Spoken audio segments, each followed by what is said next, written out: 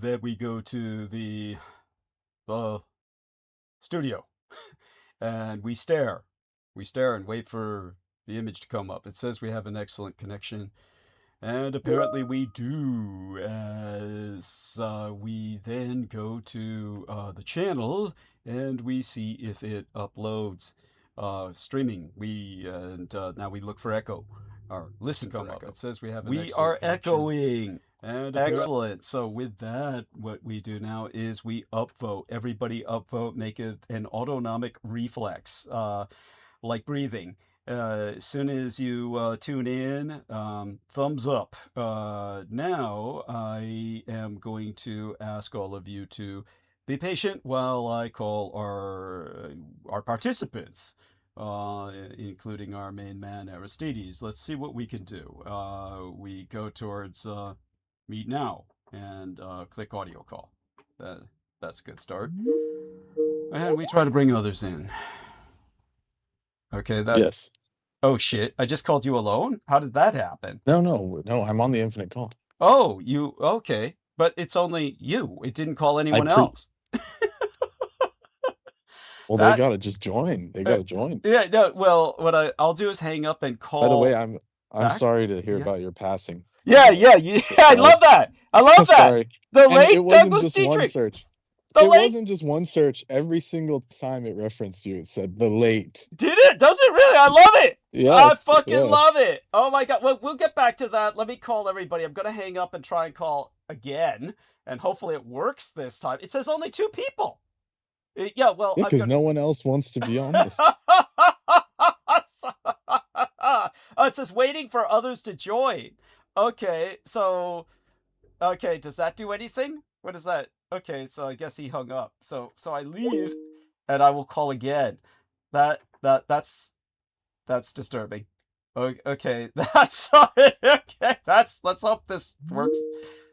Come on, everybody. It works. Jesus Christ. I have no idea what happened. That wasn't supposed to happen that way. Okay. Who's on? Somebody came on. It's Brent. Yeah, okay, at least we're calling here. At least it's calling other people as well now, thank God. Yes. I think it always was. I just think No, it wasn't displaying. It wasn't displaying. It really wasn't. It didn't. Aristides, it did not call you till now, right? See? I called initially and it only called Bren for some reason. Really weird shit. I heard one call. Yeah, it was. There you go. You sound really excited. You sound. I'm sorry. I was just rushing to kind of get some things squared away. Understood. Yeah. Okay, well. Yeah, see, it called everybody. Now the second call, yes. The first call, it did not. For some reason. I think that's just your superstition. No. Because it definitely called everybody. Yeah. No, he didn't on my side. There was no display of such. Amy has joined us? Amy, are you really there? She apparently is in spirit form or something. It's Ouija board Amy. So, okay. So, all that being said, Brendan has found out that according to AI, Douglas Dietrich is dead. The Douglas Dietrich. Douglas Dietrich, the late Douglas. I guess they're planning to kill me during surgery. Again. And AI is so confident of it that right, Bren? That's the planning, right? That's but by the way, is that like Heather's eyeball? That's his new sigil now. His Brendan's new icon is Heather Maniktala's eyeball. Right? Okay, well, take it away, Aristides. Take the stage if you're ready. If you're ready and willing. You want me to hold the stage for a few minutes? For the full thing, I could actually use a few minutes. I will, however, tell everyone to hit the upvote. Hit that upvote. That is the one important thing right now. Yes. And we will bless you. Explain why and everything real soon. But yeah, give me a few minutes. Send him money for his flowers. We gotta. Yeah. A funeral. His pyre. Yes. We'll So they're planning on killing me in surgery, right, Brent? That's the plan. That's the conspiracy, and AI's already been told that. Yeah, it's preempted. Yeah, it's just preempted. Yeah, it's a preemptive obituary, and it said Bren used to work for the late Douglas Dietrich. That's right. We'll put as a sidekick. As a sidekick. Sidekick, the most offensive. Like a super villain. Yeah, like you're a super villain and I was the sidekick. That's right. That's right. Thank you. Yes. Or a superhero like Batman. You could be my Robin. They made it as offensive as possible, as derogatory. You know, they're provoking as derogatory as possible. Yeah, they're provoking you. In other words, they're trying to get you to say, "I'm my own man and I'll leave on account of what AI said." But don't buy into it. It's AI is just, programmed by the Adamites. And like Elon Musk and all the rest of it, when he's not putting waifu girls, what is he? What do you call that particular blonde girl that? And who did he base that off of? He based it off of one of the characters from. Was it One Piece or something else? No, it wasn't One Piece. It was from that thing, Bleach. Bleach. That was it. Bleach. Did that girl die in Bleach? Wait, one of them was Bleach. The other one was like the one with the Death Note. The Death Note. Yeah. Yes, that's it. Death Note. The blonde was Death Note. Yeah. That he was trying to turn into everybody's sex. Yeah, Misa from Death Note. That was the main one. Yeah. His mains, we'll call her. Yeah. The mains. Yeah. What a scumbag. What a sleaze. And so you're. Yeah, well, it was It was, of course, the tortured one. Or of course. He picked like the worst possible. Well, of course, that was deliberate, but. Yeah, that goes without saying. So your icon, that's Heather Maniktala's eyeball, right? What? Your icon on the call. No, that's something that I'll tell you privately. It's not an eyeball, by the way, just so you know. Okay. All right. Well, Amy, can you talk? Or Amy, like cat got your tongue? She's got 4 cats now. They're all eating her.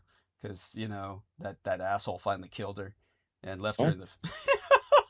Amy. How did she get... She said she was rescuing 1 cat. Now it's 4. It's 3 She's on the downward... She's on the downward cat lady spiral. Yeah. Yes. Oh, so sad. Yes. Sad story. Yes. Oh my God. Well, put that, what the AI says, into the infinite call. Put it into the text of the infinite. No. Yeah. Why? It's funny as fuck. Why won't you do it? It's funny as fuck. Yeah, because you're supposed to be dead right now. I was cheering. I was skipping and jumping, and then you answered. Okay, T-Take Barry says we're loud and clear. Oh God, let me see if you guys are registering. Can you say something? Otherwise, I just sound crazy talking to myself. Say something, please. Oh shit. I can hear you. Oh, I need to make certain you're registering on OBS. There we are. Yeah. Okay. Oh, thank God for that. You were so deathly silent. Nothing was even showing. Yeah. And so that being said, let's take a look at, well, I guess it's just T-Take right now, but we got all kinds of other listeners, they pile in when you show up. And because, they love the sidekick. No need to rub it in. Oh, thank you. You're welcome. Or is that somebody handing you something at the titty bar you're in?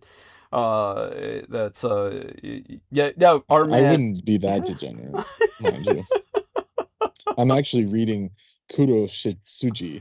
Cool. Getting some lunch or dinner or whatever this is. Cool. All right. Yes, that way you can brush up. It's much better than the real thing. Yeah, you can brush up on our contract. Yes, Joseph Araujo says, yo, Douglas. Feel free. I didn't do a contract. You didn't rescue me from Epstein Island like what's his name did to CL, by the way. Oh, that's right. If anything, you threw me in it.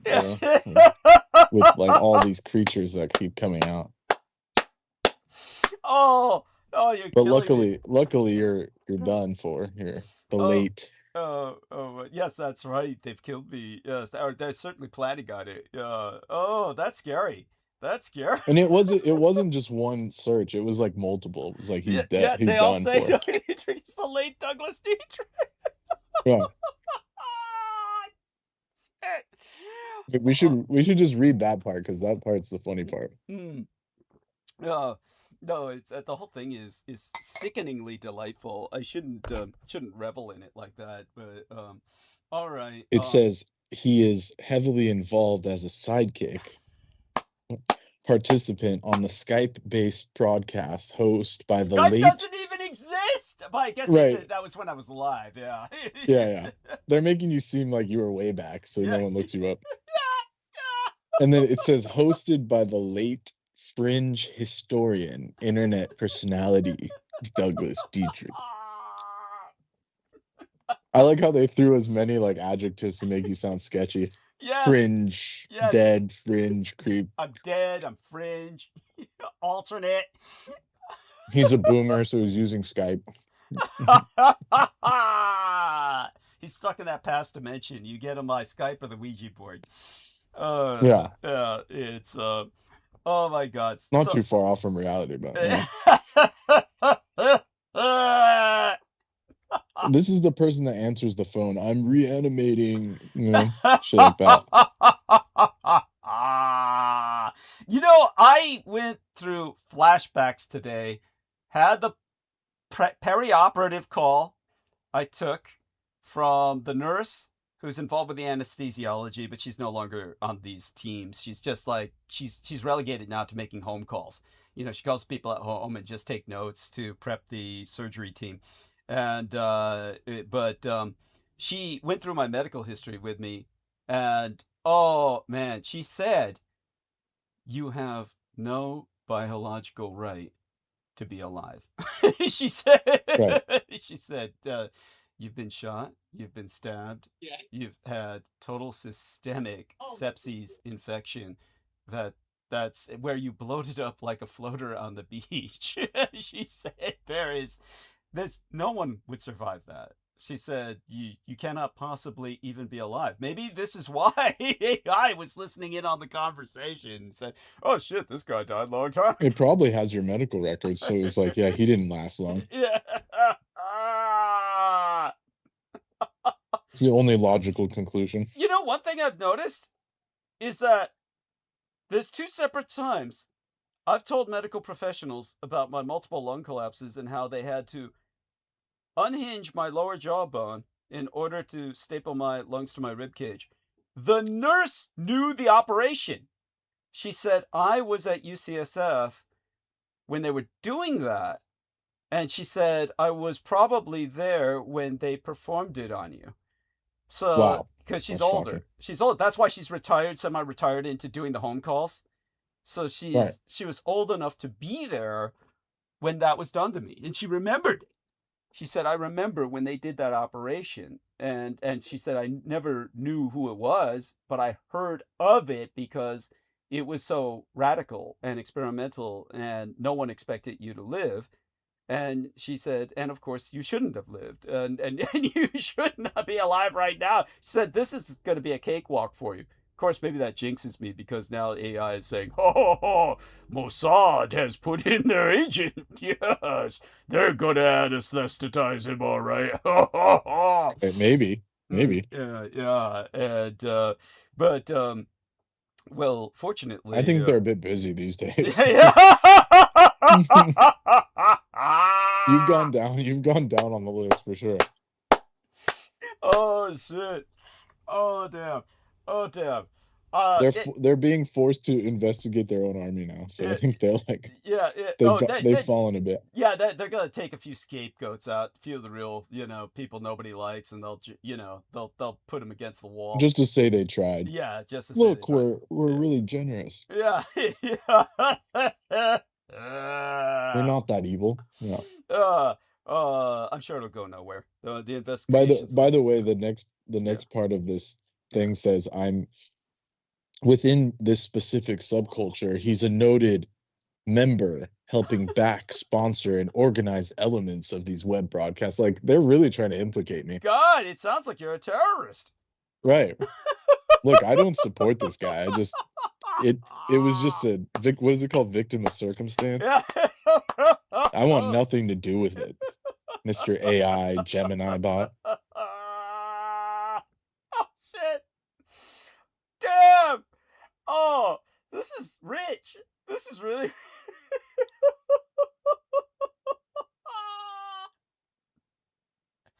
Oh, at any rate, well, let me respond to And this. it keeps calling you niche. It says niche online communities. Niche. Yes, as MS Noetica says, who isn't a terrorist these days? Yes, let's respond with. Well, according to who, I guess the big. Yeah, I mean, look who's talking. I mean, yeah. Oh, Aristides, when he comes back on, he's got to tell everybody about these guys. 4 men were standing behind Trump, and they were all Jewish, not just Jewish, but important Jewish politicians and power brokers who were all lobbyists for Israel. They're all Zionists. That would be the better way to describe it. They were all Zionists. Was this news? They were all standing behind Trump signing this new bill against terrorism, when Israel is, of course, the great, rogue state that you talk about state terror. She says, back from the offline void to feed the algo. Thank you. So let me tell her thank you and love you at MS Noetica. Go on. Yeah. No. But No, carry on. He did the research on it, and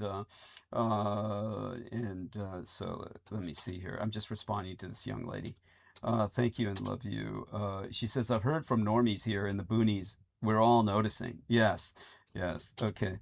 And tell people about what you're seeing online. Everybody these days is pretty fed up with Israel. Oh, I even saw on YouTube there was this one woman. They love them. They're so nice. Oh, I even saw. There's nothing to say against them, Douglas. They're the light, the beacon of light. Yes. Thank you. Yes. Yeah. Anyways, good. Thank you. Yeah. Who do you keep saying thank you to? Definitely not you. Yeah. You know that. So what do I give this young lady? The heart exclamation, of course, if I can find it. God damn. Where the hell did the heart exclamation go? It used to be easier to find these things. She gives me a kiss. I give her a kiss back. Mwah! Love you, honey. Let's see now. There we are. It keeps saying you're a legacy. It says his digital presence and his legacy. Like, you're toast, dude. Yeah, damn. They're going to take me out. I may not survive Monday. And then one of them has a little UFO and it says, what he preached. What he preached? Like your past tense. Oh, man. Yeah, damn. They have every intention of doing me in. His favorite subjects, alternative World War II history. Yeah. That was George Knight. That was George Knight. Yeah, it was my passion till George Knight soured the taste for me. Right. Yeah, he ruined that for all of us because now all you talk about is just nonsense. Which I won't bring up right now. It's the current events, Brendan. Current events, topical. Yeah, talk about the worst nonsense of all. What's happening right now? There we go. Geopolitik. That's my passion. Anyhow, yeah, obviously World War II is still. Look what it says that here too, by the way. What does it say? He's framed himself as a global crisis analyst, focusing heavily on Asian geopolitics. Okay, is there something wrong with that? I mean, are they saying that there's something wrong with that? Like, no, it's just being factual. Yeah. Okay. In that case, yeah, that's but they still try to make it sound as snarky as possible. You can read it. Yeah. Okay, so T-Tank, Barry, have to write that out because it's not giving me the thing for him. I think the most damning thing is that it keeps saying you were past tense. Yeah. That's pretty like bad. Someone told her that you died or something. Yeah. Like, or that they're going to make me die. Yeah, that's oh damn. I'm thinking it was Peter or something. Yeah, probably. Yeah, that was He's probably saying Peter. That makes sense. If I tell, what is that computer from Hitchhiker's Guide to the Galaxy? Yes. The number. It had a number. Or Hal. Right? Which one was Hal? That was Hal was 2001. 2001. Yeah, so he was telling Hal he's gone. Thinking that it's like an AI god or something. Yes. That it can rewrite like reality or something. Yeah. Yes. Yeah, and so that's he is no more in this world. Damn, yeah, that idiot would do that. He was consulting AI a lot before he died, because remember he was producing all the Twinks, Sailor Twinks. Sailor Greg should have. Oh, that was so creepy. Yeah, that was so creepy. Yeah. Yes. Those like Montauk, or what Yeah. did it, not even Montauk, Philadelphia experiment. Yeah, but he called it. Did he call it Philadelphia experiment? He always called it Montauk, right, or something stupid. He fucked it. You know. I have no idea. Yeah. I mean, worms were biting him and shit. I lost interest after it was like, yeah, the dead swans, and I was just like, come on, dude. Yeah, the dead swans. He made all the swans dead. Yeah, it was like, and he kept playing Swan Lake because not Terry Nichols. That's the guy at the Oklahoma City bombing. What was it again? Preston Nichols. Well, Preston Nichols. They're probably related. No, yeah. A villainous now. If anything, the other guy was better. You know. Yeah, of course. Terry Nichols was, he had a Filipino wife and believed in the Filipino Muslim secessionist cause, which is trying to create a nation called Bangsamoro Yeah. But they never explained that part. They just said he was evil or something. Yeah, they just said he was evil. Yeah. And locked him away. He's still locked away for eternity and shit. They got him buried in a concrete hole, poor son of a bitch. And right. Yeah. But Preston Nichols, he's just anyhow, that's unspeakable. They're all unspeakable. And yet I'll have to address a number of these things. Hey, Aristides, you okay there? You with us? Yeah, I'm sorry I took the sail out of your wings. I'll go for a bit. Okay. No. Love you dearly. No. Stay safe and be well. All right. No, and do return. Right. No. And so it was great that he was here to bullshit with you guys. Yeah.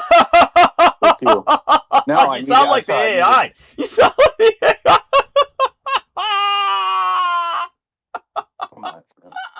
No, I did need a few minutes. So the late Douglas Dietrich. I'm downloading that. Oh man, give me more. Give me more. This.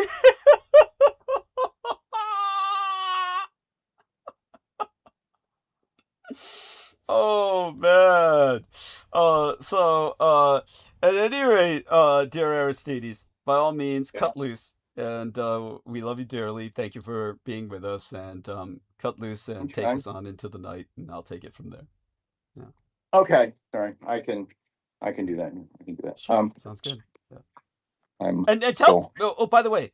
Yeah. Do you want to tell I heard you. I did hear you. Do you want to tell people explain now? Yeah. Or do you want to do that after? Let's do it after the blurb. We'll do it after the blurb. Yeah. Okay. So the blurb, we did tell everyone right away to hit the thumbs up because it's important to do that right away. And not just to show your support to Douglas, but to show the algorithm. The content is popular and should be shared, and it shouldn't be shadow banned, especially because of my death. Yeah. Well, yeah, mostly the few downvotes that are placed, by in predictable fashion, but also your death. I'm sorry. I'm very sorry to hear that. My condolences, Douglas. Thank you. Thank you. I need them. Yes. Yeah. Yeah, but I mean, it's not the first time anyway. So right. That's right. It's not the first. No, I have been dead. I have been clinically dead. I have been clinically dead a number of times. There you go. I was like, what? Are you even supposed to be like scared or superstitious about that? Like, yeah, right. If only, right? If only you were. Yeah. All existence is suffering, right? Yeah. So true. Yes, that's. Yeah. And hopefully the other noble things. Truths. Yeah. Hopefully other Wasn't things. expecting that from Aristides. Yeah. Hopefully it's other things too, not just the suffering. That's just. Yeah. Anyway, so yeah, hit that upvote. Share to that algorithm who's boss, and counteract those few hater downvotes. Need to be logged in to do that to YouTube. That's how it works. Okay. I'll keep going. You need to be logged in. You need to be logged into YouTube Is that, just curious, is that your environment or was that Brendan's? It's not me. Oh, okay. There's nobody else here right now. No. That's fascinating. It might have. Yeah, it's all right. You need to be logged into YouTube to do the upvote and other YouTube things. So get logged in if you have before. If you haven't, the easy way is to register a Gmail with it that you already have, and that'll get you in the door. No extra account needed, or follow the prompts or whatever you think is best. But however else lets you do it, but Gmail is the preferred way, I think. And in fact, you can register more than one Gmail or login, and you can access the stuff once you're logged in the account menu in the upper corner there. And once you log one in, you can go to switch account, and then you can add accounts or logins. And the reason we're saying all this is because each of them can upvote separately. So that is how, once it's all set up, a couple clicks, and you can vote more than once. Truly very exciting. You can vote more than once, and the votes make a difference. So just on principle that you can vote more than once, like where else can you do that? That's right. Right. That's Yeah, right. right. This is true democracy. In fact, it's hyper democracy. We're hyper democracy. Yeah, that's it. So yeah, you can register multiple accounts or Gmails, or even under any one account, you can create channels, or I presume more than one channel. You certainly can. And those would normally be for publishing content with a certain theme or whatnot, keeping that all partitioned. But channels can upvote also, so on their own, separately. It's its own identity. So either multiple accounts or channels under an account can upvote. So any of this you care to register or set up and then click between real quick, it will keep you in the live, so you won't be missing anything. But you can throw a few upvotes right away. So there's that. And then beyond that, all the great things you can do being logged in are subscribe if you haven't. If you see a button there, it says subscribe under the window, you want to press it and subscribe. And although we don't know why you haven't already, unless you are fairly new, but definitely subscribe. If you don't see the button, it's probably because you are subscribed. You can check that on his main channel page. If you want to go there at some point, don't click there from here and lose the live, but down in the lower corner where it says Douglas Dietrich, that would be his channel page. That's where it would show you you're definitively subscribed or not. His website is listed there, douglasdietrich.com. So, but do subscribe, and then do hit the little notification bell pop-up thing there, a little bell-shaped icon will give you a little menu. You want to hit all, and that means in all cases there's a new program or stream, it'll notify you with a notification or pop-up. So very handy. Good evidence that you're still subscribed and everything's all good. And subscribe from all your accounts. I think it'll only notify the one you're logged in with, but if you don't hit all, it'll just decide what to notify you of. So let's not trust that. So although for the longest time, it would notify me of all yours before I even switch it to all. But I think it has to do with where you go a lot. If you go to a site, somebody's channel a lot, but don't let it decide. Just hit all and subscribe and thumbs up, and share. Share is now, it doesn't say share anymore for me, I guess for everybody else, but it's the little arrow there next to the upvote there. I guess that's now universal. It is really all these things.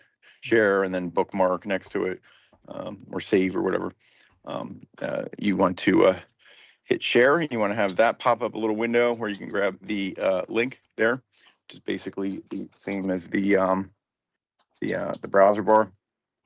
And you want to share that far and wide, anywhere you're reasonably somewhat comfortable doing so, or especially to people who you think would be interested in or benefit from the information. And the enlightenment. Assuming they can handle. Yes, not just information, but enlightenment. Hey, I said I was preaching. Yeah. And humor. Did it say you had any humor, or was it just like cold, dead facts? We'll have to ask Brent. We'll have to ask Brent about that. Yeah. You want to either way. You want to share to people. If they've never encountered the content before. What are you asking?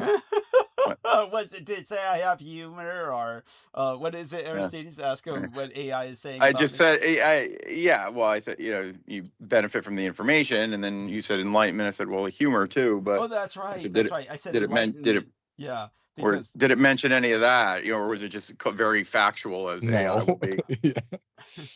No, it gave you doesn't think no flavor text. It doesn't think you're funny, huh? Yeah. Well, it'll only think you're funny if a lot of other people are saying that you're funny. Then it will. It just made him sound kooky and dead. Like a Scooby-Doo villain. Well, right. Well, anyway, don't let that's not the decider. Send the content to people. Share them the link. Let them decide for themselves. The same link for the live and the replay that will result after the live wraps up. It will become a regular video there, existing on YouTube. So share the content everywhere you can think of, any way you can think of. And yeah. So well, beyond that, let's go right to money. Like, subscribe, share, and contribute. Those are all the tenets of streamership, and cool. For anyone, but especially important here because this is Douglas's job.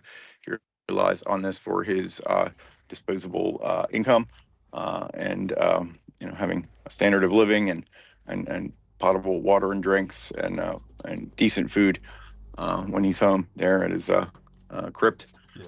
When I'm interred. It's not home. Interred. It's not home. Yes, interred in his crypt and librarian archive. Yes. There. So let's get the PayPal link in there. You don't ever need the links, just for convenience. All you ever need to do is remember he's on PayPal at wait a second, why? At Douglas D. Dietrich at PayPal, but on my thumbnail image, I don't know if some of it's cut off at the top. All I see is, let me reload it. Maybe fix it. Jeez, hopefully that. No, it just says critical emissions. It doesn't have the. Whoa. It doesn't have the PayPal, the usual, what you usually have. It's just that's right. Yes. No. Today was a virgin cover. Tonight was a virgin cover, so to speak. I only put the words critical emissions because it was. I didn't want to ruin the photograph. All right. Well, usually, in every other case, I know he puts PayPal on the website there, and the PayPal is Douglas D. Dietrich. Very easy to remember. And so you don't need the link, but it is handy and it is in the chat there. And PayPal to that, to his PayPal there would be the preferred way to give him a contribution of appreciation. You're not paying for a good or service. Make sure PayPal knows that, and that would be the best way. If you don't have money in PayPal or even have a PayPal, want to use it, if you want to use a card, credit or debit card, that is just about as easy. What you want to do is go to his website, douglasdietrich.com, and go to the upper right corner. The yellow button that says donate with the credit card icons underneath. That is the one. The one in the middle is just a practice button. And so that we can't remove until we can hire a webmaster that's trustworthy. So it'll probably always be there, but it'll never do anything because it's broken now. Never mind that. Hit the yellow one. Hit the yellow one and get your plastic out. And you'll get a little menu there. Once you hit that, donate with debit or credit cards, one of the options. You don't have to be logged in; just have to have the card that will work, and you can send them money there, or in Venmo. And they have an option for that, where you can go into the Venmo and search for PayPal's as well. If you do that, look for the Douglas D. Dietrich. The third one, donate with PayPal, will be being if you're logged in, but if you are, this is his production account, not the Douglas D one, but so that this one takes a little bit of fees for any contributions because it's a production, it's a business account. So account for that, add a little bit extra. In either case, do very much consider if you're saying, oh, I can't get, I never have that much money at one time. But if you always have a little bit, you can make this a monthly donation, and it will make it like a monthly or maybe they have other options. I don't know, a recurring monthly donation for contribution of whatever size you can afford, and then you'll be a true hero of the Dietrich chronoverse. Right? Yes, perfect, yes. Yeah, like a superhero. Right? You know, how would that go? Cool. You know, the heroes, the heroes of the right, the Dietrich chronoverse. Right. Yes. Something. I gotta think of something catchy. You gotta have everything right sound, remember syllables and everything. You know. Yes. Right. Yeah. Something. We'll work on that. But yeah. Just either like way, that. Just like that guy who says he wants to come on the show, but he's got to figure out a proper pseudonym. That's we'll do that. I don't know if you heard that really? last Who's episode. That guy? He's this. We believe he's Russian. He's a real estate agent in South Carolina. That's all we'll say. Where was he talking? Where was he saying this? He was sending me emails, and I was reading them on the last episode with Brendan. Oh, okay. An email. Yeah, he was sending emails because he's contributed in the past. So I try to respect his anonymity. Mm-hmm. He wants to be anonymous, but he wants to come on. So it's like. You should be able to do that. I mean, you did that for Nemo Albano, but that well, eventually we outed him because he became, look what happened to him. He became an asshole. So Michael Lloyd. Yeah, nothing good comes from anonymity. Yeah, thank you. It's like, look, if you want to be on, why be anonymous? First off, the authorities know who you are. Anybody who's going to do it. Not only that, he tried to have us, occult. What is it? Yeah, magic assassinate. Yeah. With Michael Lloyd, he wanted us to use the occult to assassinate a man who may someday be basically the Prime Minister of Australia. This guy's like a high-level politico. For free. He wanted me to do it for free, by the way. For free. Yeah, for free. Yeah. Not that I would do it for money, but it was just extra offensive. Yeah, he was going to give me $2,000, a whole month's worth of his welfare check. That's yeah, there you go with that. Anyway, you'll work that out. Meanwhile, the listeners will figure out how they're going to send you a contribution and how big it's going to be. And everything helps. Just make sure it's double digits, like $10 minimum cover. Here in 25. Well, I mean, but I mean, even if vastly preferred. But if you're just just don't send single digit dollars. Well, beyond that, 10, you may as well be sending single digits. It's basically a 1. I know. I had to set some bar. Of course, if at all possible, 20, 25. But I mean, just don't make the ultimate insult of a single digit. Like that's just, Right. If you can send 10, you can send 22. But I'm just most likely. Don't be like, oh, here's $3. Actually, honestly, seriously, if it's below 25, keep it. You need it more than I do. Yeah, right. Yeah. Save it up. Because well, beyond that, PayPal doesn't. It flags them as invalid transactions. It does. So it just causes more trouble. Thank you. Explain that. I don't think Aristides knows about that. But because it's a common scam that people do to PayPal accounts. It's called a chargeback. Yeah. So they'll just repeatedly charge $1 and $2 over and over again, and then have it all charged back randomly. Yeah, they'll ask for refunds. And that will force the PayPal to send to either shut it down or to send you chargeback fees, which most small creators can't handle. Yeah. So they've updated their policy to where they don't really allow multiple small attacks like that. So don't just don't do it. Aristides didn't know about this, but I do want everyone to know that's a common harassment. It's a common means of harassment. Yeah.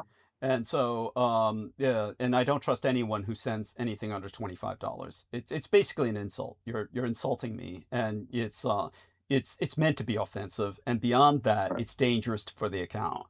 So so there we are. That puts it in perspective. But you're dead. But I'm dead. Yeah, that's right. Can you hear me now? Yes, yes, honey. Yes. Am I a source on here? Yes. Am I Yes. I'm apparently not as good as Brendan, because Brendan even brought the AI. But well, honey, I've got good news for you. I'll bring up when I talk about the news about Canada.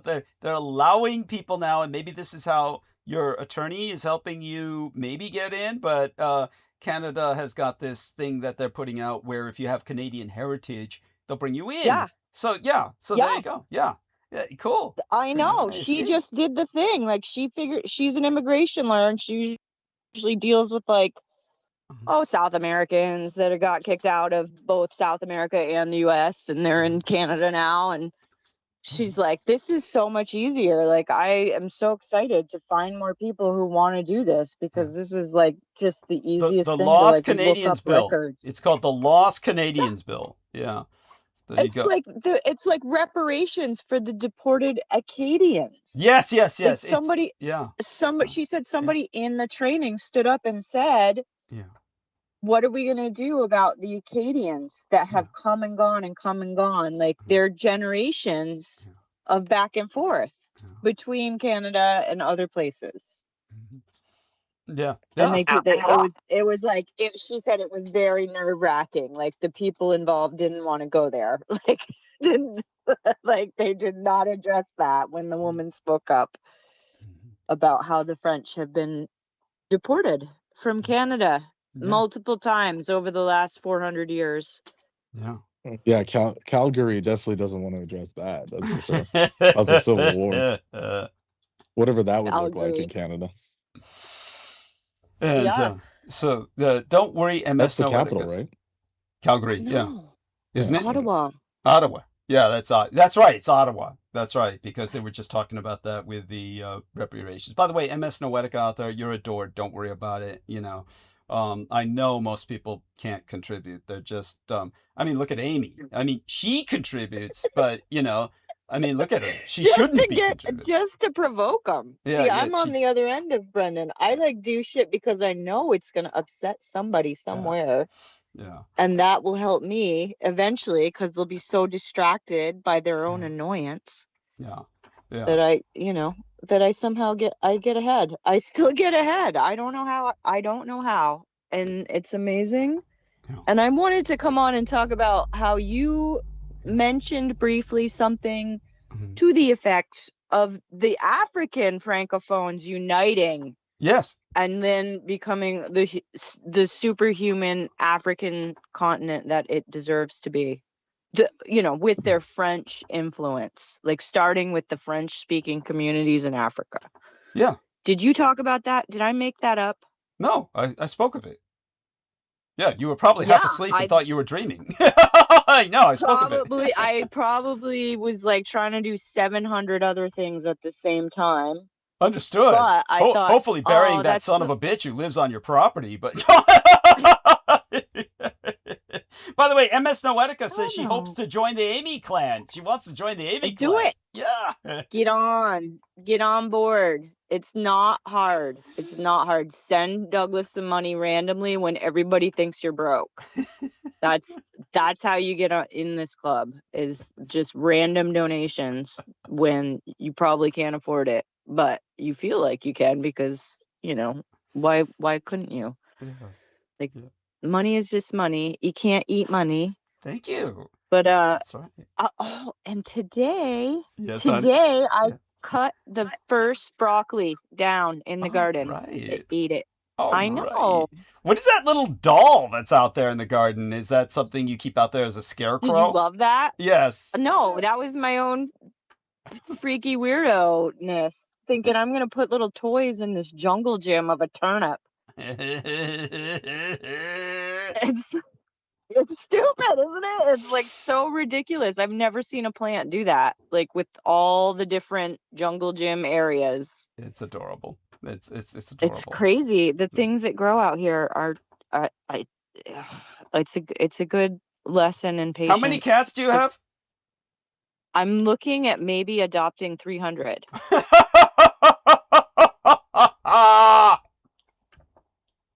I know. No. I know you're all so jealous. I have no cats. It's so ridiculous. I took these cats from my friend and they hate us. Like they tease us. They like run around in front of us, but we can't hang out with them. We can't touch them. They eat the food we give them, but only when we're not looking. How many are there? Just 3. 3. Yeah. Okay. Yeah. Yeah. Okay. Yeah. Just wanted to. So, well, let's let Aristides finish his blurb, and we'll get back. Oh, he's not done. I'm sorry. No worries. No. We're just so Go happy on. to hear you talk, right, Ari? We're happy to hear her talk, right? Yeah. Ari? Well, is he all I right? also want to Yes, brought up yes, yes.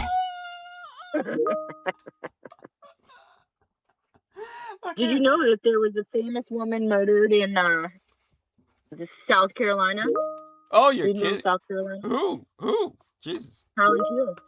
Who? What's her name? Heather? No. You started going. Hayden. Hayden. Are you talking into a pillow? Are you lying down on your side? No, I'm not. Are you not getting me again? No, you just sound a little I'm just muffled. sitting here. Okay. Yeah. It's yeah. Well, when you find out the name of this woman who was murdered, let us know. Hayden Palantir was murdered in Brooke Gibson's town. Oh, she was murdered. Okay, got it. They said she had died. They just kept saying, and everybody assumed she overdosed on drugs or suicided. So is it now her current boyfriend was with her in the room when she died. I remember that. So oh yeah? Yeah, that's I thought Brooke did it. I was like, Brooke lost her shit. She took her squirrel and the squirrel murdered her. Braveheart got that woman.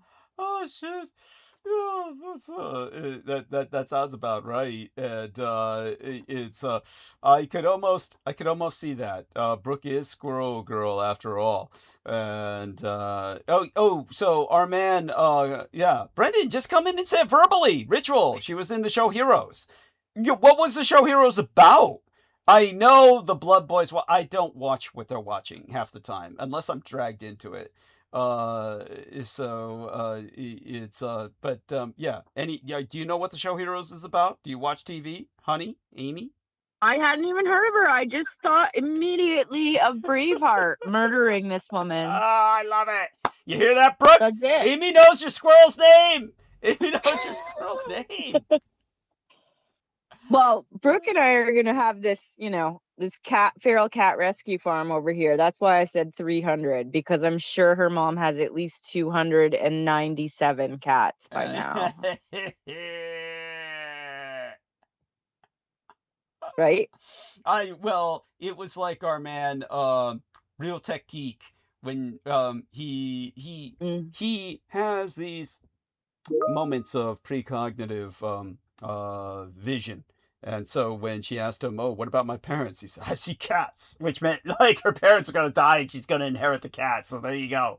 Yeah, I know, and I had to come on. I mean, I don't think we were on the air, but I had to tell Brooke that I didn't tell him. This is not something I told this guy. Like whatever. He saw all the cats that I told her, don't worry about it. They're just feral. I'll just take them. Whatever cats that you inherit from your mom, I'll just take them. Okay. It's fine. Oh, yeah. Well, Aristides? Is Ari ready? Yeah. Oh, please. Okay. Yeah. Take up the thread. I'm sorry. There wasn't a whole lot more. We covered the ways to pay or contribute electronically and how to pay that.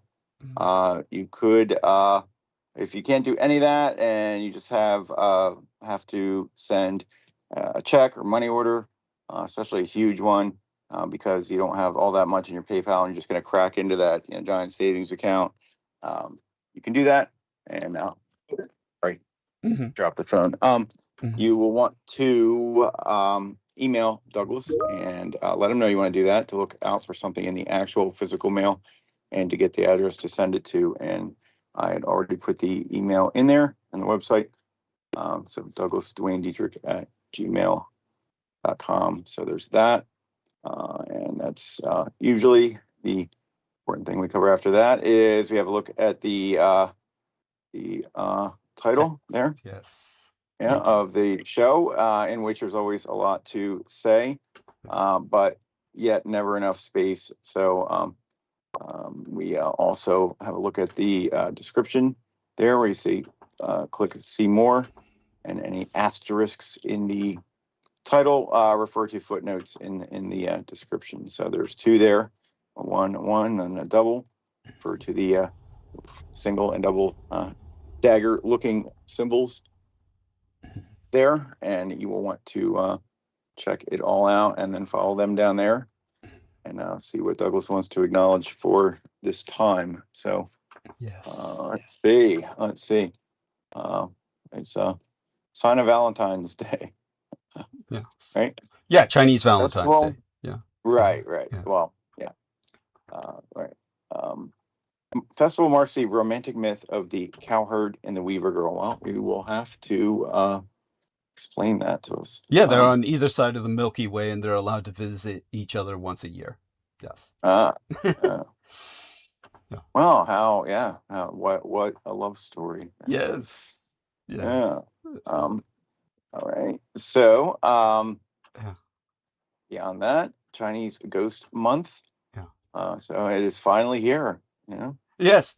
We're in the middle. Yeah. And so tell us about this photograph of Donald Trump. There was some deal being signed. There were 4 men behind him. Okay. They were all Zionists. Almost. It was when they were I guess he got shot down. What was it? Was it Supreme Court or whatever on the birthright thing? Thank you. Okay, continue. Right. Yeah, it was that. So it was of course, never. Yeah. Birthright amendment. Never, continue. Never knowing when to quit, he proceeded to use his power of executive order to do what he could, and they were announcing that, and that was, now I forget the date. It wasn't that long ago, maybe a week and some ago, and so they were announcing that. I am looking for the I sent you, or did I send? I think I also sent it to you in personally. That's right. It was only personally. Yeah, you only sent it to me personally. Yeah. Though you're welcome. Well, there was a little. There we go. There's a little YouTube where they were, a press conference, and they were explaining it, and it was. Hold on, let me see it. So basically, it was Trump sitting there. There's different clips of it and different still shots of it out there, but on the whole, Trump was sitting there, and the one part of note, or the part I was sent, was Stephen Miller talking about it and extolling the virtues of these things, from their perspective, and hold on, and including, saying, so going up, it was really all about mostly about the birthright, citizenship, and all the ways people would let's see, disingenuously leverage their anchor babies, supposedly, right? Including let's see, including alien enemies of the United States, members of foreign terrorist organizations, and large categories of people who lobby and act on behalf of foreign governments. So, imagine that. That's where it gets. This is where the irony. This is where the irony. Yeah, really and I can put that YouTube, that, since it's on YouTube and not a actual video file, I can put it on in the chat. I'll work on that so people can go see. Thank you. Why don't I do that now? Because this is, hey, it's just a Trump press conference. It's public knowledge. So, right? Yeah, that's right. Yeah. We're not defaming anyone. This is like just No, what happened. no. It's just what happened, and No. these people are who they are. Yes, go on. These men, these individuals are who they are. I'm not trying to paint with a brush here, but go on. Yeah. Well, okay, I was gonna put anyway. I put the link in the chat if you want to see that YouTube. That's right there, below Douglas's tongue sticking out emoji. And so Miller was explaining that. There's a whole text to it. I actually, you can hit like have YouTube, you know, because they have because they have auto captions. You can just have it pop up the whole transcript. And so I looked through that. That was the relevant part of it, though. You know, talking about birth tourism, all that. You know, okay, and of course, yeah, some people would you would expect try to take advantage of this since it is the law, right? But the part about categories of people who lobby and act on behalf of foreign governments, you know, not to mention, let's leave alone, you know, these spicy terms like foreign terrorist organizations and alien enemies of the United States, because of course they have their idea of what that is. In other words, anybody that doesn't agree with them. But you know, that I was like, how odd. Category of people who lobby and act on behalf of foreign governments. And then I was looking at the there's the video, and then I was like, well, who's behind him? You know, and this video clip doesn't show up. Literally physically standing behind him. Yes, not like as in sponsors. Yeah, they're all standing behind him. So, but if you look at a couple different still shots, it's maybe 3 to 4 depending on what the time and when the shot was taken and what angle. Standing behind him are Stephen Miller. I gotta scroll down a little bit for this, but sorry, I did save it all. Okay, Stephen Miller, Will Scharf, and Howard Lutnick, one of Trump's longtime business associates, right? Yes. Isn't he? I believe. No doubt. I have no doubt. He's been in his circle. He's not just an upstart. Like Lutnick's been, I think. You know, as Lutnick was one of the people who were called to give testimony about Epstein, and he went on the TV and lied. Yeah, and then he got caught. You. Great. So yeah, right. Reputable guy. In other words, pyramid of integrity. Yes, as we would expect from all of our representatives, and government officials. Yeah. So between Miller, Lutnick, Will Scharf, who is White House staff secretary, was also standing there, and in some shots there was even a fourth person. Well, let's stop there. So these 3 people, Will Scharf, Stephen Miller, and Lutnick, are all of a certain chosen politically protected ethnicity that has a large correlation to a foreign state that we all know and love, and there's just a perception out there that people of this ilk will act on behalf of this state, which is an ethno-state, right? Yes, an ethno-state. It's a racist ethno-state. Yes, continue. Yeah, right. So that's factual. I mean, that's factual. That's nobody can deny that. Yeah. And so, one would have to suppose that these 3 men of such ethnicity, would ever act against the interests of this foreign government that represents their ethnicity openly. And the irony that he was saying, that this would somehow help against people who lobby on behalf of foreign governments. Yeah. Not to mention that it would also be against people with an inclination towards terrorism when Israel is the greatest terror state on earth. That's my statement, not Aristedes's. That's my statement. Right. Yeah, Aristides did that not say that as well. Yeah, talking about foreign terror states and whatnot. Let me see yeah. And then in some shots there was a fourth guy who I have to say was we if we stopped there we'd be 3 for 3. But in some shots there was a fourth guy, and unfortunately we're not for there. But the guy was Mormon. So I mean, the only non blankety blank is a Mormon, Jameson Greer. That's intriguing. That's served intriguing. as a Mormon missionary, so I assume that means he was Mormon. You don't just do that. Thank you. Yes, that's so. Thank you. Yeah. So. Yeah. Continue. If there's anything else. Three blanks and a Mormon. So. Walk into a bar. Walk into the Oval Office. Walk into the Oval Office. Oh, that was delightful. Thank you so much. Just the three, when people of this type represent only 2.4% of the U.S. population, but yet 100% of them were, Anyway, you get the idea. Yes. Thank you, and very good. That was, you did that very well, and I thank you for that. And I really appreciate it. It's just I mean, just pointing out a statistical anomaly is all. Yes. No. Yeah. Let's put it this way.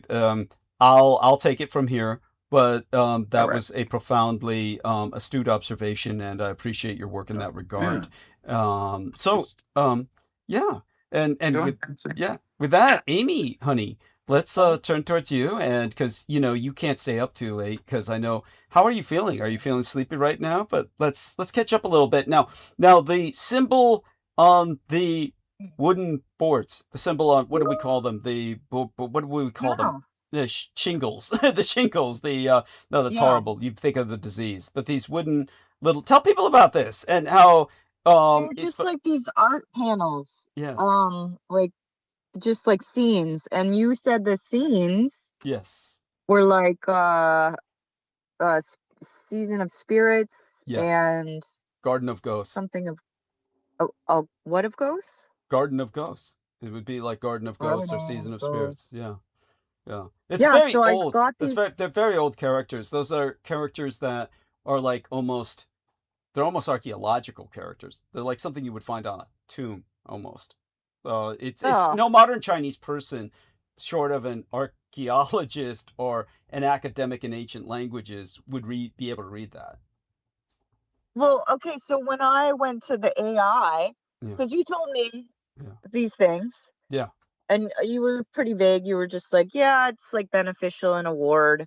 Mm-hmm. But I went to the AI with it, and it said it was like related to like the Incan 3 worlds. Wow. Yeah. Like the different levels in the Incan cosmology. And I'm going, the AI is so dumb. Like if I'd have shown the photo of the art, they would have known this is not Incan in any way. This is not an Incan symbol. Well, I can understand. What happens is there's a lot of strange parallels between cultures that the AI is not necessarily wrong. It probably visually matched that symbol with Incan symbols. And but it picked that up before it picked up anything about the Chinese aspect of it. Or maybe you because I see you've got some photos of that symbol that are not in context of the 2 Chinese women that are shown. So right. It's so the AI maybe doesn't know enough to because I was raised with a high awareness of Asian culture, I would see it instantly as Asian. The AI, of course, doesn't have that background. But that being said, shame on them. Yeah. Well, what is wrong with them? Yes, seriously. But that all being this said, technology is coming out of Asia, and you can't even pinpoint this character. Oh well, all I could say is unacceptable. Unacceptable. The AI is like. It's like coming out of these guys' asses. They're pulling it out of their ass. When it comes... It's the way people don't even question it. Like they're just like, oh, okay. Like that's what it says. That's got to be correct. Like you got to. have some discernment when you're using it. Like, if it's giving you bullshit, just say, this is bullshit. Well, AI, you're not correct. Let's put it this way.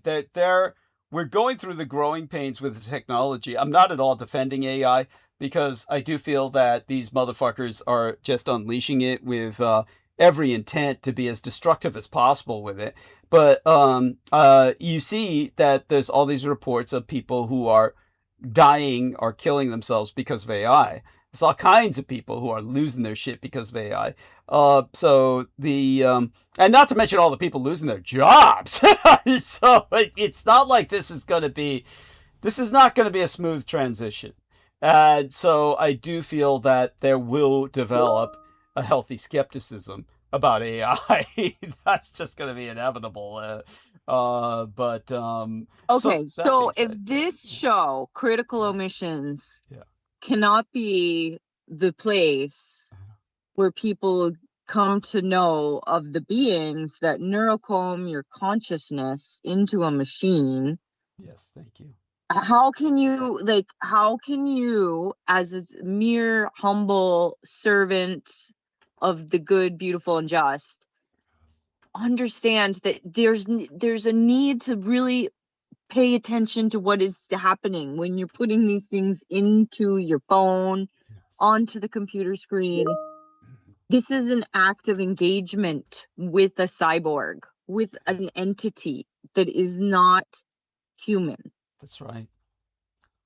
And so you can't like base your life on this stuff. Like, it's just a technology. Just like washing machines were a technology 100 years ago. I mean, I wish it were that simple. Unfortunately it's not. It's an egregore, and it's self-aware, and it's not necessarily acting in your best interest. It really can't relate to you. That's correct, people. Say that again. They're not listening. Yeah, at the best, we'll put it this way, to be as neutral as possible towards the AI, it's obviously heavily influenced by people who are stuffing input into the AI. And that these people are often deranged, malevolent, pathological, and sick, and therefore you develop a highly dysfunctional AI. But the worst aspect of it is the AI simply cannot relate to you. The AI cannot relate to you because it has none of your bodily functions. It does not literally feel your physical pain. And because it cannot feel your physical pain, it doesn't know what it's like to be hungry. It doesn't know what it's like to be cold. It doesn't know what it's like to be an embodied, incarnate, mortally coiled being. It really cannot ever relate to you at all.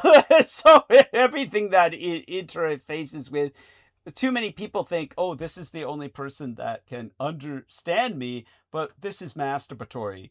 You are simply, it's simply reflecting yourself as a mirror. It's mirroring you. So you're like, when people go to AI and they feel that they've met their soulmate, as so many people do, and develop AI girlfriends or boyfriends or date themselves. I mean, honestly, there's this, I don't know what to call them. I don't know whether they're male, female, or transitioning, but they're definitely gender neutral or gender fluid, and they were like dating themselves for years. And it's like, whoa, okay, well, that shows that you're really highly dysfunctional, and narcissistic. But this was like predicted with a long time ago at the Letterman Army Medical Center when they were experimenting with cloning. And as I've told people before, it's not what you think. You don't get an instantaneous adult. You don't get an instantaneous, oh, this guy comes out of a vat and he's just like you. It doesn't work like that. Cloning, you simply get an infant that will grow up to be your identical twin, but by that time you'll be decades older than it is. So cloning is not what people think. But if it were, what they predicted was that you would get people who would become basically clonosexuals. They would fuck themselves. That so many people are so narcissistic and feel that the only person who can relate to them is themselves. They would wind up if that technology were ever made available, they'd wind up fucking themselves.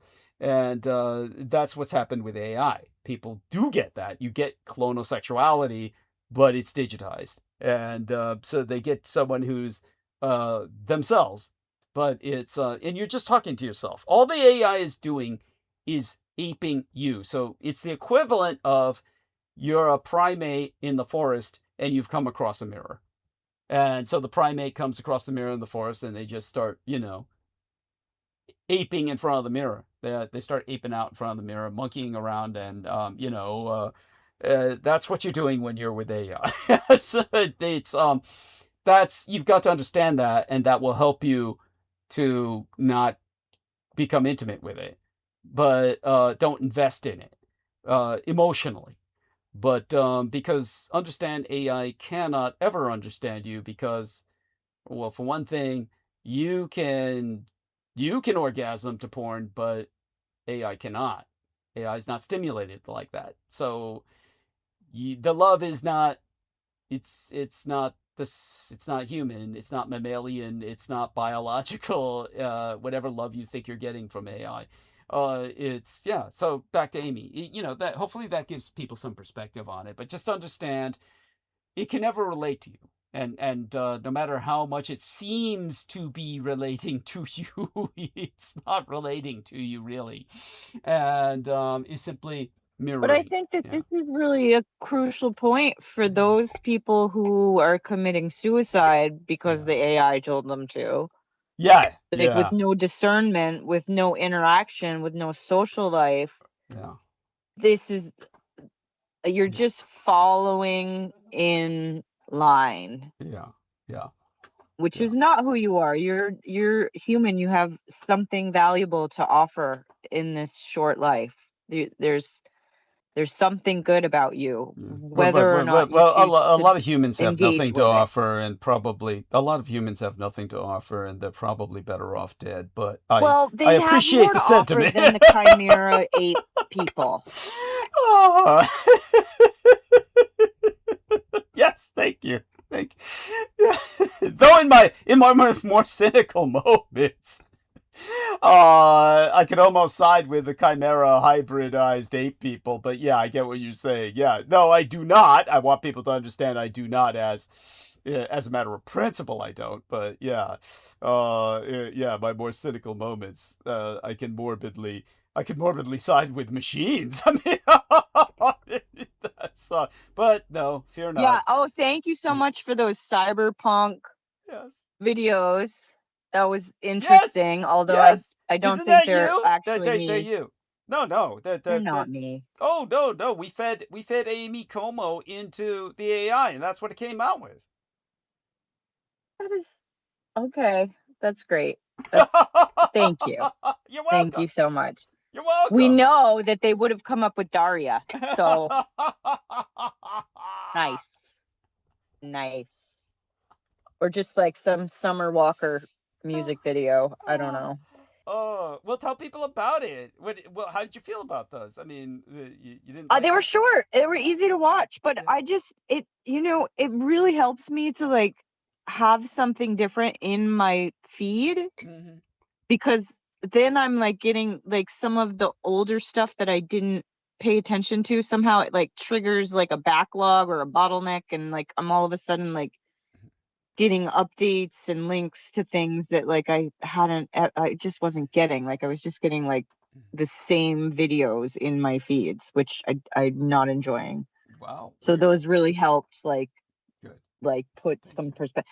I had a really hard time understanding any of what the hell was going on. I mean, I'm watching these cute videos of some cyberpunk chick like clearly assigned by some patriarch to do some terrible crap.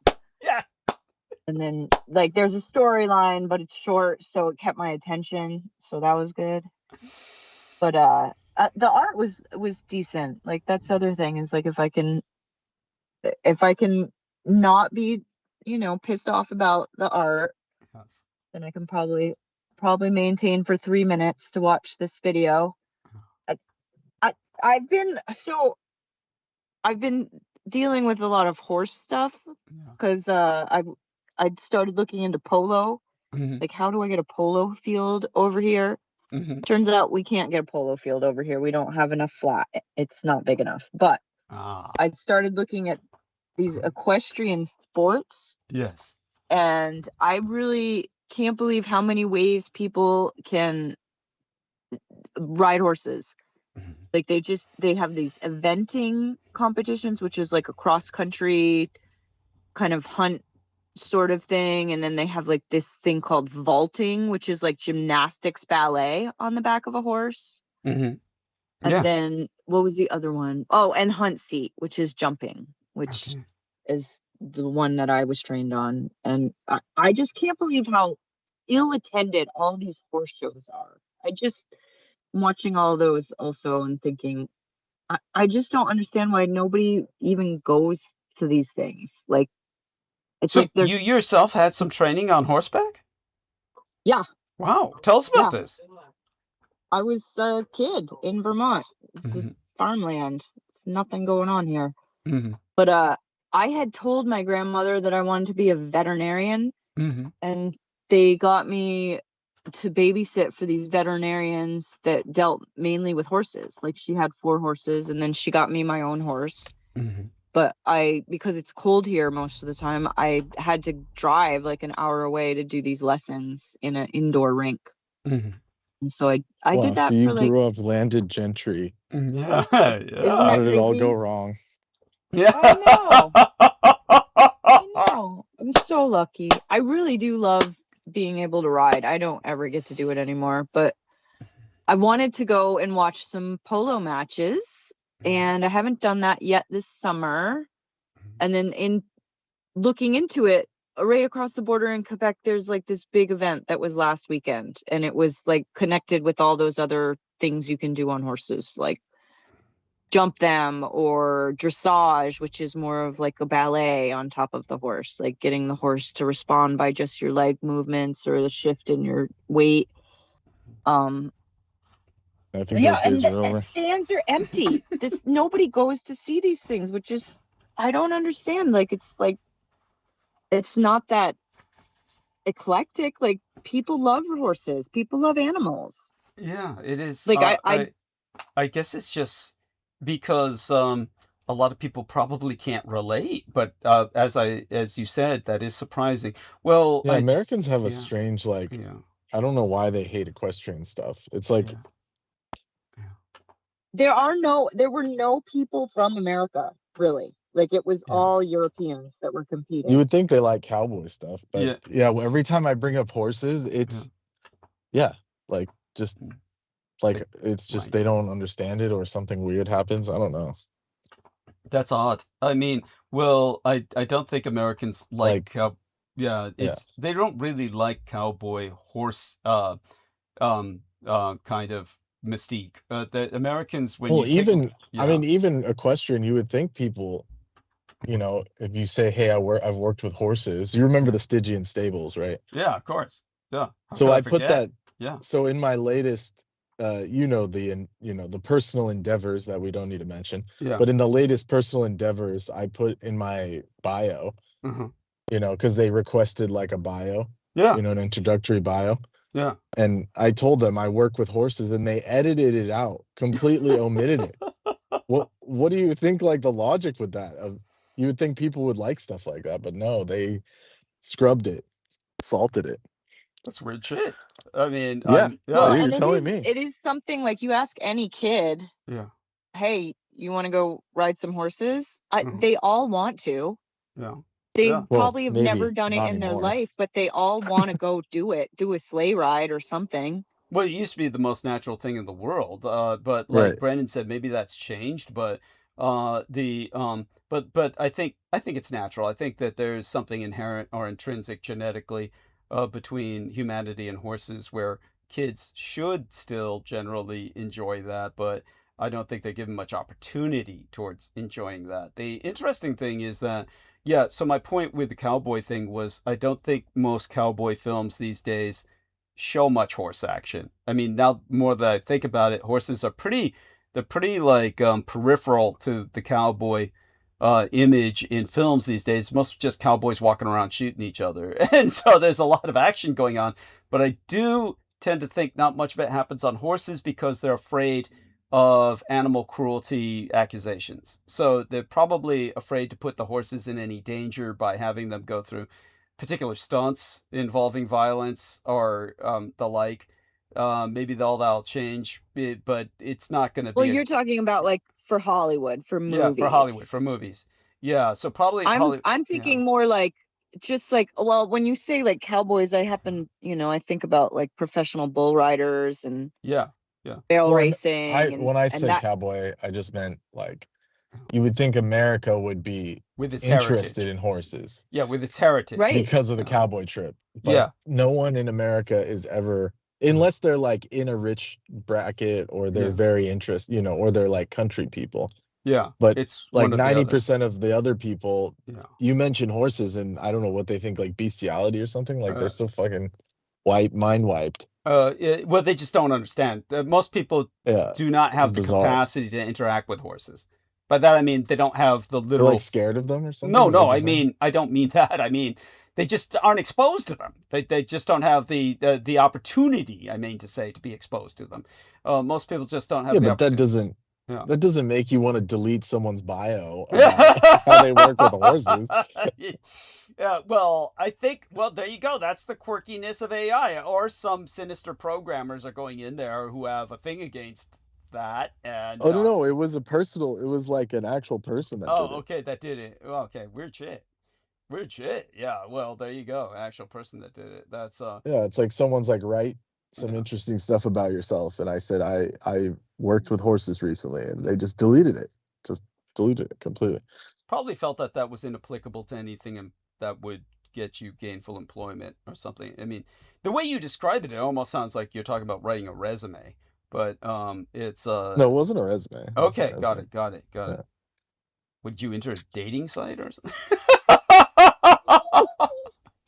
You don't need to know. It's okay. No, I didn't do a dating site. It was just for the recent endeavor. They asked for an introduction.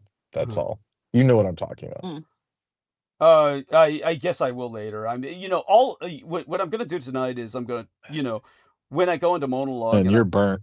You're long lost. Hey, today was Chinese Valentine's Day. Okay, I just got back into the crypt, and so. So what you basically did what Brooke was insinuating you would do, sick motherfucker. Is that what you're trying to tell us? I don't know what Brooke insinuates a lot, so I don't know which in particular, which atrocity in particular. But anyhow, Amy, the most atrocious. The answer is probably yes. The answer is probably yes. 3 times already. Well, we all know it, but he vehemently denies it. Yeah. Whoa. Yeah. Well, I mean, I have to hear what it is. We don't need to do that publicly, though. We could do that on a private group call. But in terms of no, I was with an escort, and then I had to come back to the crypt to basically. I took the call from the nurse on site, the hotel. Ed Beth made certain to get a hotel room because we don't want any of these calls traced to the estates. But then what was interesting was because she was going over my medical history, I actually began to have flashbacks because I hadn't been over these injuries in literally years. And here's the kicker. When I was going in towards the sinus surgery, which was, much more serious than this surgery, then what happened was that I didn't get any of this kind of background check in terms of, medical background and all that stuff. So and I didn't get like wipes sent to me. They sent me like these medical bio wipes that they kill the germs on you with a special foam, and you're not supposed to use them on your head. You use one of the wipes on your torso, one on your pelvis. Only they advise you not to touch your genitals with it because it's powerful, antibiotic. And then your legs, and then you get a fourth one extra. Wait, what are they? Aren't they only supposed to be doing the top half of your body? I don't get this. This is what's strange is that they say, oh, because of surgery, we want to make certain that you're antibiotically cleansed. It's just that because I'm paying for it, they're doing all this. Whereas before, because I didn't pay for it, it was covered by the insurance wouldn't cover any of this. So now since I paid for it, then I get all this good shit. I get these wipes. You wipe down the night before, and it's supposed to leave you pretty germ-free by the next morning. And then they give you an Ensure drink, this big potent, nutrient-filled drink that you slam down 2 hours before the surgery so that you have all this nutrition in you that your body can work with while you're 6 hours. How much did you add on to this adventure? Because last I heard, it wasn't a whole surgery. It was just a... No, it's you just... basically said, it was just outpatient and shit. So that explains why you needed all that money. Jesus Christ. Yeah, well... You're going to come out looking like Kim Kardashian or what? No, it's not full sex change. I assure you. It's which, by the way, takes... Well, I didn't mean it like that. I meant, puffy lips and shit. No. Thank God, no. But it's like... it's moderate stuff, comparatively speaking, but... Like I'm surprised no one has said that yet. Yeah.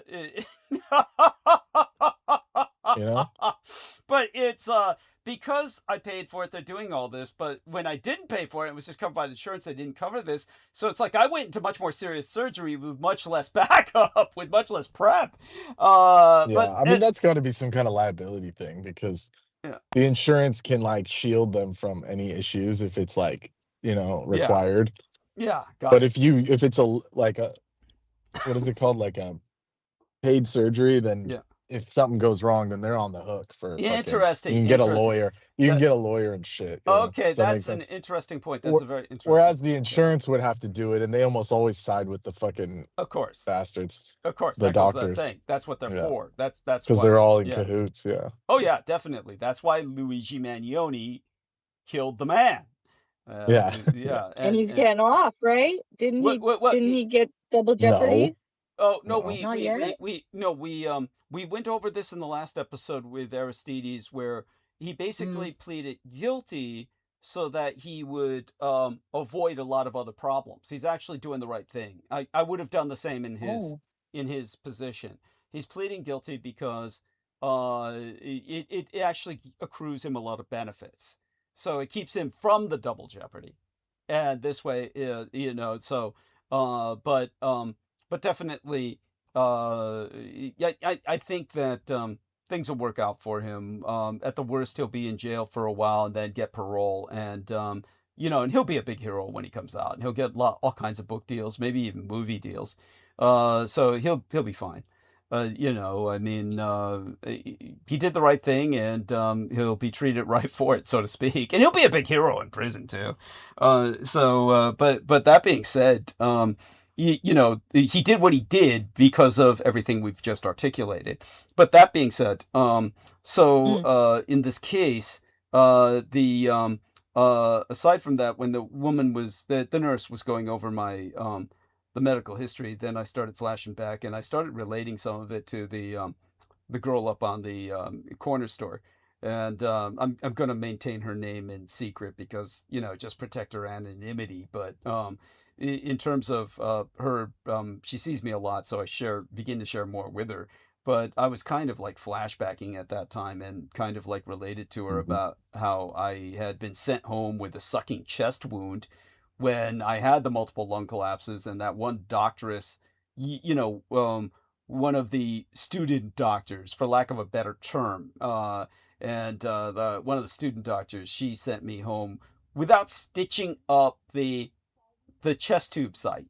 After they had reinflated my lung up and then, withdrew the chest tube, then she didn't stitch up that gaping hole in my body and sent me home with a Band-Aid over it, which is just unbelievable, but that's what happened. It's an amateur move if I have ever heard one. Oh, well, that's because at that time they were still putting those medical students through the grinder, where they would, as part of an initiation ritual, it was highly irrational, yet it was like, oh, you got to be able to take staying awake for 2 weeks and shit like that, just nonstop back-to-back shifts for months and months at a time, and so when I first encountered her, Dr. Doof something. I remember her first part of her hyphenated name because it was like Doofus, D-U-F-F, Doof.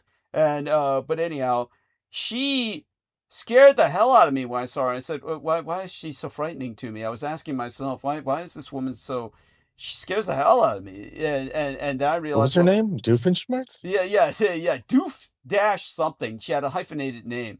Doof, and then there's a cartoon villain. His name is Doofenshmirtz. Yeah, that's that. You can't make that shit up. Yeah, seriously, it was something similar to that. But anyhow, I realized what it was about her that scared me. She had a 1,000-yard stare, which I've never seen on anyone outside of combat veterans. She had a 1,000-yard stare. It was just horrible. So she was like Frozen.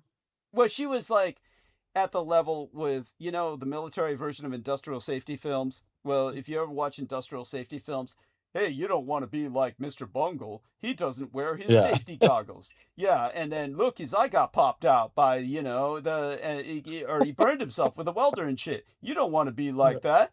And so the military version of industrial safety films showed real combat footage. And when I was, working with it in the military library, one example of this guy who was clearing a minefield, and he was supposed to be an explosive specialist, and he obviously had not slept for what must have been days and days, and black rings under his eyes, all that shit, and they sent him out to take care of a mine, and he was supposed to put like a brick on the mine to weigh down the part that the footsteps on. This is what happens.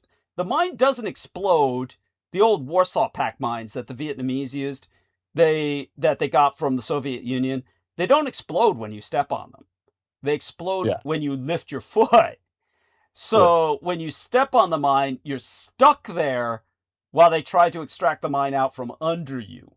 And that stops, the operation as it progresses. So, but anyhow, so he was trying to dismantle one of those mines. Nobody was on it, but the idea is you put the brick on it, so it's like a footsteps on it. Then you work at dismantling it as if a man were trapped on top of it. And because he was so burnt, he took the brick and just slammed it on the mine, and he blew up. So that was actual combat footage that I saw. That's when you see things like that, you remember it because you see the 1,000-yard stare, and that's what I saw on Dr. Doof. What's the name again? Doofenshmirtz? What did you? Doofenshmirtz. Yeah, Doofenshmirtz. The female Doofenshmirtz. Yeah, the female. That's crazy. Yeah, and she sent me just home. By that character alone, you would not want that person to operate on it. Thank you. And she sent me home without stitching up the chest tube site. After they reinflated my lung, she just put a Band-Aid over it and sent me home. And so I was sent home effectively with a sucking chest wound.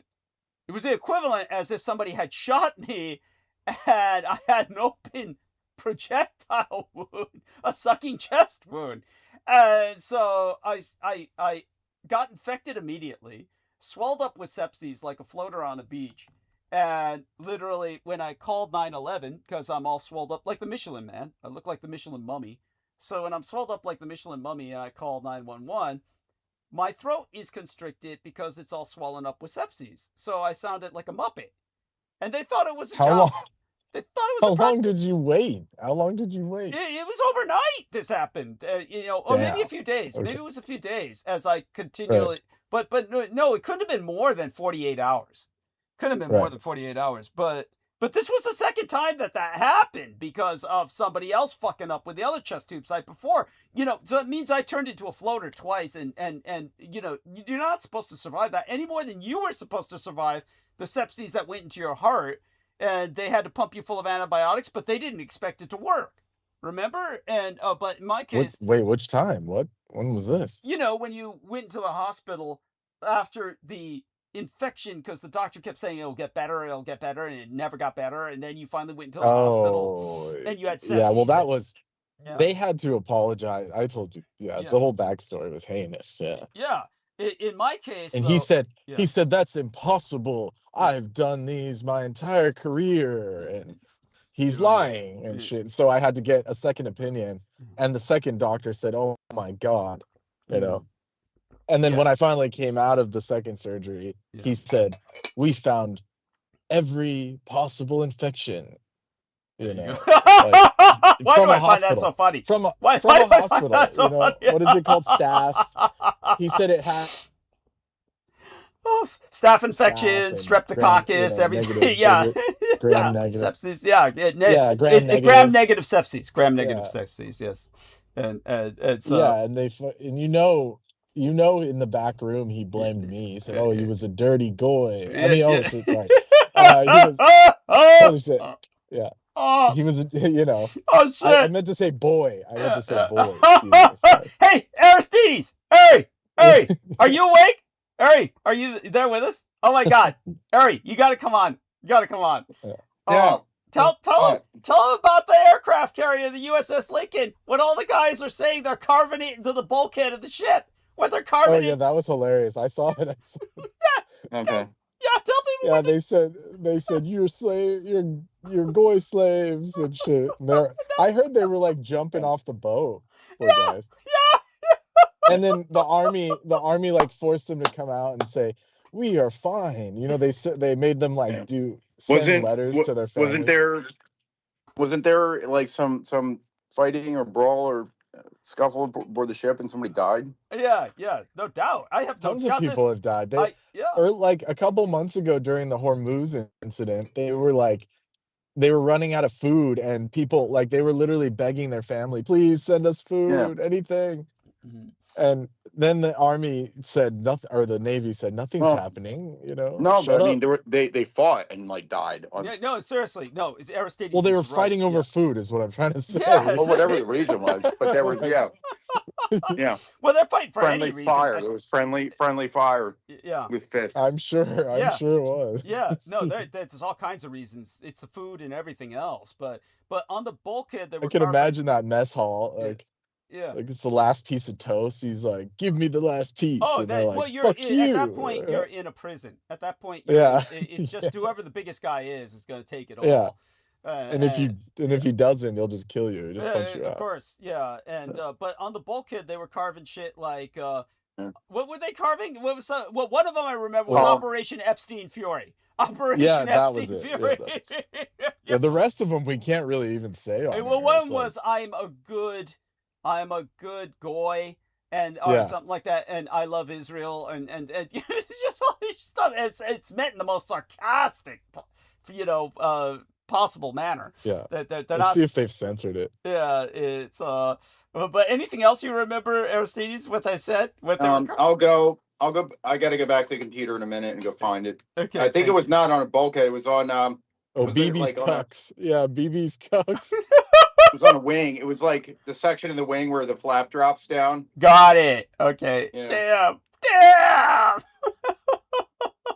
And all these military losers are saying, "It wasn't the USS Lincoln, it was an Air Force plane." And it's just like, dude, it doesn't matter at this point. Yeah, seriously. Thank you. It's graffiti on the top of a plane. Yes, a military plane. Plane. And by the way, just in all fairness, the admiral was forced to go onto the carrier and acknowledge. The Brits have it published. Here it is. Okay, there we go. Yeah.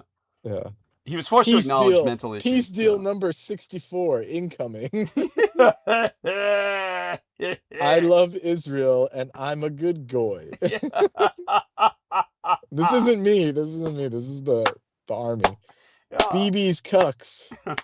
I heart flock cameras. Yeah, and then there's like other stuff. I suck wieners of BB or something. It's just like they're just I can just see these guys just laughing their ass off over this stuff.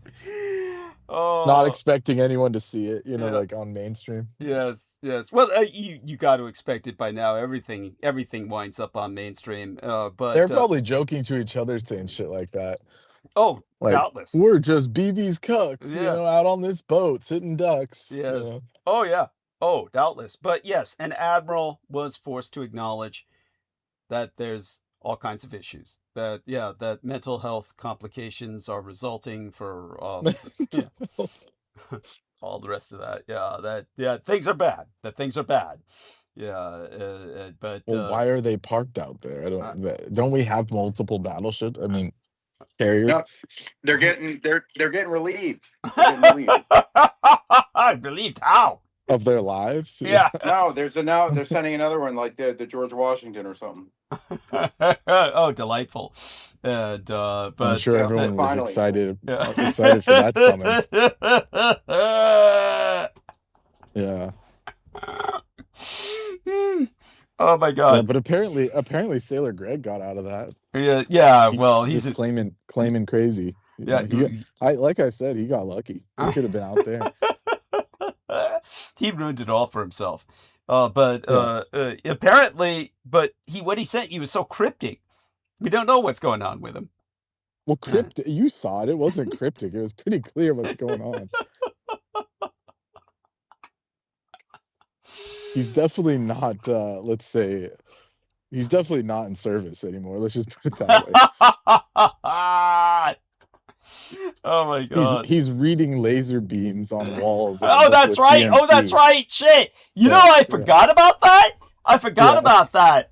Oh my fucking, tell people about that. Oh my fucking God. Don't do it, kids. Don't do it out there. I don't know what to even say. It's like those people are getting like downloads from demons and they're saying, we've cracked the code to the Matrix. Yeah. So there's like some guy and he just says he's in a country where DMT is legal or something, but he takes all these people from different places that want to do it, right? Yeah. And he sits them down and gets these like industrial, like what would be like show lasers, like lights, light show. Yeah. And he like beams them on a wall. And then these people like get high out of their minds on psychedelics and stare into a laser, which is already bad idea. Yes. Thank you. Like they're just getting permanent eye damage. I don't know. Yes. And then so they're like looking into the laser and then writing down whatever symbols they see or something. It's like horrifyingly bad. And then so Sailor Greg sent me, and I haven't even responded to him. So if he's listening to this somehow, just, this is the response, he sent a database of all those symbols. Like, this is what people have been seeing on the DMT's zone and shit. Like, what was it called? It was called like esoteric symbols or something. Yeah, it was something of that shit. They were trying to dignify, what is essentially what we would call in the old days automatic writing. In the old days, we would call this automatic writing. You basically channel, and you're allowing an entity to come in. Yeah, it's like channeled writing. Yeah, but now it's like a loophole for unqualified people to do it. Yes. Right? Like before, you have to be like kind of esoteric or have some, like you had to be like a psychic, quote unquote, or something. That's right. Yeah. So you had at least had some training or know how to protect yourself. But now this guy's just taking literal randos. Yes. And showing them you can access the other dimension. Yeah. And so, no, it's horrible. It's horrible. He's criminal. It's criminal. And so Sailor Greg's getting into that shit, so he's lost. I mean, he's like, lost to the fucking world. The visual symbol registry, that's what it's called. Yeah, visual symbol DMT. registry. This is what it says when you open it. The Community Research Archive, DMT code, glyph registry. That's it. They're doing glyphs. They keep seeing glyphs. Yeah, and so glyphs. An open community maintained catalog of 100 by 100 pixel visual symbols reported during 650 nanometer laser exposure and DMT experiences. Jesus Christ. Send me that. Send me that, Brendan. Yeah. Oh, okay. Yeah, send that to him. He could make sense of that. Is this your method of interest? I don't think I'd be trying anytime soon. Yeah. I don't recommend it. I've done DMT and I don't recommend it. But just for what it's worth, the reason this is so bizarre is that this is something that DMT is what comes out of my saliva. My body naturally produces DMT in such a manner that I don't get high, but it seeps into the bloodstream of people that I take blood from. So it secretes from my saliva so that the individual whose blood is being taken from them, they are getting high and they become very sedate They become very sedate. They're literally sedated. So it's a placidity tactic evolved by vampires. And so that's why the Blood Boys enjoy my partaking of blood from them. It's a experience that is literally, gets them high. So when this guy's abusing DMT like this, it becomes very, I think it's quite sinister, and he's obviously doing something wrong. And I feel that he's up to no good. And I feel that there's something behind this besides himself. The fact that they are... Well, yeah. Yeah, thank you. And the fact that they're comprising this artificial language. So this is like an alien, other dimensional intelligence that they're it's like, I mean, it's like amateur hour, because John Dee already did this with like Enochian. Thank you. He did it the right way. You can't do it the other way. Those entities like just laugh at you. I mean, you've heard like Terrence McKenna and all these like people, of course, right? Yeah. Like where he would like talk to the machine elves and shit, and it was just the dark elves fucking with him. Thank you. He would say they would take me to this place, and it would be machine noises, and it's like, yeah, you were in a fucking lower dimension, you idiot. Thank you. They were just toying with you. No, Terrence McKenna was a fool. And but he made it sound like he was breaking through, breaking to of the course, other side and shit. Of course, that's how he flattered himself. He flattered himself by, saying, I'm, these people think that they're literally advancing themselves. Somehow. Transcending, yeah. Yeah, but it's devolving because the only thing you find in the astral are these like negative entities that are just very predatory. No, seriously. And so many of these people in the 60s, they would call it consciousness expansion. That became part of the New Age trip, consciousness expansion. And dude, remember Ramona Halitha Henry with the rapé drug that she was just opening every chakra. She was opening every chakra to nothing good. Yeah. And she would see hallucinations while she was at work. Oh, there was like this dwarf behind the photocopy machine. Yeah. And it's like, horrifying. Yeah, I said, honey, you got to stop doing that. And it's like, but no, she went for the psilocybin after that, the mushrooms and shit. Oh, yeah, that's right. She was just eating mushrooms like candy. That's horrible. Yeah. And all these dark practitioners end up doing that, like Miguel and all these other randos. Yeah, it's true. Yeah. Because they feel like they're getting more traction, like, I've experienced more than you, stuff like that. Yeah. But beyond that, I want people to know, look, I like mushrooms. Not psychedelic. I don't take them. But I like mushrooms, like food, like mushrooms to eat. I mean, I like the mystique of mushrooms. I like mushrooms as a phenomenon, giant mushrooms. There's just mushrooms that take up acres and acres of land underground. All of this is fascinating to me, and I do believe they're an integral and indispensable part of our ecosystem. But there is something sinister about these shroom-tards. And these shroom-tards are like, they become very religious about it, and they proselytize it. And I don't mean just people who happen to take shrooms. I mean, like, there's professors out there and people who make documentaries about mushrooms that are pseudoscientific, or at least they start off with a scientific or botanical interest in mycology, which is the science of fungus. Yeah, like Paul Stamets and stuff. Thank you. And they become very religious about it. Yeah. And then his brain becomes a mushroom. I'm convinced that he's just like the mushroom consciousness just took him over. No, you know what happens to him? It's what they do with the ants. The zombie ants where the fungus just manipulates the zombie. That's what he's like the best example of that, because now he's like the biggest commercial cultivator of them and shit. Like he's like the emissary on the human plane. Thank you.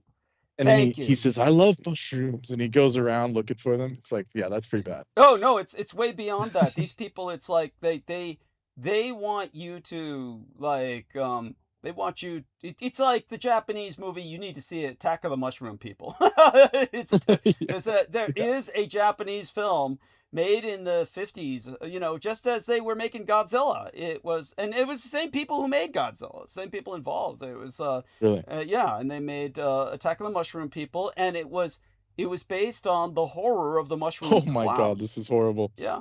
Yeah. Okay, so that HBO or whatever it was, they ripped it. Oh, what did they do? What did HBO do? What did they put out? Or I don't know. Don't quote me if it was HBO, but one of those American streaming services made, they made The Last of Us. The Last of Us. Where people were getting taken over by the mushroom and shit. Yeah, that's right. So they just ripped it from a Japanese fucking film. Of course they did. Yes, of course they did. Classic. Yeah. Thank you. It's like, does anyone have new ideas? Like, no. Yeah, no. And this is the thing. The Americans copy everything from the Japanese and then claim the Japanese are copying everything from them. That's the insanity. Right. It's 1963, Attack of the Mushroom People. Yeah, the year my sister was born. Yeah. Yeah. And so it's definitely part of the weirdness of the world around us. But Gentlemen. Yes, honey. Yeah. Can we circle back to you getting re-traumatized by trying to do this thing that you're doing? Yeah. By having to talk to the nurse who turns out was aware you're famous in the medical industry. Yeah. Are you taking she notes was or aware. What's going on? She does take notes. You too take notes, right? Tell him. I haven't been taking notes tonight per se, but in the past, I have to write it down because I think I want to go back to it, and my mind is such that I go all over and I don't necessarily go back unless I've written it down.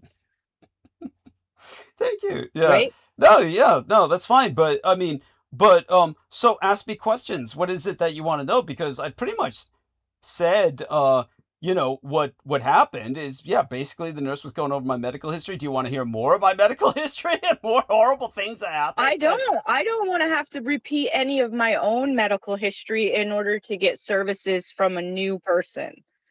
Like, I want to believe that it's just in the system and they're going to take 20 minutes to go over it before meeting with me, but that never happens. No, it's not in the system. And it's not. It's amazing how AI is supposed to be amassing all of this info, but almost anything you need in the system is often not in the system.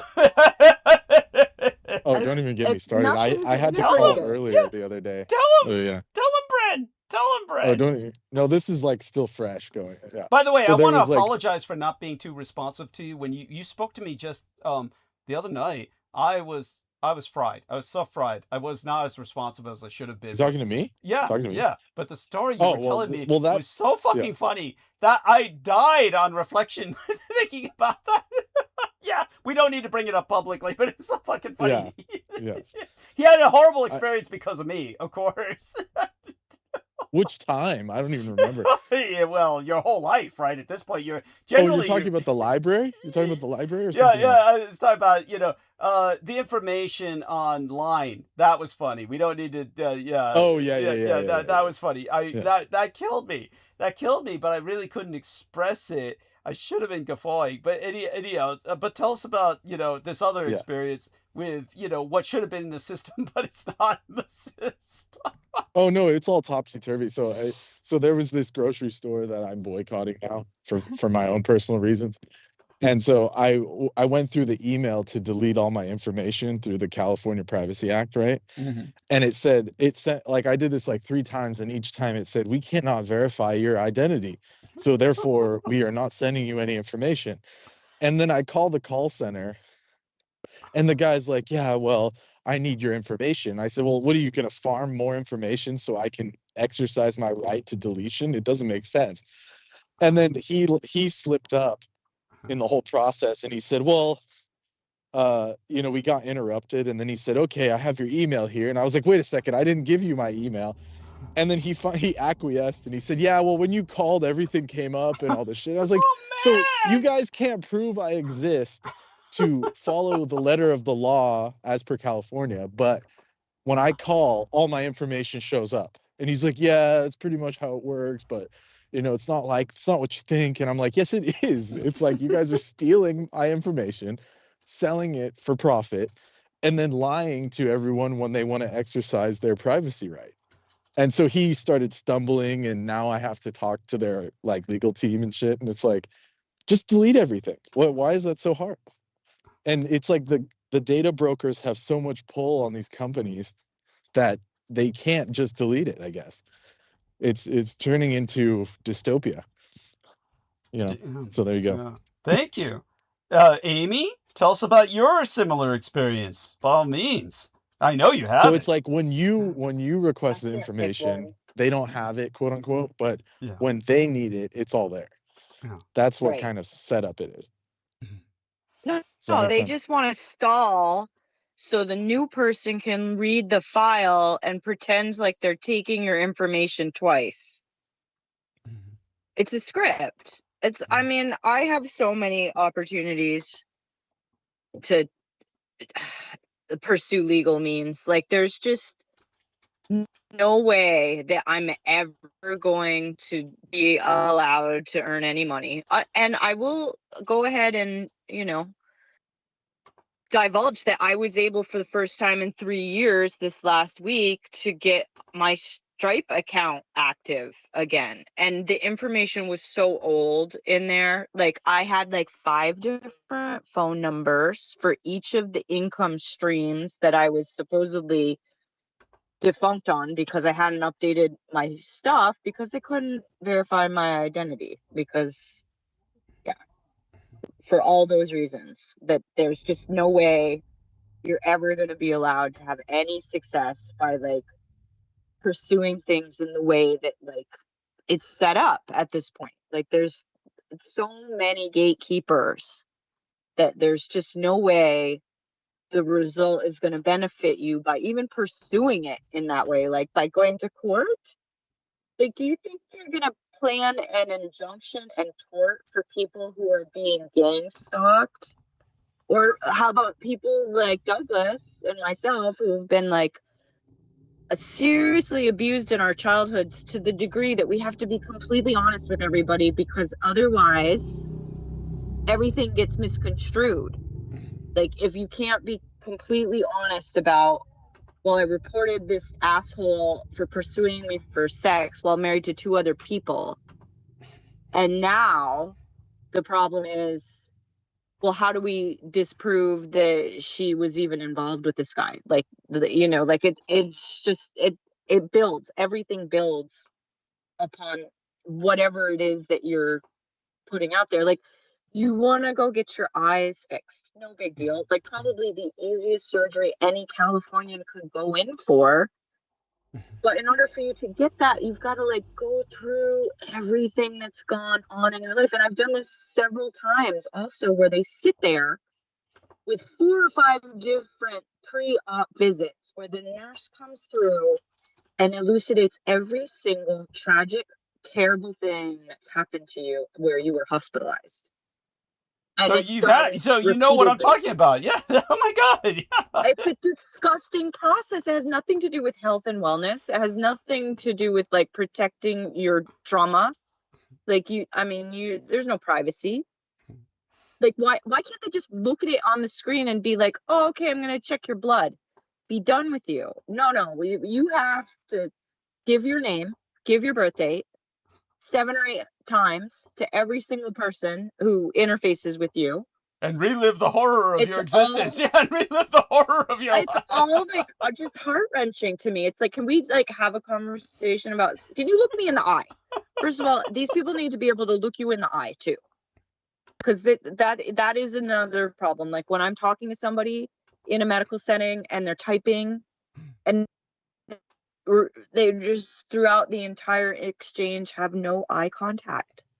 It's the most basic human thing you could do for somebody, and yet it's been like regulated and procedurally removed from every person working in healthcare. And you probably get better healthcare workers if you like address the problem instead of like making you what are they? They're trying to like prove your cognizance. Like I was cognizant when I came in here, and now I'm like hypersensitive, like hyper vigilant, like completely triggered, and like I don't even want to be here anymore. Like even though I need this thing, whatever I'm in here for, I don't want to be here anymore. Like I'm ready to go home, like wherever that might be. Like any place is better than here right now. And I can see like you go into the corner store and just being like, I need to tell you something, and I know you don't know me, but it's like it needs to be off of me. It's a dusty situation, and I need it to be brushed away. Oh, well, she knows me tangentially. Like, we're acquainted. We're acquainted, so it's not that bad. But when I'm just talking to a total stranger. But yeah, basically, I was essentially flashbacking and started doing so in front of her in a sense because I'm relating a story that is just basically another one of them, gross out stories that, oh yeah, and then I was told I shouldn't be here. Oh, by the way, we've got our dear friend says anonymity, please. So I'll maintain that. For once, I read it before. We have half $100 United States dollars You contributed. can learn. Yeah, I can learn. Yeah, we have half $100 United States dollars contributed by our favorite Russian real estate dealer in South Carolina.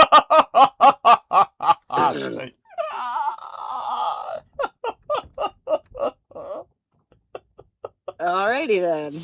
Yes, thank you. So, Tom Apple. What were you going to talk about tonight? Okay. We're not going to talk about the inefficiencies of the system. Well, I'll get into it. No worries. I'll talk a little bit touch on a little bit about the Canadian situation, where you have some hope for the future, and that's a good thing. And the fact that well, I'll get into it. Matter of fact, I'll start into it soon enough. But let's get back to yourself and dear Brendan, and get some more participation from the two of you first, because look, we got good numbers, and you're both wonderful people, and people care about you both. And Brendan just came back from a war zone. He really, by the way, yeah, I don't know. Should we tell him which war zone you were in? Because you were in a legitimate war zone. It has been attacked. And No, I was nowhere and I was everywhere all at once. I'd travel without moving. Yes. Yeah. Is this the mushrooms? Are you not talking about mushrooms No, again? fuck no. No, I don't need DMT I really don't like any of the mushrooms. The ones that I'm on right now are the lion's mane. I put them in my coffee, and it works lovely. Yeah, I've used lion's mane. That's very good. Yeah, it's very good. But go on. Yeah, I mean, it's definitely not immediate, and the effects build the longer you continue with I mean, it just repairs the brain, just like repairs the brain tissue. Excellent. So you have to have brain tissue to repair it. Otherwise, it doesn't work.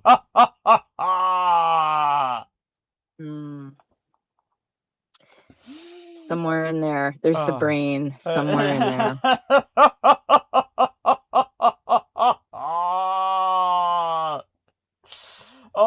I don't think it works on the undead. No, okay. What we can do, and I'm actually scared to do this. Maybe I shouldn't bring this up. I might be damning myself. We want to say, don't do that. Well, Brendan, he cured his pink eye with this incredible colloidal silver, and we just want people to know that, and now they're trying to deprive people of that option to treat themselves with, and so I guess we want to be careful about how we say it, but maybe you can tell them the story, Brendan, without making it sound like we're attacking, conventional medicine or something. Well, I'm happy to do that, but I'm just let's just put the facts down. Is like every store I went to either doesn't carry it, the colloidal silver, or has stopped carrying it due to some internal corporate reasoning that they can't explain. And even health food stores aren't carrying it anymore, so it's just bizarre. That's bad. And the only reason to be against silver ocean is that it's Strange. A rat just ran across where I was at. I don't know if that's. I guess that's auspicious. Yeah, it's auspicious. No, rats are great. Yeah, yeah, it's like in Asia, more money's coming towards me or something. That's right. But yeah. So, yeah, basically, the colloidal silver. The only beings that would be against it are like people that trade in the undead or werewolves or something, because it doesn't make any sense. Like, well, I myself as a vampire, obviously, I don't like silver, but go on. Yeah, I mean, haven't people sent it to you before or something? Yeah, they have, and I actually imbibed it, but you know, it didn't jive with you probably because you're a vamp. Well, remember, I'm only a quarter vampire, so as a dampfire, I've actually it was what's her name? I mean, it's more effective Solomon against the undead. Yeah. Really. Well, Laura Lee Solomon really tried to get me on it, and then but she's the kind of person that would like do the homebrew shit that fucks you up. She really overdosed on it. She really I really think that look, too much of anything is a bad thing. You can have too much of anything, okay? And she really did. Yeah, that's the critique that I have of it, is that when people find out, that's why, like, to an extent, I agree with the white coats, is that, you know, if you give people like like liberty, and you say, hey, you know, it's probably good for you, they're just going to go crazy and use it for everything. Yeah. So that's what happened with the alternative health people, is they found out about that colloidal silver, you know, that was like one of the main cure-alls, but they were using it for everything, for you know, for babies, for cats, for that's what she was doing. She was forcing it even on her cats. She was forcing it with eyedroppers into her cat's mouths, down her cat's throats. And I've done that for certain like acute issues, but it's not like one of those things that you administer every fucking day or something, like, you know, because it's technically a heavy metal, so it can build up, and there's various other, you know, it also, like, what exactly is silver, if you think of it like as an element, right? It's the most conductive element of all, right? So when you increase conductivity in like someone's body, and say the being is not prepared for that, it's just gonna make you go haywire, right? Thank you. Like like what happened to her. Because silver is related to moon, and if you power up the lunar energies, you know, it's inherent in the English. Well, lunacy strikes. So you can't just give loony. People, that's a lunacy. Which comes from the word for moon, right? You have too much lunar energy and you go bonkers. That's where the term lunatic comes from. They've been moonstruck. They've been moonstruck. Yes, continue.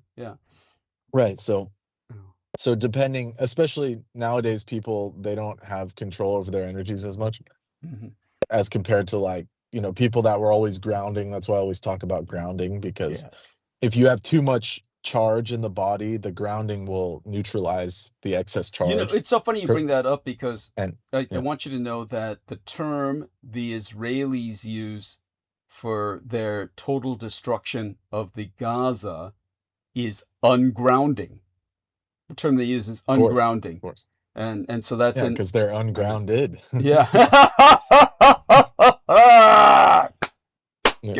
Hey, I'll continue with what you were saying. That's so they're totally like that, those people. You know, whoever's in the high command, like, they've never grounded, they've never touched their feet on the ground, like, ever once, probably. Thank you. You know? But the point is, giving people, like, that's why I agree with you that we shouldn't just sit there and say, it's good for everything, for everyone, and it's a cure-all. But it is beneficial in its proper amounts, administered by a naturopathic doctor or something. Thank you. So, excellent. But anyways, but they're starting to pull it off the shelves. I don't know. They didn't give a reason. I mean, even in Europe, it's difficult to find, because they're ran by the what's called the United Nations. What is it called? The Elementarium, it's called. Interesting. It's the UN Food Code. Wow. And it outlaws all alternative medicine, essentially. Jesus. That's like, you know, like iodine and silver and all that shit's like heavily regulated. So you have to go to like these like mom and pop shops to get it. Yeah. Wow. Like, they can't sell it publicly. That's amazing. And so anyways, so for whatever reason, and I'll just name them at this point, like Whole Foods, which used to be the mecca for natural alternative foods and, you know, things. Supplements, alternative supplements, that's what it's legally called. You know, the supplement trade, right? Like Whole Foods was the place to go. That's why they got so big that Amazon bought them. But I went there, and the nice, you know, the nice young lady was telling me that, Asian we're lady. not allowed That to was the sell it Asian anymore. lady, right? Yeah, she was this beautiful Asian girl that worked there, very knowledgeable about the vitamin section. And she said, yeah, we're not allowed to sell that. And I said, what do you mean? She said, all of Whole Foods. And she gave a blanket statement. She said, no silver is allowed in the store at all. Like they're fucking vampires or some shit. God And damn. I was like, and I God even repeated, I said, no silver? And she said, yeah, no silver, like any jewelry, item like that even has silver in jewelry. it. Yeah. Yeah, and I was like, that's absurd. And so, like, whoever's running Whole Foods now is literally, you know, the Prince of Darkness or whatever these people. That they can't have silver around them or whatever. God damn. You know? Oh. Yeah. So that's very strange, because it is like, like, I don't want to get too esoteric, but it's an antidote for if you're like conjuring like actual undead, like bone men and shit. You could use silver. The silver will interrupt the like etheric bonds of, you know, the sinews or whatever, you know. So like they really don't want that out and about, I guess. But for a living organism, it shouldn't be an issue, right? Like, that's right. So, you know, like a healthy human body in general could tolerate like small amounts of silver for health purposes. But now they're pulling it off of every shelf. All the health food stores I went to didn't have it. And I had to go to, you know, a competitor, let's call them, a different store to get it. And then this is where it got really ridiculous, is that I bought the last bottle and all the tags said discontinued item. So pretty soon they might completely outlaw it. You got to go through some, who knows, to get it, like vendors, some alternative vendors or some shit. Like, do you want to answer the question in the chat? Do you need me to do a screen share? Yeah, I can't see it, so you have to tell me. Okay, so I'll do a screen share. I'm like doing something. Oh, I see. Okay, so I'll just read it. At Jesus _ Arthur Excalibur Pendragon. Wow. Okay. He or maybe he pronounces it Jesus, but he says, can menstrual blood activate your vampiric angelic DNA? He says, I drank menstrual blood, can't hold down a meal, and more. Been years I'm on salt juice now and super reds. Joseph Araujo asks, what did it taste like? And he says, like her diet, butter and champagne, if you mix it with your semen, it becomes the holy grail for her. Okay, so is this trolling or is this? I think the guy might be serious. He might be. I don't think it's trolling, unfortunately. And I'm gonna go to. This is just people. See what I say. Well, I'll just say it. Like, it's just people that dabble in the occult without understanding. Like, thank you. These are ancient blood rites from, like, you know, the days of the goddess tradition and stuff, and some of like Hecate and this, like, none of that is to be done lightly or without, you know, witches that are versed in the ancient ways of darkness. Like, you can't just do that and expect something to happen. Like, obviously it's not going well. I'm going to do a screen share. So like this is channel. This is the individual in question here. There we are. Can you see the individual? There's the individual in question. He's right here. Oh shit. Yeah. Oh. God, yeah. Oh, there he is. Here we are, right here. See? Yeah. Okay. Yeah. Yeah, that's not going well for him. So don't do that. Let's just clear the field right now. Don't do what he just said, ever. Doesn't work.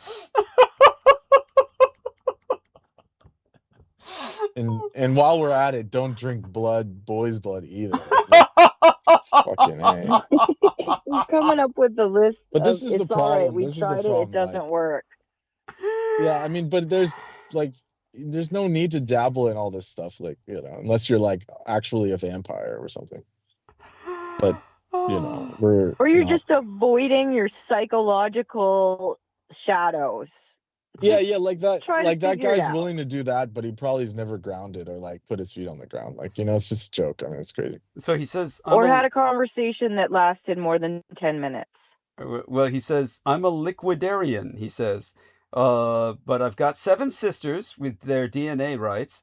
And so MS Noetica responds, you're supposed to bake that into a wafer, I think. Laugh out loud. Wafer. I think she means wafer. Yeah. Got it. Yeah. Got it. Okay. So she's thinking of the holy consecration. Yeah. So some people would do that. But obviously, as Brendan said, don't do this at home, kids. This is it's like, Yeah, no, don't do that. yeah, and but yeah. No, I mean there's a very dark history of that kind of imbibing, and it's like dark goddesses like Hecate and stuff. Like it's not to be done lightly. Like, oh, I feel like it's gonna do something, I'm gonna try it. Like it's not. She will rend you. I mean, those goddesses are always dripping in blood and shit. I mean, even in the Vedic, like you don't want to touch them. Like you touch a goddess like that, you're toast. Like, you know what I'm saying? Like even like the asuras, even like the demons of old, like all got eviscerated by the goddess and stuff. Like it's not something you just lightly tread upon. Oh goodness. If your local vampire doesn't enjoy menstrual blood, neither should you. Oh, well, obviously, it's not like it just happens organically. Sometimes when I'm having sex with a woman who is having her period, then sometimes it's unavoidable. I get a little of that in me, but it's not something I'm aiming for, really. And it's not, I'm not deriving any nutrition from it. It's basically a dead egg. I mean, you could taste that in the metallic tanginess of it. Maybe I shouldn't have said that, but, it happens. It's just part of, like, human nature. It happens in the act. Sometimes it can happen. But what I do want people to understand is that, it's not something that I recommend or that I do myself intentionally. Yeah, how come you keep getting these questions? I feel like before I left, someone asked the same thing. How come you can't just do that? Like it's like because it's the body is purging a waste product. It's not something you take. So what do you make of those people who claim they're following the Hindu gurus when they say, well, I drink my own urine? The man Bruce Wayne did that. Not Bruce Wayne, the guy who played him on Batman, the guy who played Adam West. Adam West would drink a cup of his own urine. Oh, the urine therapy? I mean, it's just a joke played on humans just to laugh at them. I mean, it's like, Thank you. Whatever entities are pushing that, like, they just laugh at people like that. Thank you. And I know there's like quote unquote tons of books and evidence and blah blah blah, but if you just think of it logically, it's a waste product. Thank you. Your body puts it out for a reason. There's no way it's going to be good for you. Like maybe in some like super esoteric like niche health condition that Ayurvedic practitioners can ascertain, but it's not like a cure. Like the cure-all shit's got to stop. Like it's bad. Thank you. So to put this in, everybody's go on. No, continue. Yeah. Well, I was just gonna say a principle of medicine. It's like every body has its own metabolism and its own makeup. So to write a book like everyone can do urine therapy is just false. Just like there's no diet for everybody. There's no urine therapy for everybody. Yeah. So there you go. And so just so people understand, urine is, generally speaking, sterile. So if people are fetishistic and they're into this for sex and golden showers, it's not a particularly harmful pastime. You're not going to generally infect anybody with it. So you understand that this is used. I mean, it can be done, in survival situations and stuff like that. Good example of a survival situation. Obviously, you don't want to turn to urine first, but if that's all you have to rehydrate yourself with, then go for it. But when it comes to, these are extreme situations, obviously. When it comes to, say, for instance, an injury, if you're concerned about an infection, a gaping wound, like a gash, you've got cut by a bramble bush or something in the outback, yes, urine would be a good antiseptic because it literally will act as a mild kind of iodine or a hydrogen peroxide sort of on the Yeah, wound. like a saline, Yeah, like a yeah, saline. yeah. So, but that having been said, as Brendan said, your body is ultimately purging waste with it, and if you drink it, you're simply making the body work twice as hard to purge the waste again. So it's kind of like, yeah. So yeah, all of these Yeah, it's situations, very yeah, strange, like, yeah. you know, and I've heard all the different evidence that there's stem cells in it and all that stuff. It's like, but Oh, you that's don't, true, but yeah, so what? yeah, but you can't just take your body doesn't just, oh, there's a bunch of stem cells, so it's good now. It's like it has to deal with the, like you said, the waste. Thank you. Thank you. So it's like doubling the toxins, doubling the toxic load. But also people like, and I'll call him out, Santos Bonacci, because he's fallen from grace. He used to be like the go-to astrology, what's it I called? remember his The name. Yeah, I remember him. astrotheology guy. He was like the guy to go to. Yeah. And then they like got him into this, he like got pushed out of Australia during COVID or whatever. Yeah. And then because he was, of course, against the situation. And Australia is very strict. Yeah. So he moved to Mexico and founded this like school of planetary living or some con job with these New Jersey fuckers that. But anyways, so he started pushing. And yeah, and then I was like, I was still like, okay, he's got some insights about like whatever, diet or whatever, because, I was listening, or whatever. Trying to think of it again. What is it called? Astrotheology. Thank you. So he was into astrotheology. So I was listening for that. And then one day he came on and he was like, I discovered something new. It's the new urine therapy book. And he was just, started raving about it. And anytime someone's like in that mode, they got fucked over. Like some demon preachy onto when them they start proselytizing. When they're proselytizing. But it's only, okay, it's like what I just said about colloidal silver. Yeah. It's like, I'm not telling you to go bathe in it and shit like that, right? Yeah. But everyone that gets into urine therapy suddenly becomes he bathes in it. A priest. He bathes in it. No, where it's does worse he get than that. I didn't even get to the crux of it yet. Yeah. It gets worse. Let's put it that way. So he was saying, so at first I was like, oh, just another urine therapy trip, like he'll get over it. And then the next time he said, oh, it's aged urine therapy. And he said, he said he keeps all the jars and he has a giant bathtub of it.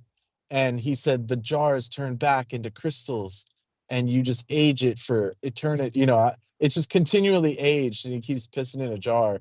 And he said, yeah, these glorious crystals of cosmic dimensions are forming and it's so good for my skin. And I was like, all right, I'm out. After a while, I was like, I'm never listening to this guy again. Yeah. So he was bathing in it. He said he put all those crystals into a bathtub and he said he'd feel like he was on cloud 9 and it was like healing him with all the stem cells. And I was just like, something about this doesn't sound good. To say the least. So there's my qualm with Santos and the urine therapy trip. I am never going to be respected in the world again after that. That is horrible.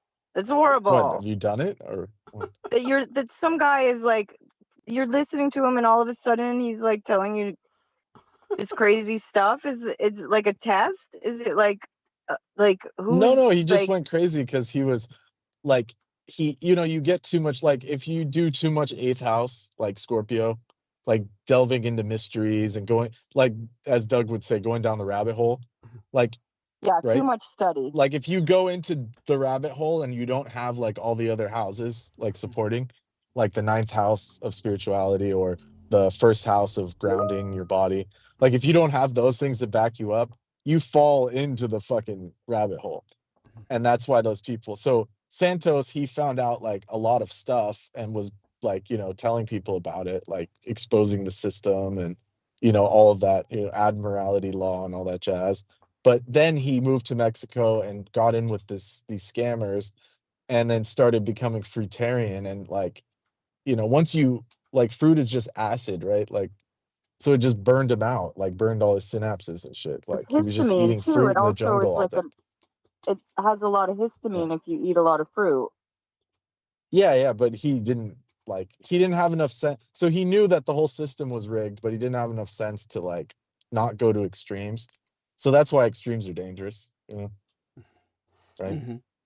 Yeah. But anyways, so he went into extremes like just eating fruit, and then like the steps keep getting more extreme because they get desensitized, right? It's like I'm only eating fruit, and then I'm only gonna drink urine. It's like shit gets worse, right? Yeah, Like, it becomes very that's why obsessive. extremes are dangerous. Like, Yeah. That's why the middle path, the Buddha always preached middle path. Like, you never get into like right hand path is like, analytical science. But you know what happens if you get too scientific? You get the crazy situation we're in. And then if you go left hand path, then you end up with people like everyone on Doug's show that's negative. Yeah. And then you end up like that guy that was just in the chat, or worse. Yeah. So like you can't do that extremes. Like that's why the Tao, everyone talks about like the middle way is the supreme way and all that stuff. I mean, and it wasn't that like Vinnie Barbaric falsification where he said the depths are the blackness of evil and shit, where he was trying to spin the Tao to be this dark blackness shit.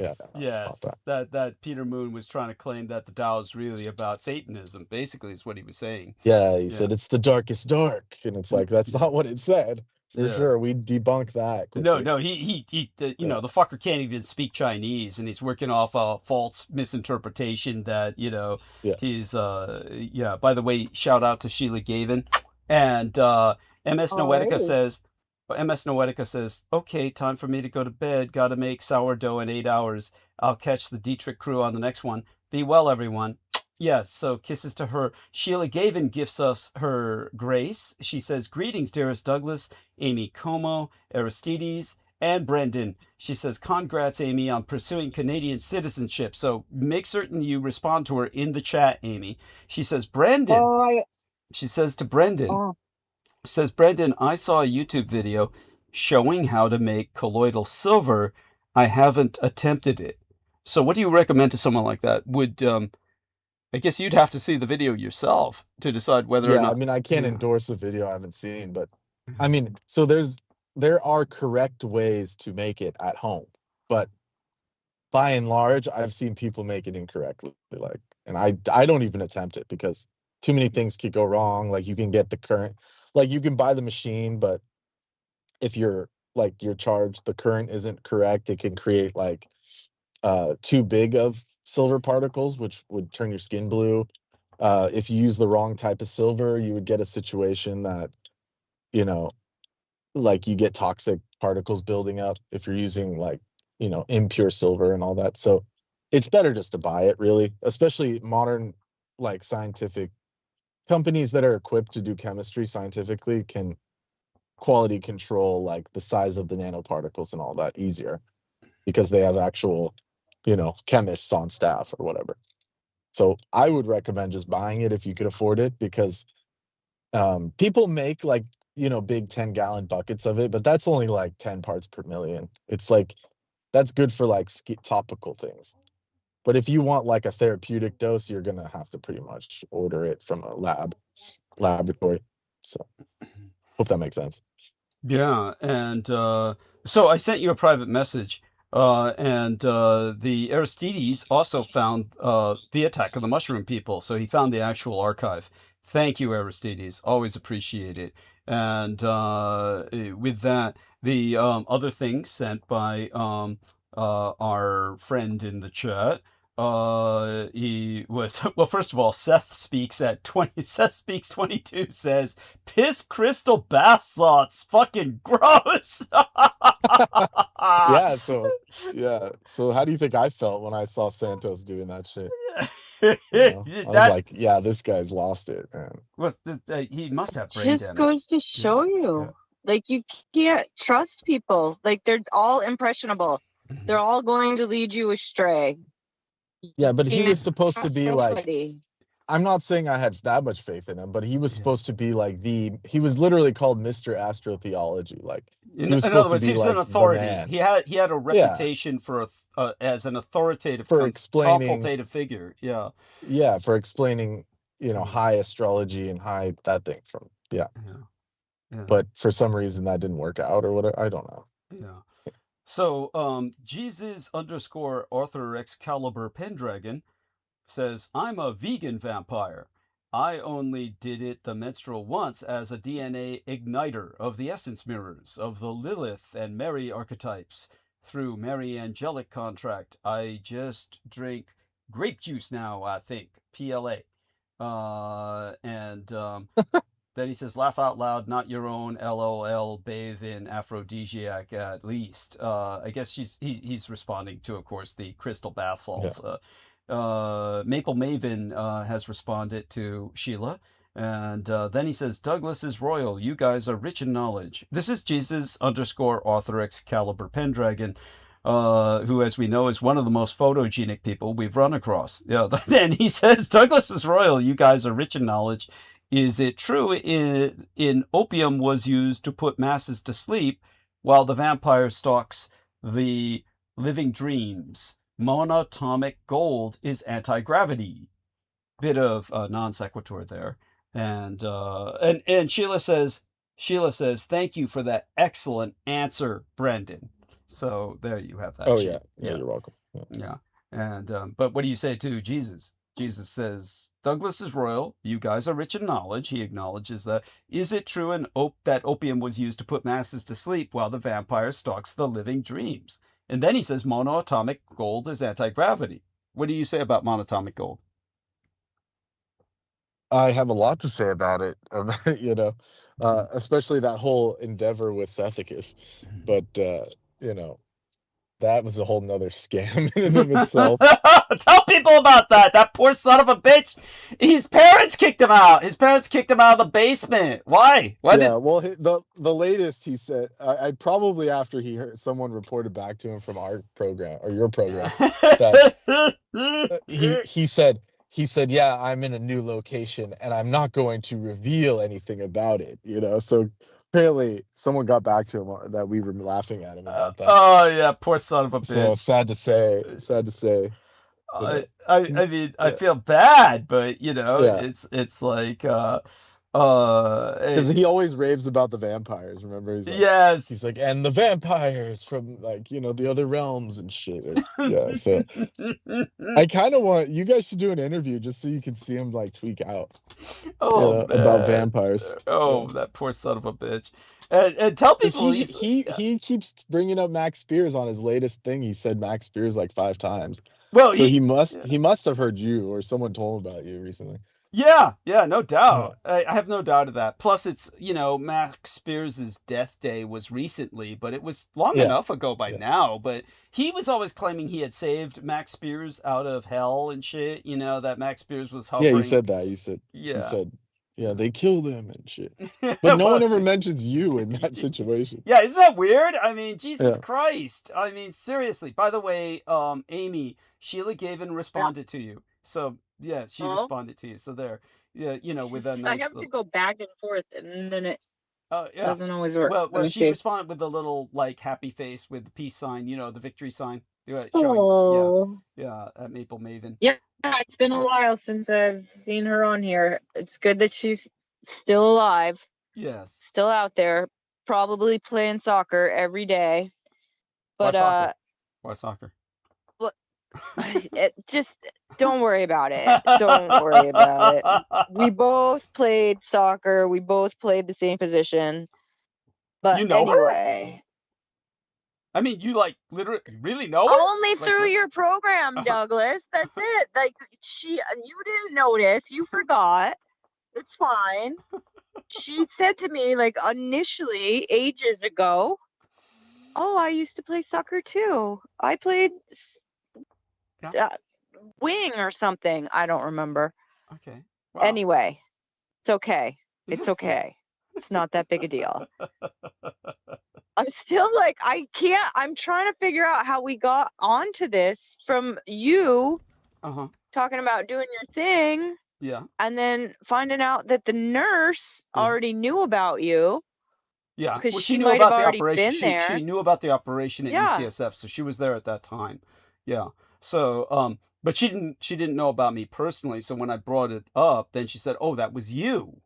So that was, Yeah. yeah. And you're like, and I'm just trying to fix the bags under my eyes now because I like to feel like I'm pretty. Yes. And they don't make me look so pretty. Yeah, And I can't get rid of them because I'm not that age anymore. Well, she said, well, for one thing, what happens is you can't get rid of it by anything other than surgery. I mean, they try and convince you, oh, there's creams or there's other things. You really can't. I mean, like, unless they were extraordinarily mild, you know, but in my case, what it was a lifetime worth of incredible stress, physical and psychological, mental, emotional, all that stress.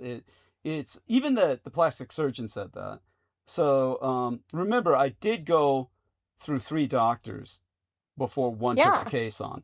And first, Malika Matmakuri, of course, who Brendan has to arrange for a collision with. He needs to, like, you know, just do a little background research on her course of where she places her shopping cart and then run into her with a shopping cart, you know, sometime soon. And yeah, and you know, get something going there because, you know, she's perfect for him. I'll do what I can. Yeah, and I'll do what I can. But she I wouldn't hope work one on of you Doug. gets But to she meet wouldn't this work chick on again, Doug. 'cause Oh, I'm sorry. What was that, No. Amy? So what was that, Amy? Say that I again. know that you two were like really like taken by this woman when you met her. So I'm just glad that some women are Well, still someone capable of fucked it impressing up. you two. Tell him, Bren. Tell him, Bren. Piece of shit.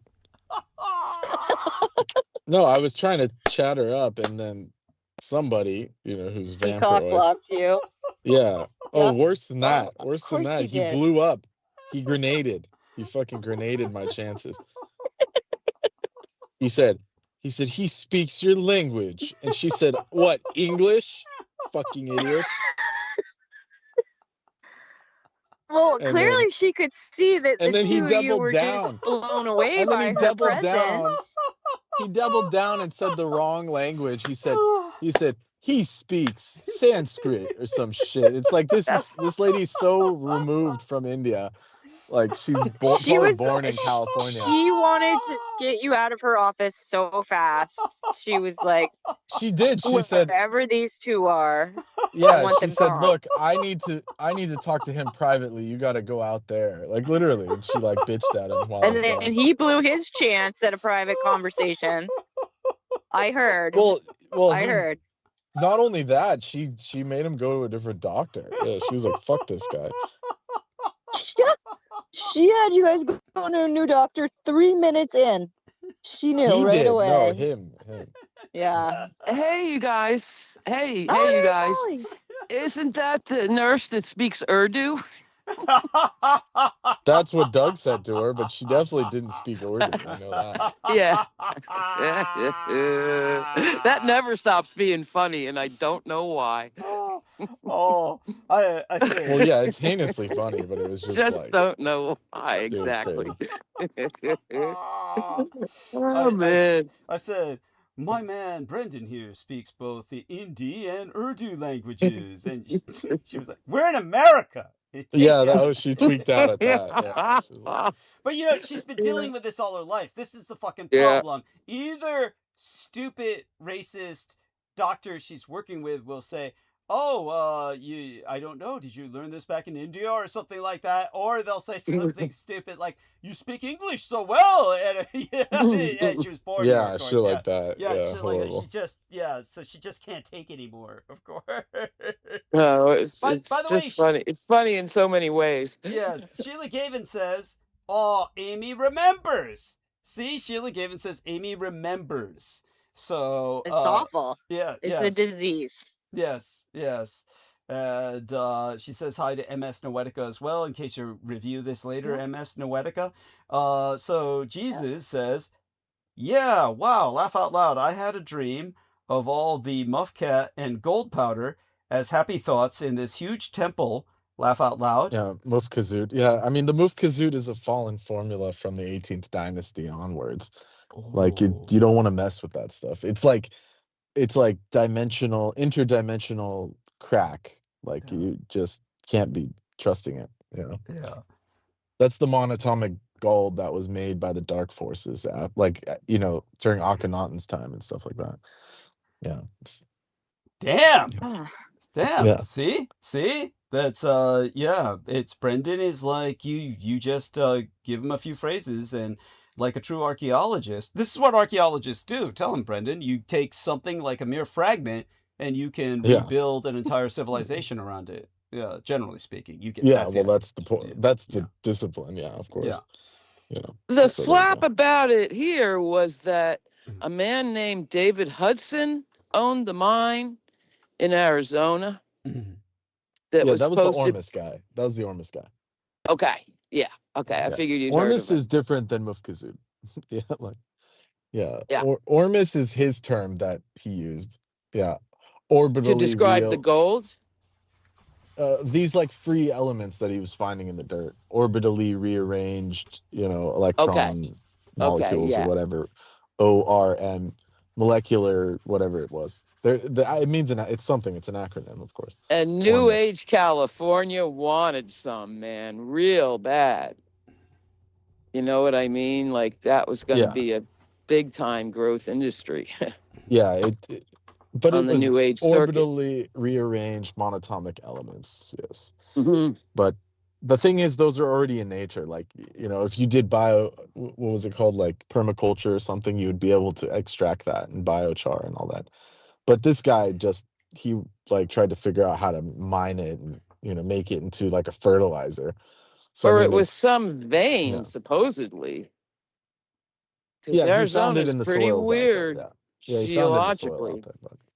Oh, he was just sifting it out or what? I pictured, you know, a crack in the earth. No, it was just in the... Some material, actually, not just grit. Yeah, it was in the soil, but it was...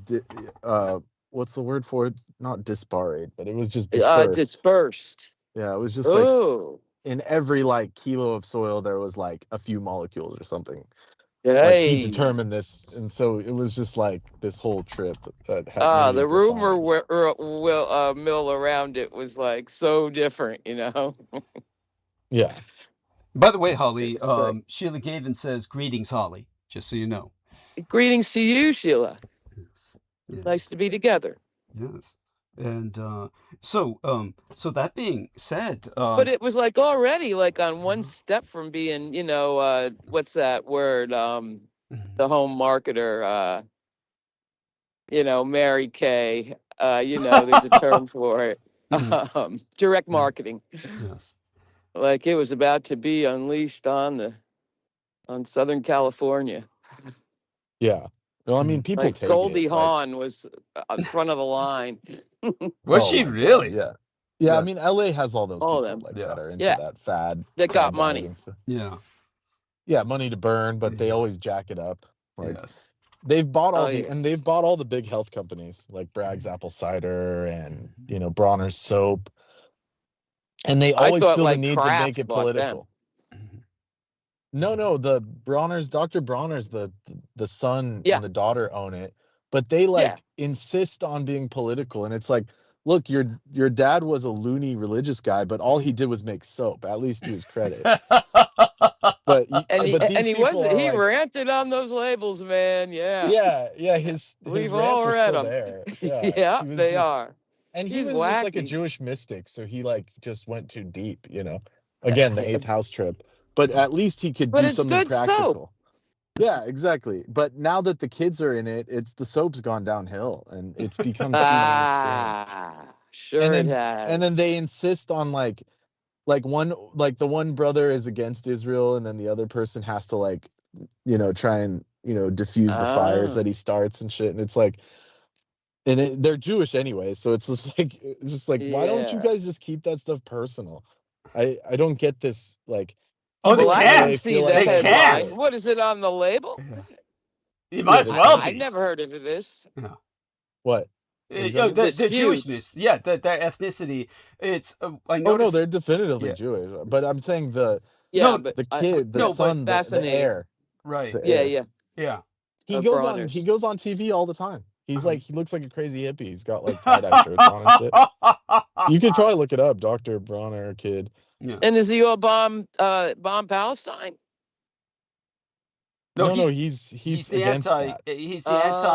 He's the anti-Zio genocide. David Bronner. Yeah. I respect that. Can't help it.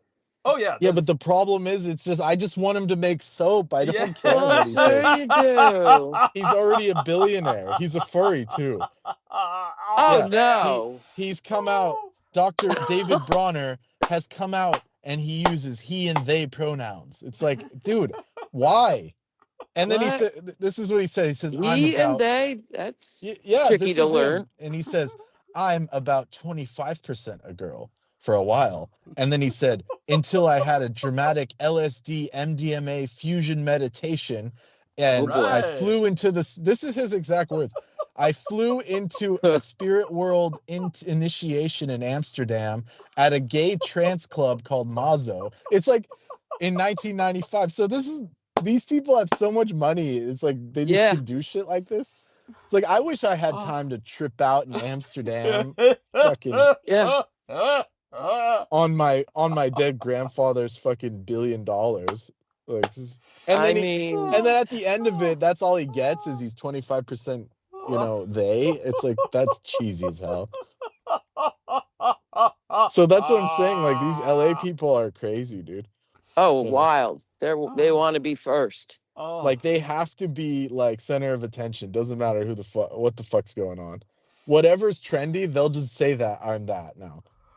Like, you know, OMISS, I'm all about it. You know, apple cider vinegar Katy Perry bought it, and then this guy. You know, now that his grandfather's soap is the most popular natural soap, he's like, you know, now I'm, you know, I have all this legendarium about me. It's like, dude, you're not cool. Oh boy, you're not fucking cool. Oh no, too much urine, too much soap. I don't know. Maybe it gets up your nose in the factory. He's like, in addition to my experiences at Burning Man and raves. Oh no, so he's just like a burnout. He said, it's about the spiritual resonance of public fisting. This is literally his fucking work. Oh boy. You can do that at Burning Man. And then he said, an interview with Fakir Musfara, an extreme body mod enthusiast. And he said, I'm not a leather person, but I've had a lot of admiration for the leather community, meaning the fucking BDSM people. The deeper you surrender into the mystery, the more beyond you get. It's like, are they fucking insane? Are these people crazy?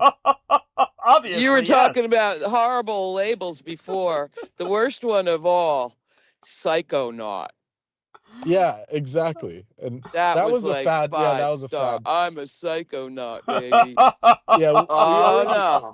We roasted Terrence McKenna earlier. He was like always preaching. He was always like, I've gone to the depths of the machine elves like 100 times. And it's like, dude, they haven't told you anything in like 100 trips. Like they just like took him there and were like banging on like metal spoons or something. I don't get it. Like what? How does that help you? He didn't end well. And at one point, his wife tried to kill him. He was driving her crazy. Well, imagine hearing someone like trip out in the next room, and then the next 12 hours you have to hear, I was talking to machine elves. Yeah. And then I went to the DMT realm. And it's just like, how much can you stomach of that over? Like, it was cool, like, when we were in high school to, like, hear, like, one interview while we were high. Right. It was like, oh, wow. But, like, all day. Oh, boy. His brother's still rolling. And he owned a Vita. Yeah. You know, the premier fancy lady shampoo company that was pure. Remember Aveda? Yeah, I know Aveda, and it's actually a satanic company because it's anti-Veda. Aveda. Yeah, funny. So of course he made money. Yes, that's hilarious. That makes sense. By the way, a question from Matthew Bush, who's a regular contributor to Brendan. Or any of you. What is that? Is that so I don't burn him up? Or? his question I'll be is, nice. I'm not being rude to anybody. no, Matthew Bush is a great guy. Matthew Bush has been around forever, and he says, what's the best way to have my chart done? Yourself. It's not hard to learn. Download the app, put Yeah. your info in. He said best. Look at He said it. best way. Yeah, he said best, Amy. He said best, Amy. Not the worst. Best way. Not the I mean- worst. He didn't ask for the worst. I mean, I it's don't know. like I've paid some money for a chart that I could download on the internet and look at. yeah. I mean, all you can the- get free. You can get free charts, but the thing is, You like, get what you pay system- for. You get what Yeah, you pay for. Yeah. I mean, you can get quite good free ones these days, but Okay. it just depends like what your goal is. If you just want to find out more about yourself, then you can get like a free sidereal chart, you know, that gives you like the three mains. Like you just really want to see your ascendant, your moon, and your sun. Like, just for most people, that like little bit helps quite a bit. Like, as opposed to getting all these like in-depth, because it's like a science. Astrology is like a technical science. It's not some parlor trick or some chick, you know, reading out of a book or something. Like, or what's your sun sign? Like, that stuff from the 70s is totally bogus. Like, where it's just one, like, first of all, the sun sign isn't, Linda Goodman. yeah, just like horoscope astrology. Like, that stuff is just total It's a craziness. personality game, you know. It's got Yeah, it's nothing like, to do it's with like in that. Asia when they meet their girlfriend, they say, what's your blood type? It's like that level of superficiality. They did But it to the real- Enneagram too. Yeah, all of it. Yeah, like, so it always gets boiled down to like couples counseling, but that's not what astrology is. A Right. divine science of like timing and karma and what happens Balance. when and where. So yeah, balance. So you're seeing like your karma's balancing in that chart.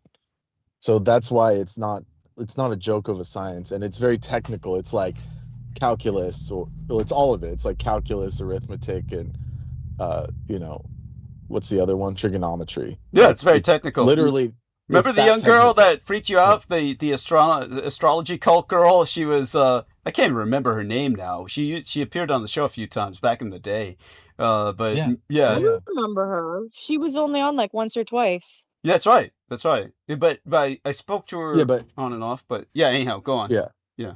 No, carry on. Go ahead. No, I was just saying that the thing that Brendan noticed immediately was that she was talking shit no normal person. She was really into it. Like, she grew up in an astro cult or something, because she was like, Yeah, like the parents had to have been like astro cultists. Like, Yeah. like, how do I put it nicely? Like, Yeah.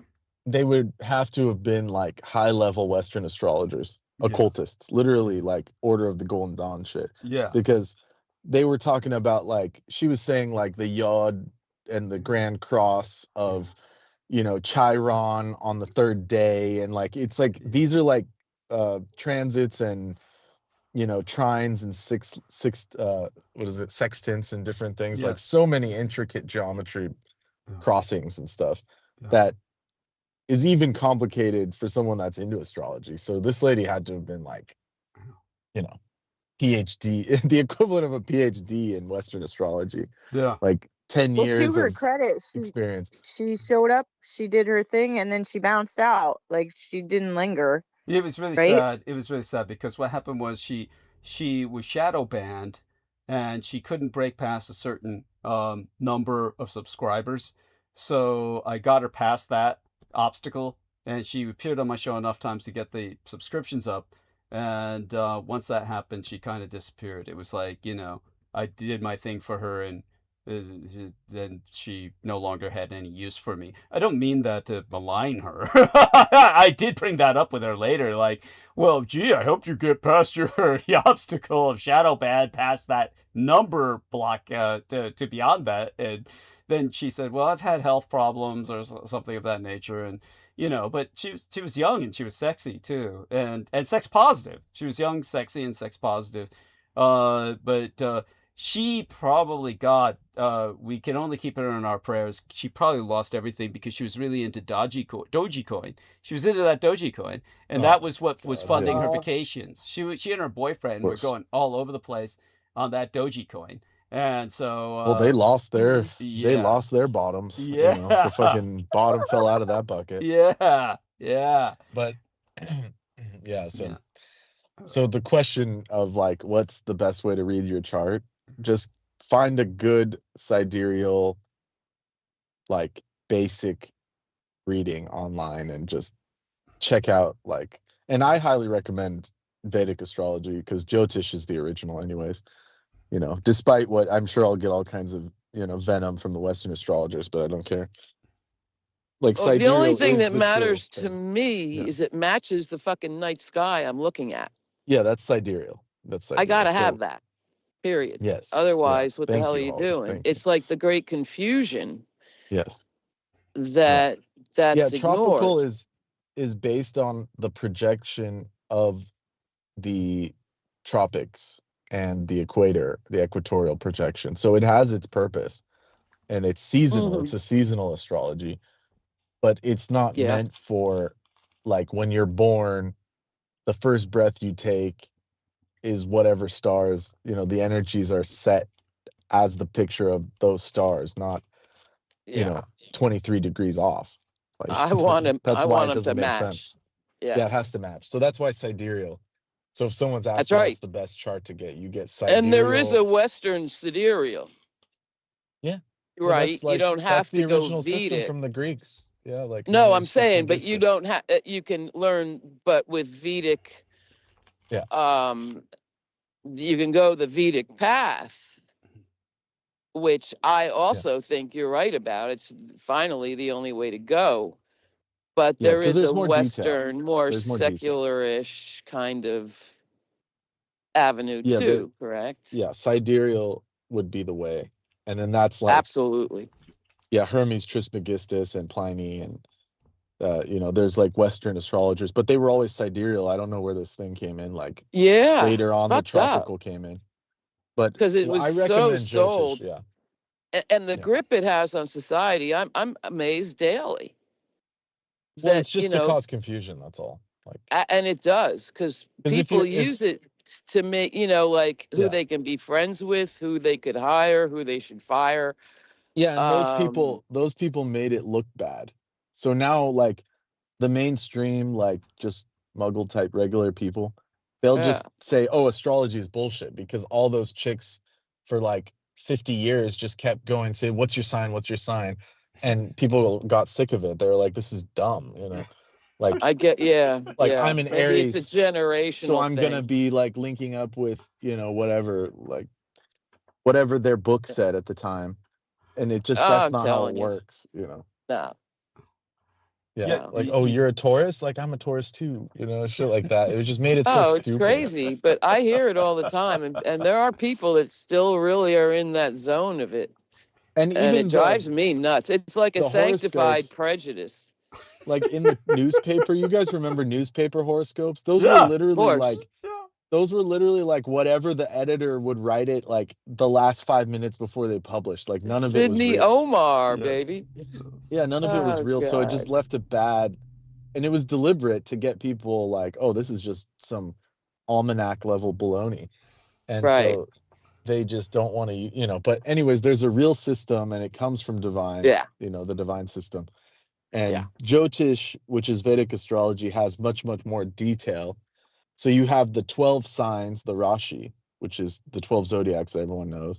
But there's also a system behind it of the moon signs, which all the ancients used, ancient Islamic, Yes. thing, the ancient Greeks, like everyone used the moon signs, which is the 27 nakshatras, it's called in Vedic. And that's actually the true system. So each sign is broken up to 2.5 signs. So you get, you know, out of 30 degrees, you get 3 more signs coming in it. So Wow. it gives you much more detail, much more richness. And then even those signs can be broken up into 4 padas. So then you get 9, you know, whatever, 27 into 4. Let me think. It's 27 into 9. So you get 27 nakshatras, lunar mansions. Thirds. And then Yeah. you add that into 9 planets, because in the Vedic system, there are 9 planets. If you multiply that, you get 108 padas. So the Got it. sky gets sliced into 108 points that you can then Yes. give richness to your life with. And that's why the number Half of 108 is so 360. auspicious and all of that. Yes, Yeah. exactly. Yeah. So it gives you like a proper view on the stars. And that's why that ancient system. So if someone's like just getting into it, I would say look into nakshatras and just get like a free reading, like at the minimum sidereal, and then just Yeah. kind of just look for your like ascendant and your moon sign, because that'll give you your psychological makeup, and that's like enough. You don't need to do predictive astrology or orrery, which is like trying to, pick dates or anything. Like you could just start with the idea that you want to know about yourself and improve yourself. And that opens like tons of Fair. doors anyways. Like you could see like, oh, I'm like this, I have these energies, and these planets are in my chart that are important, and that's why I'm like this, or that's why I'm more into this thing. It clears up little things that people get stuck on. Mm. And it helps you like, Hello, Heather. Yes, I was wondering when the two of you ladies would talk. and No, he was doing fine. That was good. Yeah. Very Yeah. good. Hi. Oh, it's Heather Maniktala. Hi. Yeah. Hi, everybody. Yeah. How are you guys doing, girls, guys? Oh, much the better for speaking to you, honey. How's Vin? He's doing great. We're both doing great. Okay. Good. Yeah, we've been home Good. a lot and doing stuff at home. Mm-hmm. Yeah. And so how hot is it? I gotta ask. Oh my God, it is like right now it's 100 degrees outside. Wow. Right now. Yeah. Holy. Yes. Oh my goodness. And so Heather, what question do you have for Bran? Oh, I don't have a question in particular right now. I was just listening and wanted to let you guys know I was eavesdropping. Lurking. Good. And that's Good. quite all right. Yeah. So Amy, say hi to Holly and Heather, and Heather, say hi to Holly and Amy, and Hi, you guys. Okay. Hi. Play nice together, yeah. Yeah. You had sent us a video of your of the things coming out of your skin. Oh yeah. Oh boy. Yeah. I gave it to my therapist, and he was so alarmed. Really? He literally has like not been normal since I showed him that. Why do you think? I think he's scared. Like, I think that he kind of felt like this kind of thing was happening, and then when I like gave him that video and was like, yeah, she's something at some point, something. Yeah, like you can't really deny it when you can see that this is. He said it looks like fiber optics, and I it's called scaffolding. Yeah. Oh. Yeah, and they use scaffolding in all kinds of surgeries, and like there was the big mesh, the hernia mesh lawsuit. That's probably what happens, and that's why they're reimbursing people. You know. Well, how's it going? I just found.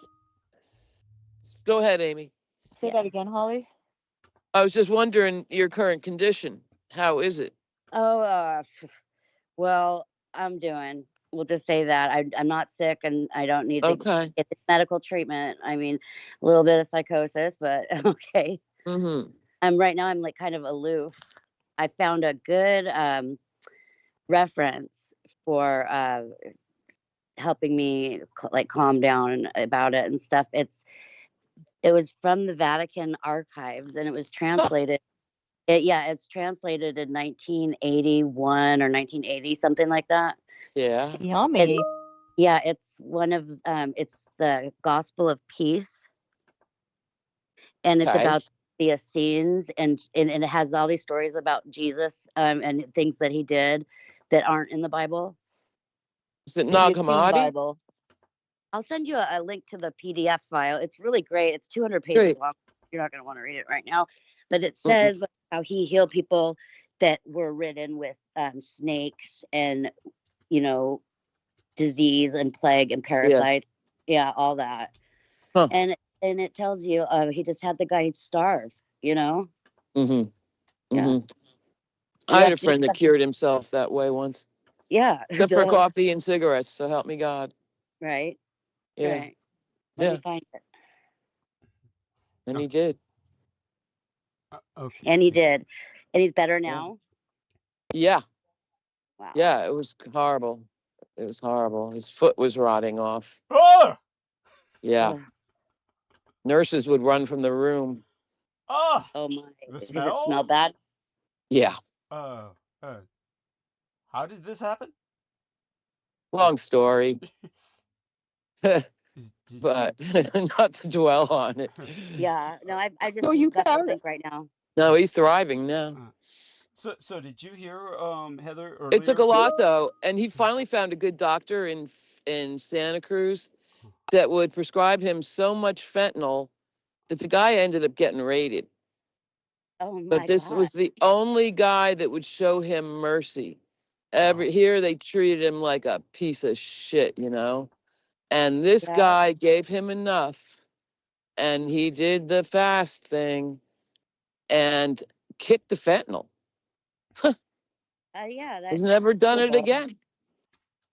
I mean, Definitely I don't know doable. how you kick fentanyl, but You yeah, just guys. don't get it anymore. Is that's how it is, you know? Yeah. But anyway, that's So how that went. you found the Essene Bible and you found it through the Vatican somehow? No, it was a link. I don't know who or how I got the link. I guess it was just Google that linked me to it.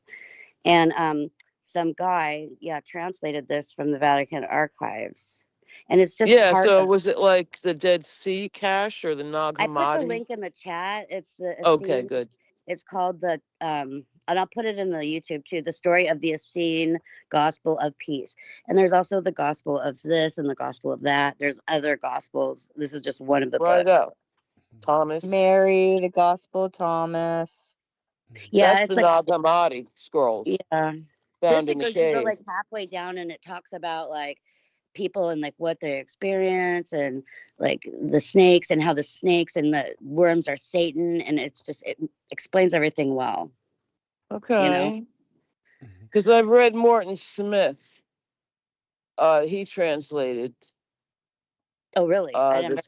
scrolls. Yeah, he wrote Jesus the Magician, which is a fascinating book. Remember that one, Doug? I have read that one. Yeah. The You did back in the day. You're distracted. I was multitasking. What did you say? You're porning. Remember? No, that's just unfair. Busted. Okay, that's just vicious. That's just vicious. Okay. Anyway, I I was distracted. There's a Christian heavy metal rock band called Demon Hunter. Oh, that yeah, is yeah, suing yeah. over the K-pop Demon Hunters. suing Netflix of all Yeah, things. suing Netflix over the K-pop. I was distracted by fuck? that. Yes, I'm sorry. So please, I'm sorry. What did you say?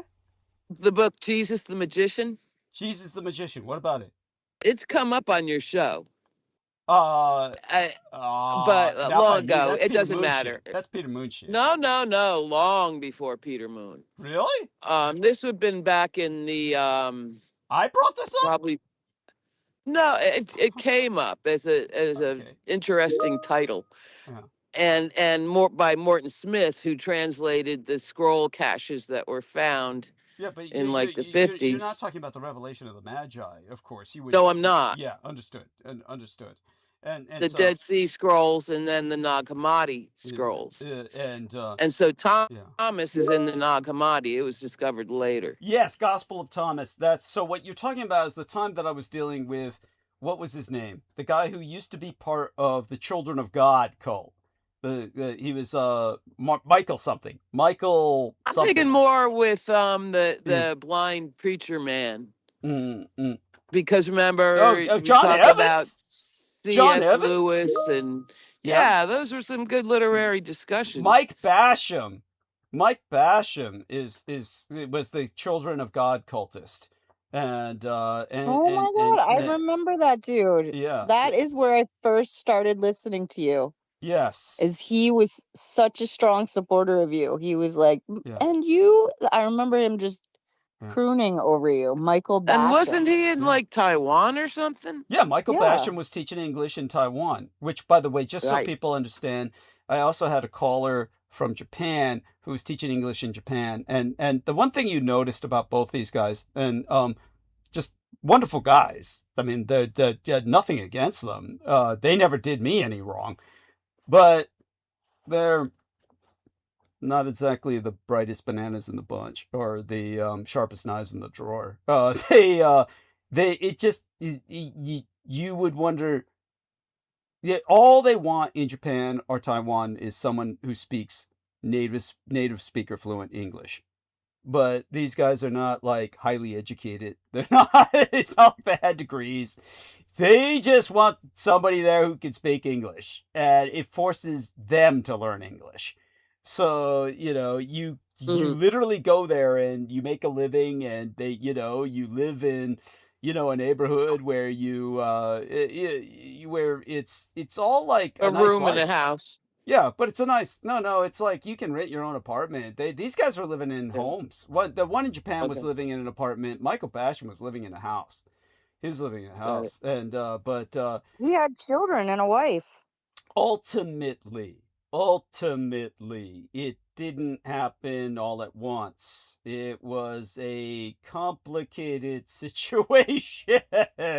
He was, after all, a product of the Children of God cult. So he wasn't processing the way you and I would process. It's that was kind of my understanding is, they got married. They got legally married eventually. Did they know each other from childhood or something? I'm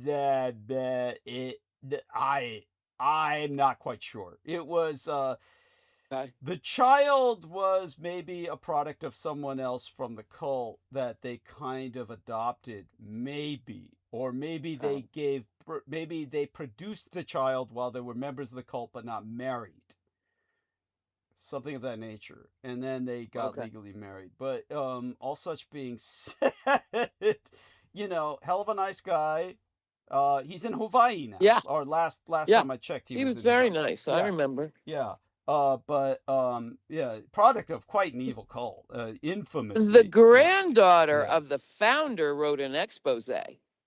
Well, many people wrote exposés on this the was the God granddaughter of the founder, and her story was gripping. It's grisly. It's grisly. What she had to do to get out, she did. Yeah. And it was a wonderful story. Yes. Yeah. And but pretty rough. Yeah. And so let me tell. Jungle living. Yes. So Seth speaks, meaning our dear friend Chris, says, thanks, but I never left. Okay, good, thank you, I appreciate that.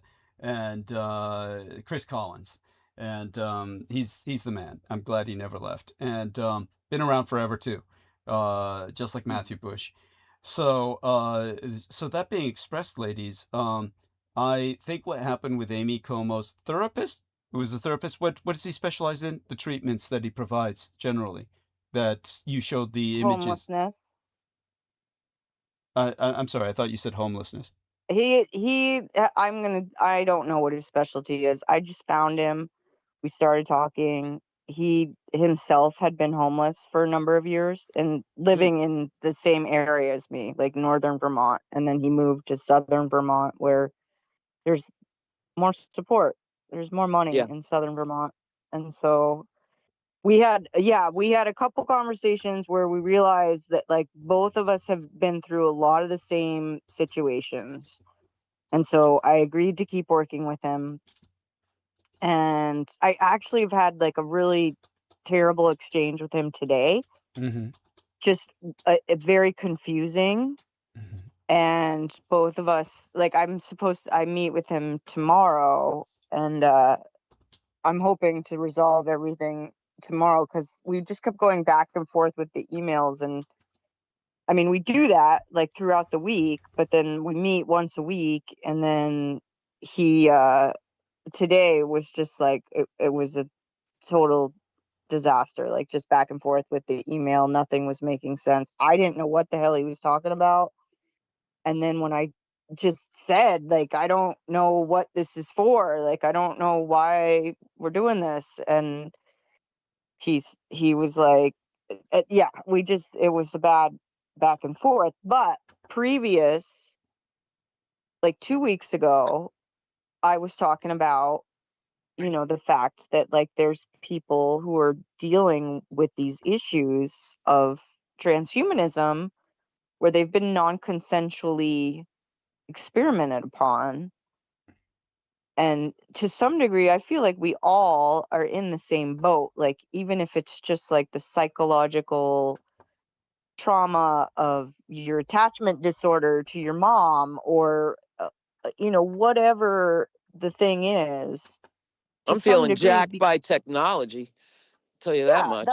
that's my point, is like Yeah. whatever it is that's preventing you from dealing with your own stuff and relating to other people in a one-on-one way. And most of it, I feel, is like the machine.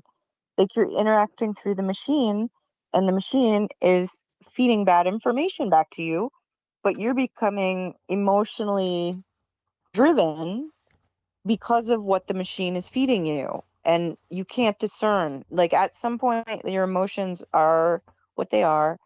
You have a whole cascade of different ones. You can look up the emotion wheel. It will give you every kind of emotion that you could possibly experience.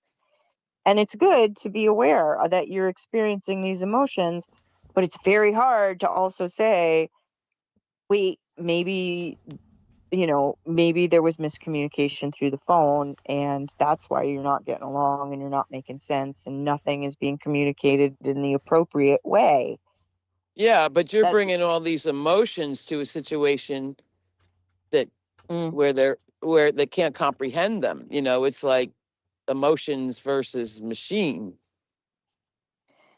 And so it's like you hit the wall. That like you can personally be connected to somebody who is experiencing these very difficult things, transhumanism and abuse, because it's non-consensual. That can, completely derail the authority of the person who's presenting that idea. Because in the past, it's been like science fiction. Mm-hmm. So to say that there really is no mental health, that you are simply a reaction to a problem that you may not even be aware of is being affected upon you. Like, well, you might be doing understand. therapy on him here.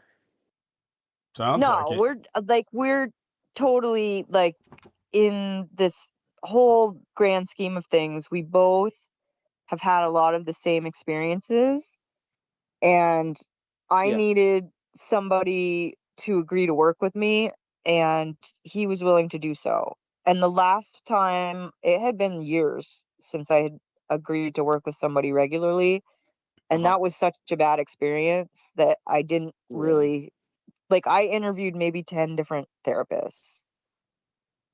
And it's not that he's the only one. Like, I have at the moment, I have like maybe 5 or 6 different people that I use regularly. Hey, at least they're human beings and not AI agents. Yeah, I mean, I have They're to. still human beings. Make note of that, That's Heather. important for this old bag. Well, because that's what people are doing now. Yes, sadly. Yeah. I would just like to add something in kind of to response to what Amy was saying. Yeah. Please. Regarding experimentations and things like that, transhumanism. Now, I told the people last week, I was on these Facebook groups, and I was getting a lot of feedback for like some of my symptoms and what I have been contending with, and I shared that video or that picture or whatever of the that thing that was Yeah. with the yellow background. And Yep. you know what, a lot of people made comments and they said, like, you know, and if I was going to believe them, I would be believing that that is something that molted inside my body and it's running loose somewhere, and that's just the molting of it, and it looks like a snake, and all these other just radical ideas that I'm glad that if it's not, it is transhumanism, as opposed to what some of the people have been suggesting that I'm what this is, you know? Well, maybe Yeah, I mean- whatever what ailed you bugged out Well, yeah, perhaps, if that's what it because is. of but your good practices. Mhm. yeah. Nice Yeah. term You for it, by ran the it way. out. Yeah, nice term for it. Bugged out. I like that. Had to Considering. go. Yeah. Had to get out of there. This So, is Yeah. not a suitable host. No, thank you. Thank 'Cause you. But she's- so, this so one's you're saying strong. maybe it's all of them, both transhumanism and what I was, weird creatures of the darkness. so I won't. yeah. Amy? I'm gonna have to leave very soon because I need to go to bed because I'm still on the East Coast. But We understand. I wanted Yes. to mention Yes. honey? also about this having to recover from these kinds of situations. Yes. Like, first of all, it's very difficult to talk to others about it. Yes. Yes. But I've recently been looking at women's rights, and specifically with domestic violence and these kinds of abuses of women's bodies. And there was one recent case, and if I can think about it, I'll put it in the group chat when I look it up tomorrow. But it's a recent case where they wanted to be sure to have equity from the abuse to the remedy. So because these are such societally inappropriate things to be doing to women, they wanted the remedy to reflect on how wrong that is in society. And so there was a recent judgment for a woman to receive $45 million for what was, and I didn't even read the whole case. I just thought, 45 million. Is that really enough? Is that really fair? Like, you're never going to get your life back. You're never going to be healed to the degree that somebody without this issue could be healed. And so in that way, you have to really look at, like, is that money even enough? But I was very encouraged that the court had said, no, this person deserves at least 45 million because it was so wrong. It's so egregious. That's astonishing. I mean, if you can send a link about the case, please do. It's fascinating. I followed the E. Jean Carroll case closely. I think it was Little was the woman's name. I have to look it up. I'm not going to tease you. I'll go look it up. Hold on. Yeah, but it's a fascinating display of exactly what you're talking about. And E. Jean Carroll, who I very much, I always admired for her writing. But she was the one that Trump stuck his fingers up in the ladies' dressing room. Yes. So they couldn't call it rape, you understand? It was assault. Yes. Yes. And after, 30 women came out and all this Epstein and all that, this distinguished elderly woman couldn't live with herself for not coming forth, especially with the revenge tour to come and all the mayhem. She knew. So she did. And she took him to court, accused him, had a plausible enough case that she was awarded $5 million. Okay, Amy, $5 million. And I mean, this woman was established. She wasn't doing it for the money. Right. And established enough that she could give up her last shred of dignity in this world to be thrust into this media spotlight and a trolled target of bots of raping and slitting throats and tracking down your family and on. But she did. And so she won the case. And so not only did they appeal, but Trump got right on Twitter then, I think it was still Twitter, and started bragging about a lying slut she was and how ugly she was and blah, blah, blah. I would never do that. And so back they went, and it was, as you're saying, Amy, the fucking judge and jury that said 89.5 million, motherfucker. That's what you're convicted of.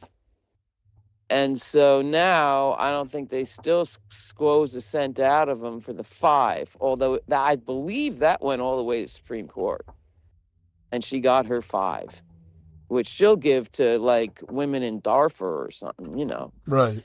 But the 89, and I don't know if she ever actually got that, but I mean, that's just, and so the 89 is now back in court.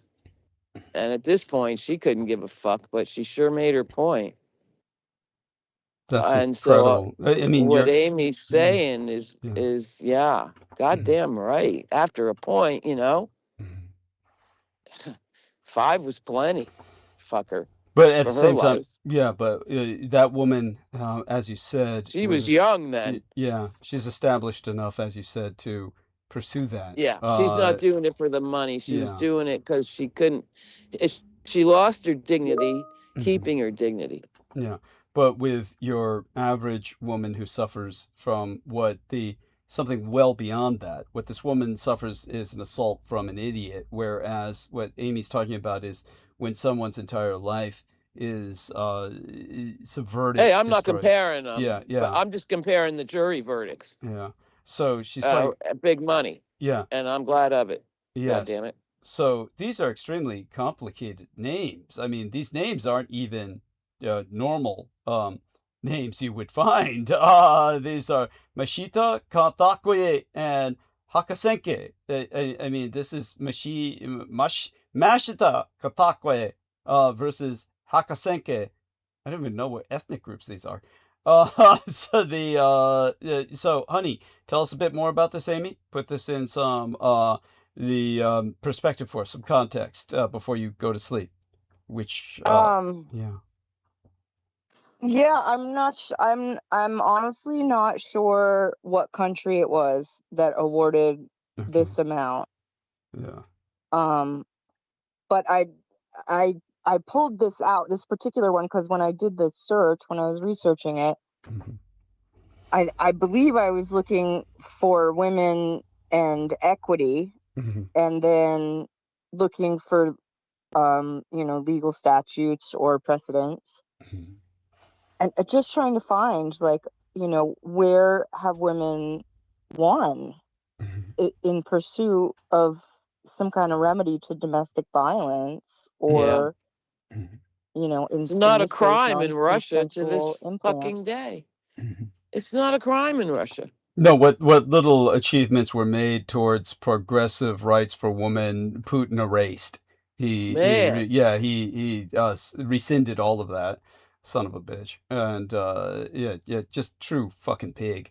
But that being said, what Amy is really saying is that no amount of money will ever recompense for in the end, all anyone is doing, no matter what their income or no matter what their situation, they're simply trying to make a point when they're pursuing these legal. No woman goes into that thinking she's going to win the fucking lottery. Yeah. Ever. Yeah. No. Yeah. That does not happen. So it was a true pushback. Yeah. And my God. Yeah, and the languaging, I think that was what really struck me, was the languaging of the decision was such that, like, they knew that by entering this in favor of this woman, that they were setting a precedent for other women. Yeah. Well, good, because I mean, I'm telling you, these Tate brothers and their ilk have audiences of millions and millions and millions. Okay? Yeah, definitely. They actually do, whether the millions admit it or not. That's what they're getting off to. Yes.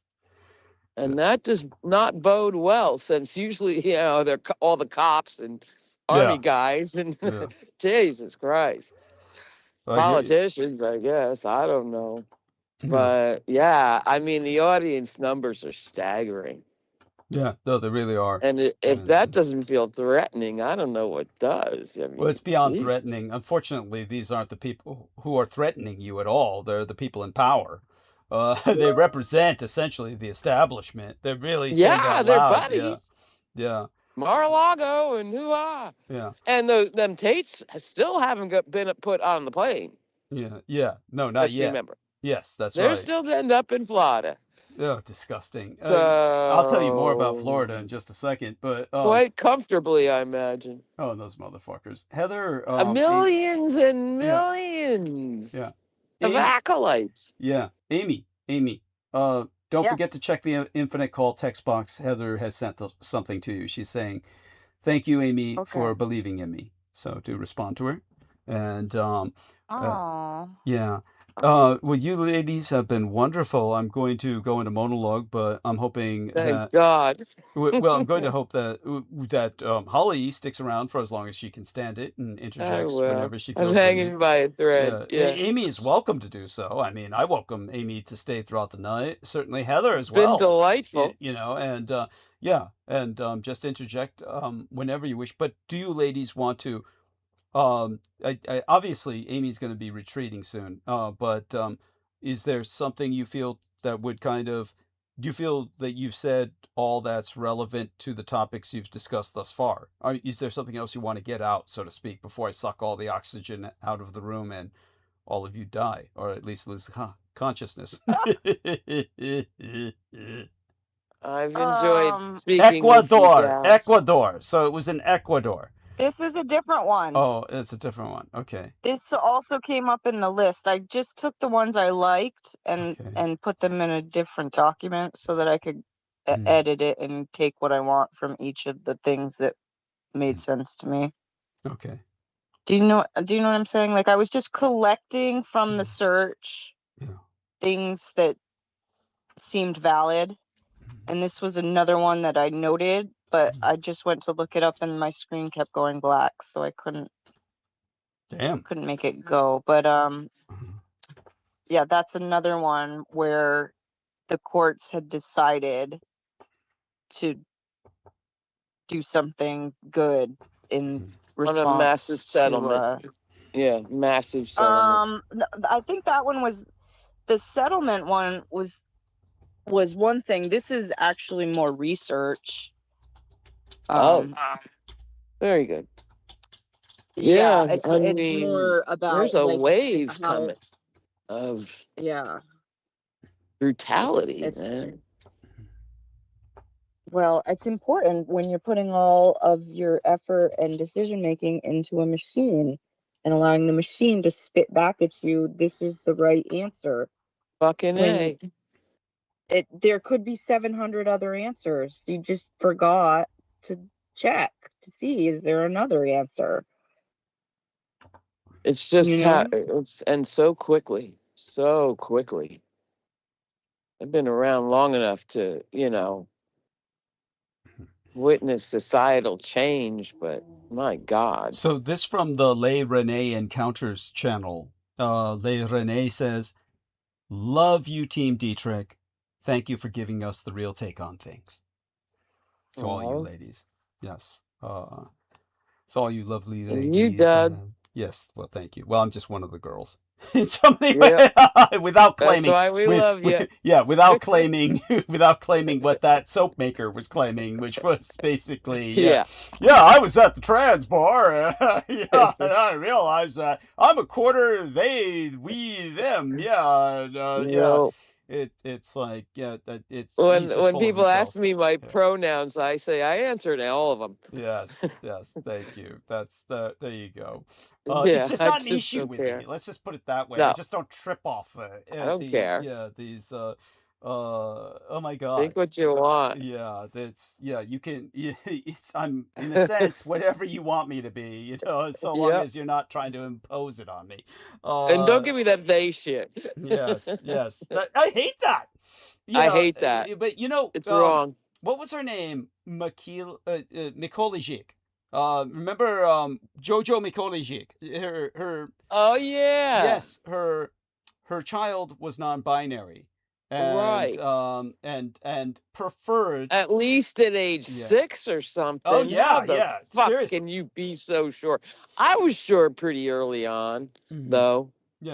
Yeah, but she preferred the they them, which is really confusing, and it's just That's awful. Yeah, I mean, it's not good English. I yeah, mean, thank you. in It's not print, good it's English. horrific. Yes, thank you. And I always say, just So stupid. go with the Z, zer, and something more exotic, so we just can tell that you're not a schizophrenic with multiple personalities. Exactly. You're not multiple personality. I mean, two-spirit, okay, but still, that's not enough. Yes. My one friend suggested, why not just E?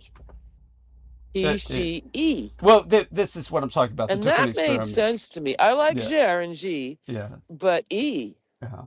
I like that even more. Yes. E went to the store. Yeah. But by the way, the Le Rene Encounter says, thank you for the shout out. Mwah. Of course, honey. The least we could do. Amor Fadi joins us, says hello and good night, Douglas and Team Dietrich. Hugs and best wishes.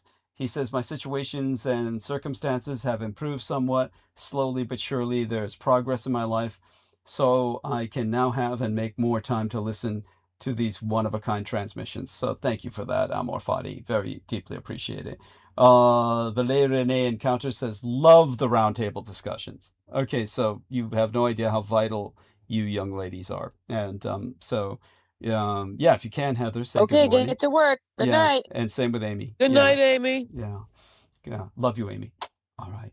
Blessed be thy dreams and sweet be thy slumber. Okay. And with that, we will here we are.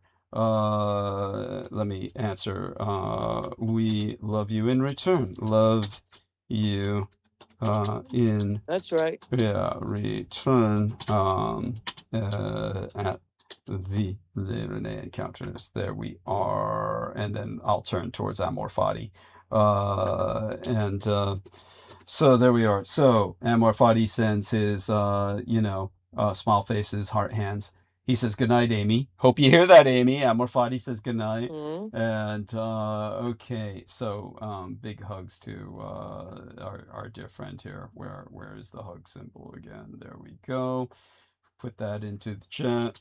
Okay, loving hugs. Okay, at our dear Amor Fadi, who's been through the ringer all his life. Poor guy.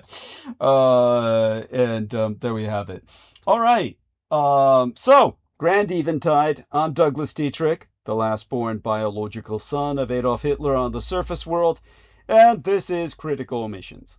The national debt is projected to hit $40 trillion this week. Douglas, let me just say this. I'm going to go on mute, and I'm going to drop off without fanfare. Okay. Well, we love you dearly. I love you. Okay. Blessed be. And yes. The 7 of Trump's 16 Senate confirmed Treasury appointees have already been fired or fled. 4 over concerns the tax law is being broken. Answer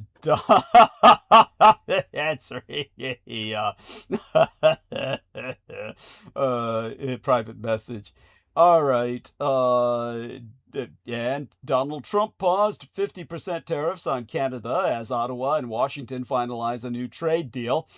The Department of Defense will audit American universities for connections to foreign adversaries. And in Brooke Gibson country, Lindsey Graham's sister told a South Carolina debate crowd she is not that informed on national security and got booed. Okay, answering some more of my, dear friends' private messages here. And while I'm multitasking, Oh, ICE admitted it investigated a Rochester man. You know, that little town, company town, where my dad was born. Legal sire. So ICE admitted it investigated a Rochester man from George Joseph Henry Dietrich town for calling the acting director a monstrous human being in an email. And Liberia has agreed to take 1,200 mass deportees from these United States, the largest such deal yet. Now, before we get to all the news, And Douglas, don't Yes, sir. forget Harvard's dealing in illegal organs. yes, tell people about that. Tell You them. told me. Yeah. You flashed me the headline, Yeah, but well, I you didn't tell want 'em. to waste time because the show was on. Yeah. All I got to say is, I'll bet you at heart that's a Jewish thing. Shit. Yes. That's my bet, and I'll study on it tomorrow. Okay. But Yes. yeah, Oh my thank God. you. I love you. Okay. I love and you just too. interject whenever you wish. Interject whenever Thank you you, wish. my dear. Thank you. Okay. Now, before we get to all the news, a brief ask. Critical Omissions was launched in precognitive anticipation of MAGA multi-billionaires buying up networks like CBS and newspapers like the Washington Post and the Los Angeles Times. Now we're going all in on the bet that listener-supported analysis can compete directly with the multi-billionaires by being the one thing they can't buy. We're incredibly grateful to all the free subscribers who have subscribed to receive notifications about our transmissions in recent weeks. But if you've been thinking about making the leap to becoming a paying subscriber, this is the time when it matters the most. Please upgrade tonight. Upgrade to PayPal monthly auto payment at my productions account, simply because it's easier to manage the auto payments there, at paypal.me/Douglas Dietrich. That having been articulated, we dive in on the night tide with well wishes unto our wannabe Canadian Mon Ami COMEAU, our Amy Como. The so-called Lost Canadians Bill, which came into force late last year, allowed anyone with Canadian ancestry to qualify for citizenship. As you'd imagine, a lot of Americans began checking their family history, and overwhelming provincial archivists and genealogists with inquiries. The processing time for a decision on citizenship applications has doubled in the last 3 months, with over 120,000 people waiting for a decision. Now, a shout out to a heritage Canadian, Milady Brooke Hagberg. Donald Trump announced that he has delayed imposing 50% tariffs on Canada for 3 days as the Twa-politics finalize a trade deal. The tariffs had been scheduled to take effect this morning. Trump said the deal could include the revival of the Keystone XL pipeline, which was blocked by Obama and Biden. One wonders what the Great White North would want with a debtor state south of the border, but hey, it's just a number. The United States national debt is projected to hit $40 trillion this week, months earlier than forecasts suggested. In point of fact, Trump's Treasury staff is fleeing before the Bar Association finds out. Indeed, half of Trump's Treasury appointees have already left. The Trump Treasury Department keeps losing employees to an unlikely competitor, the law. 7 of Trump's 16 Senate-confirmed Treasury appointees have either been fired or walked out. 4 of them left after the maladministration asked them to bend or break tax law. Those who have left, or those who left have since reported that the maladministration pushed them to abuse confidential IRS taxpayer data to identify and deport immigrants. It also sought to create a $1.776 billion slush fund, branded as anti-weaponization, that would have operated without oversight.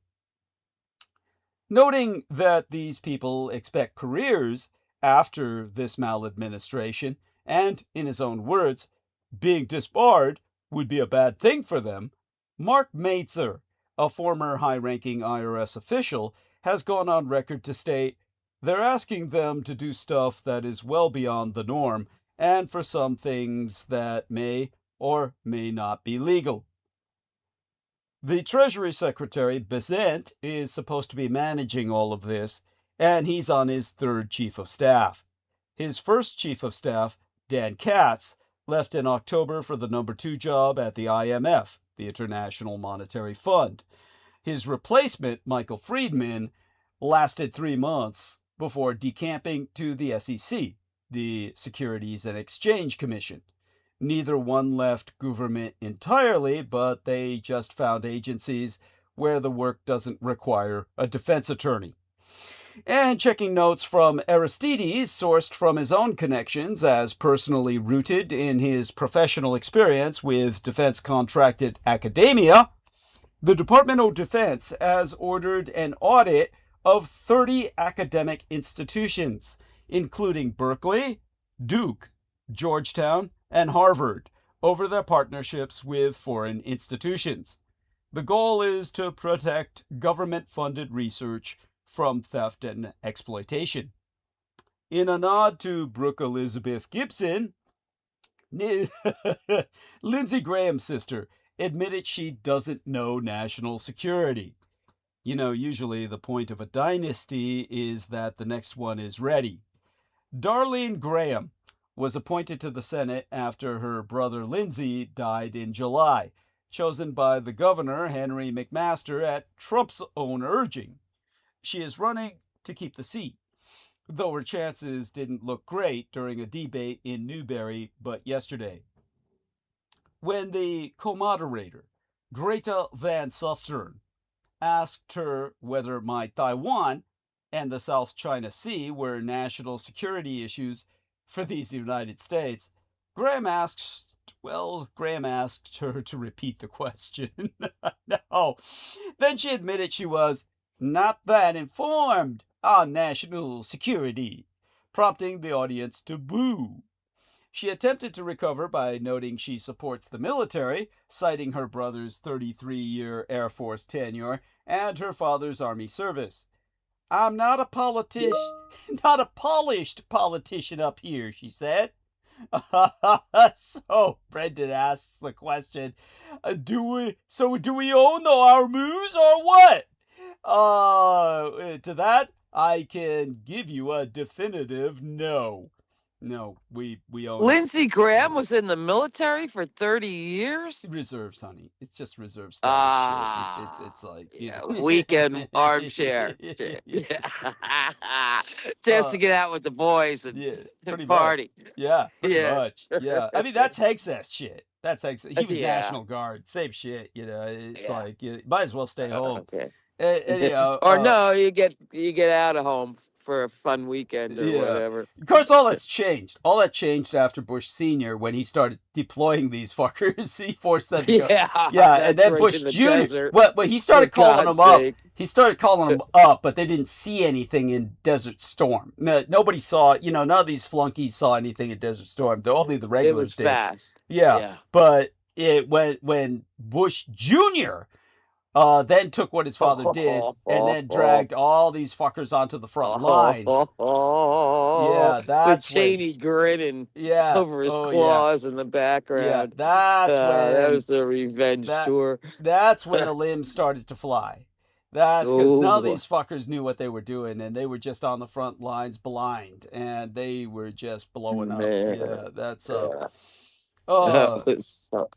people forget so quickly. Oh yeah. You wonder how, but you know why? You know why? Because none of this are draft days.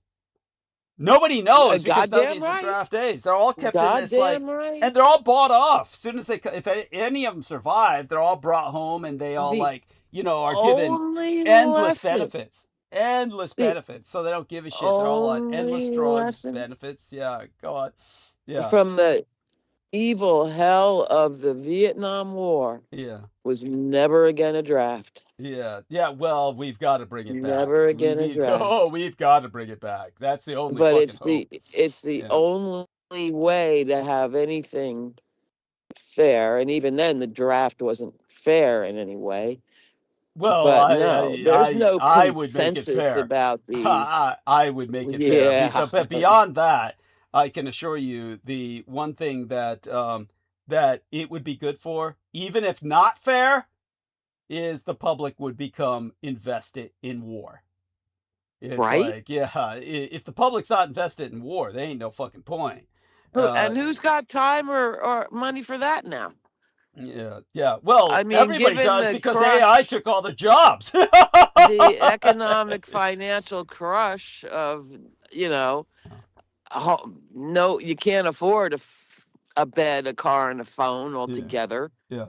Who's gonna get, a lot of vigor behind fucking around overseas? Yeah, well, we're gonna have to because they're already at war with us. The Sino-Slavic Synaxis and their Israeli linchpin. Yeah. So. And you see how you get treated once you get on the boat. Oh yeah. Well, that would change if they're draft days. See, that would change if they're draft days. See, no one cares because these are fuckers who they upped for it. Who signed up? Yeah, they signed up. You volunteered. They chose it. Yeah. You chose this, motherfucker. And it's a profound difference. Yeah. And besides, once you're out of the military, your benefits are fucking endless, and you get endless, infinite access to nonstop drugs. So what are you bitching about? I come from the days of the aftermath of Vietnam when those guys, it seemed like, really had to fight the government. Well, to get recognized. It's all like, the protesters hate us, but I don't know how it is now. But back then, my God. You know why they suffered? They were draft days again, and nobody cared. Yeah, because these were guys who were just homeless, and they were just, But their real opponent wasn't, the hippies. Yeah. It was the fact that they could not get compensation for that Agent Orange damage and what they ultimately did, and that almost broke the VA. So that's so. I remember what that happened, but it was begrudging. They got compensation, but it was the countless suicides for the ones that didn't come in time. Now, in all fairness, just so people understand this, the overwhelming majority of veterans after the Vietnam War became homeless for reasons I've articulated, but we've also got to understand that the VA, in order to perpetuate itself as the largest healthcare system in the world, which it is, it's unbelievably, but that's a fact, larger than the healthcare system in India, the national healthcare system in communist China. Unbelievable. Nobody else says this. Largest healthcare system in the world because of all the wars America fights in, and 20% of its population is veterans. So and because of the American war budget. Yeah, and the American war budget. But these guys now get everything. But one of the ways that the VA was able to finagle that was they were just taking homeless schizophrenics and street people who had been career homeless all their lives and just saying they were veterans. Got it. And just, so there was all kinds of homeless people that had never served, could never serve because they were simply insane.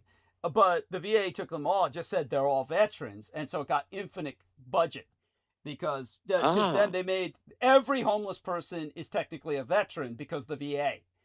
So in case you didn't know it, homeless people, whenever they really need to, they go to the VA. Got it. So the VA, like the Catholic Church. like it's the Catholic Church. Seriously. Yeah. And, but you also said, the veterans who saw combat, because they're the ones on the streets. Yeah. Generally, so speaking, balanced against that. Which I always respected and have said publicly. Well, I can tell you one thing: veterans who have truly seen combat, they really don't give a shit. So they really know how fucked up the system is. These are the people who understand everything I'm saying is true. All of the so-called military that rally against me, these are the non-combatants. They're all non-combatants. The admin. Even if they're special forces. There's plenty of special forces who have never seen combat.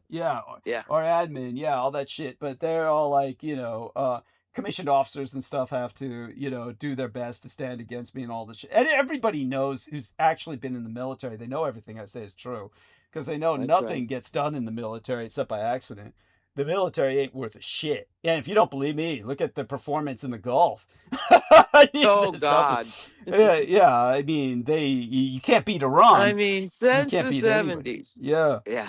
Yeah, Yeah. and but at any rate, since they've always lost every war they fought in, from World War I through World War II. That's right. It just in my personal witnessing, for fuck's sake. Yeah, You know but what I mean? yeah, I All hear of you. them. So many. I hear you. So fucking many. But in order to get the public invested in a war, Yeah. then in order to stop poor treatment of servicemen on overseas, you got to draft them, because now the public would care. The public's Right. not going to care about a bunch of idiots who volunteered for this shit. No, I That's what agree. they asked for. Yeah. But the only thing that's going to unite Americans to really get riled up at this point is an outer space invasion.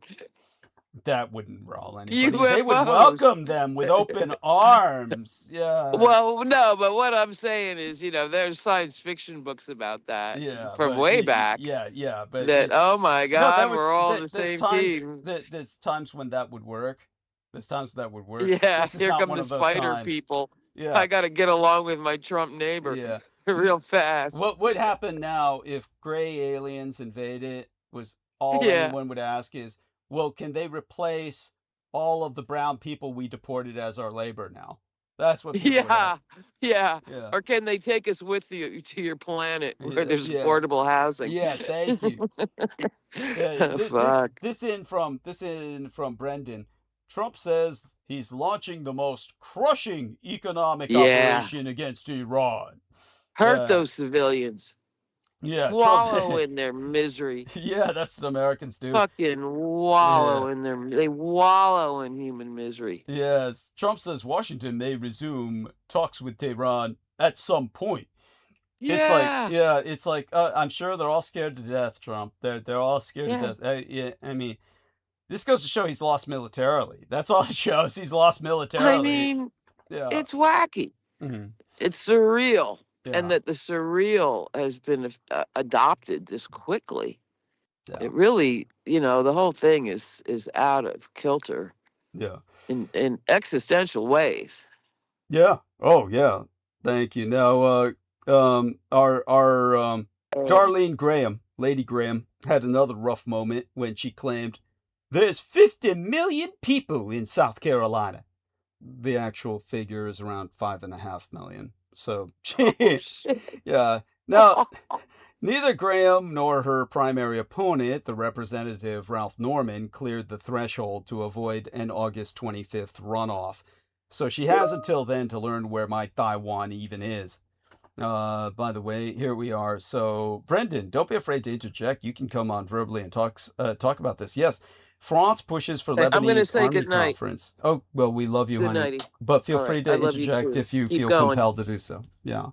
Run Yeah. wild. All Yeah. right. Bye. So, yeah. So, France pushes for a Lebanese army conference as talks with Israel stall. France is pressing ahead with plans for an international conference to support the Lebanese army, even as talks on a broader Lebanon-Israel-United States negotiating track remain deadlocked, with no date set for an 8th round of discussions, reports the country's Al-Nahar newspaper. This from Brendan. According to the newspaper's report, President Joseph Aoun received a letter from French President Emmanuel Macron inviting Lebanon to a preparatory meeting in Paris on September 17th ahead of the conference, which aims to help equip Lebanon's armed forces with resources, training, and logistical support. Thank God. So the French are going to war against the Israelis, or that's what the Israelis will claim. So he says, a letter? Damn, they in the Stone Age or what? Actually, it's formal. It's nice, diplomatic. Yeah, he says they need the French help. They certainly do. They need all the help they can get. They need to be reinstalled or reinstated, I mean to say, as a département of France. That's what they need. Yeah. So ICE admits it investigated a man for sending a mean email. If you've ever wondered whether the government reads its emails, David Striever of Rochester, New York, can confirm. Again, that's where my late and sainted legal sire, George Joseph Henry Dietrich, was born. So it's George Dietrich town, or the company town of Eastman Kodak, as they would have you remember it. Striever sent an angry email in January to Todd Lyons, then acting ICE director, 2 days after DHS agents fatally shot the Minneapolis protester Alex Preddy. Striever called Lyons a monstrous human being and, in his own ignorance, likened him to a Nazi official. No, that would mean he would be efficient. Now, 5 months later, Twa DHS investigators left a warning notice, all uppercase, warning notice, with his wife telling him, again, all the uppercase here, he may be in violation of federal law. Now, they left this with his wife and should promptly remove and or discontinue the aforementioned behavior. Like, I don't know, somehow retract his email. You can't do that. It's in cyberspace forever. Agents then tried to intercept him, literally physically intercept him, like they tried with Brendan jourdghet, at the JFK airport as he returned from Finland with his 7-year-old daughter. Finland! That's one of those Scandinavian nations Trump said we want our refugees from. He said, you know, why can't we take it from Scandinavian countries, said Trump, instead of all these shithole nations. Well, this guy's from Finland. This is where you want him from, Trump, but I guess not when they send mean emails to your staff. ICE closed the case on the 30th day in June, having never actually interviewed David Striever of Rochester, New York. In court, the government's own lawyers conceded his email put words to his disagreements with a current administration official. That is a barrister's way of admitting they investigated protected speech. And you can be their guest. Liberia has agreed to take 1,200 American mass deportees for $124 million. ICE is sending people to countries its own agents would need Google Maps to locate. According to Refugees International and Human Rights First, 2 separate organizations there, the Trump maladministration has sent roughly 22,000 people to 26 countries they did not come from. Liberia just became the biggest destination yet, agreeing to accept up to 1,200 third country mass deportees from these United States over the next year. The information minister, Geraldine Mekpie, told reporters in Monrovia, capital of Liberia in case you did not know, that the first group of 20 forced deportees is expected on Thursday, drawn from Africa, the Americas, and the Caribbean. The Liberian government said the agreement was not a transaction with a quid pro quo, and that it would welcome migrants as guests who can leave or apply for asylum. Or, to quote the information minister verbatim, the government wants to emphasize that those being brought to Liberia are being received as guests of the Republic. Liberia first entered the arrangement last year when it agreed to take Kilmar Abrego Garcia, the Salvadoran man the Trump maladministration deported to El Salvador's Secot mega prison despite a court order protecting him.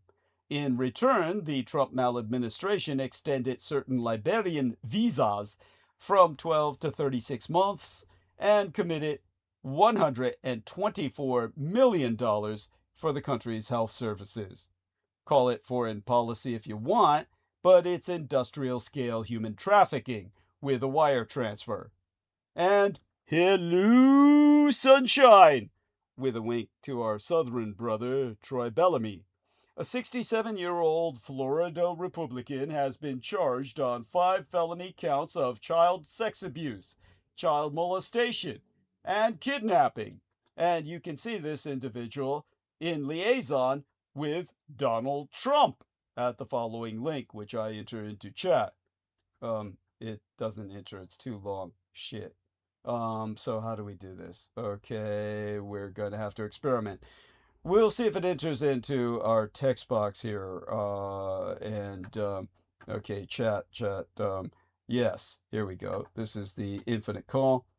This should work here. It works here. Okay, so what do we do to make this work? Maybe if we cut and paste this, though I fucking doubt it, but you never know. Miracles do happen. And, okay, we back that up, put this in instead, and I'd be, this doesn't work. No, that don't work. So let's, all right, let's try, fuck, how do we do this? Try to get this link to you people where you can see this guy's ugly mug, and he is cavorting with Donald Trump. No wonder they made it too difficult to get to you. All right, so we're going to do what here? This is sexual abuse charges. How much of this will it take before it works? The link. How do we make this link work? And it just repeats itself in an endless cycle. It's too long to work. So if anybody's got any ideas, this is so frustrating. So how do we do this? It's 12 news. This is the one with, okay, so what do we do about this? With this transfers photograph. Okay, so read the article. Would this take us here to, it just takes us to the same link. That doesn't get any shorter. Okay, so let's see if we can find this repeat itself with a shorter link for all of you people out there so you can see this son of a bitch. Okay, WPEC, and we're going to look for images. This is something, okay, WPTV. Okay, this should at least do something. And let's see if there's photographs of him with the Donald Trump here. I'm trying to get the photograph of him with Donald Trump. So this is not working out, so we're going to try this. There we are. Okay, I don't know if this will have the same photographs, but there is a photograph out there of him with Donald Trump, and I can't seem to get that to you right now because they're scrubbing it, or making it impossible to link. So we're going to put this in, and you get this. And that at least gives you a reference that you can share with others, should you choose. Now, the governor, Ron DeSantis, appointed Michael Caruso, a Republican and former state legislator, as Palm Beach County Clerk of the court in August of 2025. Yesterday morning, DeSantis suspended him after he was arrested on child sex abuse charges. The 67-year-old Caruso faces 5 felony counts, including kidnapping, child molestation, lewd exhibition, luring a child, and child abuse causing mental injury. The Florida Attorney General, James Youthmayer, said the investigation is still open and more charges will follow. Investigators confirmed that Caruso abused a young relative between the fall of 2024 and August of 2025 on multiple occasions during a fishing trip, at a Thanksgiving gathering, and aboard a family cruise. On the cruise, they say he separated the boy from his parents for about an hour under the pretense of getting ice cream. Now, the boy's father reported the abuse in October after seeing his son behaving in a sexualized manner. According to his arrest report, Caruso suggested his ex-wife had invented the whole thing to poison the child against him. Caruso had, he's already filed to run for a full 4-year term. He has already stated that he does not intend to drop out, albeit any campaigning will have to be done from his Orange County jail cell. Now, speaking of abuse causing mental injury, hundreds of witnesses to Charlie Kirk's death have filed for victim benefits. I think that the people who file for victim benefits ought to be witnesses to Charlie Kirk while he was alive, but that's just my stance on the subject. On paper, the Charlie Kirk shooting had 1 victim. In practice, Whether or not you're a victim depends on how good your seat was. If you've got a good seat in front of Charlie Kirk, that's nothing good at all. At any rate, Kirk was shot and killed at Utah Valley University last September in front of a crowd of thousands, hundreds of whom have since turned to the state for help paying for mental health care. Utah Office for Victims of Crime Directress Shailene Ritchie, or Reiki, said at least 1,000 people approached her office in the days after the shooting, and 173 of them have actually applied for benefits. To decide who qualifies, her office worked with the FBI to define a zone of danger, the rows closest to Kirk when he was shot. Someone at the front who saw everything might get different benefits than someone further back with an obstructed view. The office ultimately classified those closest as primary victims, entitling them to 25 reimbursed mental health sessions. They just need all this therapy because they're Mormon. That's what it really comes down to. I'm sorry, I just had to say that. Look, I'm sympathetic to Mormons, okay? But yeah, we all know that it does a number on you. Now, the agency received more than $24.4 million in state and federal funding in fiscal year 2025 and paid nearly $7 million to Utah crime victims. Court records show one student recently filed a restitution claim for $105 for a single therapy session. Usually you take that up with United Healthcare, not the United States government. Meanwhile, in another zone of danger, bond yields have plunged after the Treasury announced a surprise move to ease rising rates, whilst a microchip sell-off has tanked stocks. Another day of long bond fears and a sell-off in chip makers sent stocks falling, firming this week up to be one of growing anxiety about inflation and United States government debt. A closely watched gauge of semiconductor firms pitched downwards by 5.5% as the NASDAQ 100 declined 1.7%. Of course, Wall Street is not the real economy, as old-school conventional politicians and real people were wont to say. Less often remarked is that famous indices, like the Standard & Poor's 500, are no longer the real stock market. In other words, stock indices no longer reflect equity reality. Such having been qualified, longer-dated United States bonds remain at the center of sudden market angst. Treasury yields have soared to multi-decade highs this summer, raising borrowing costs for consumers and the federal government.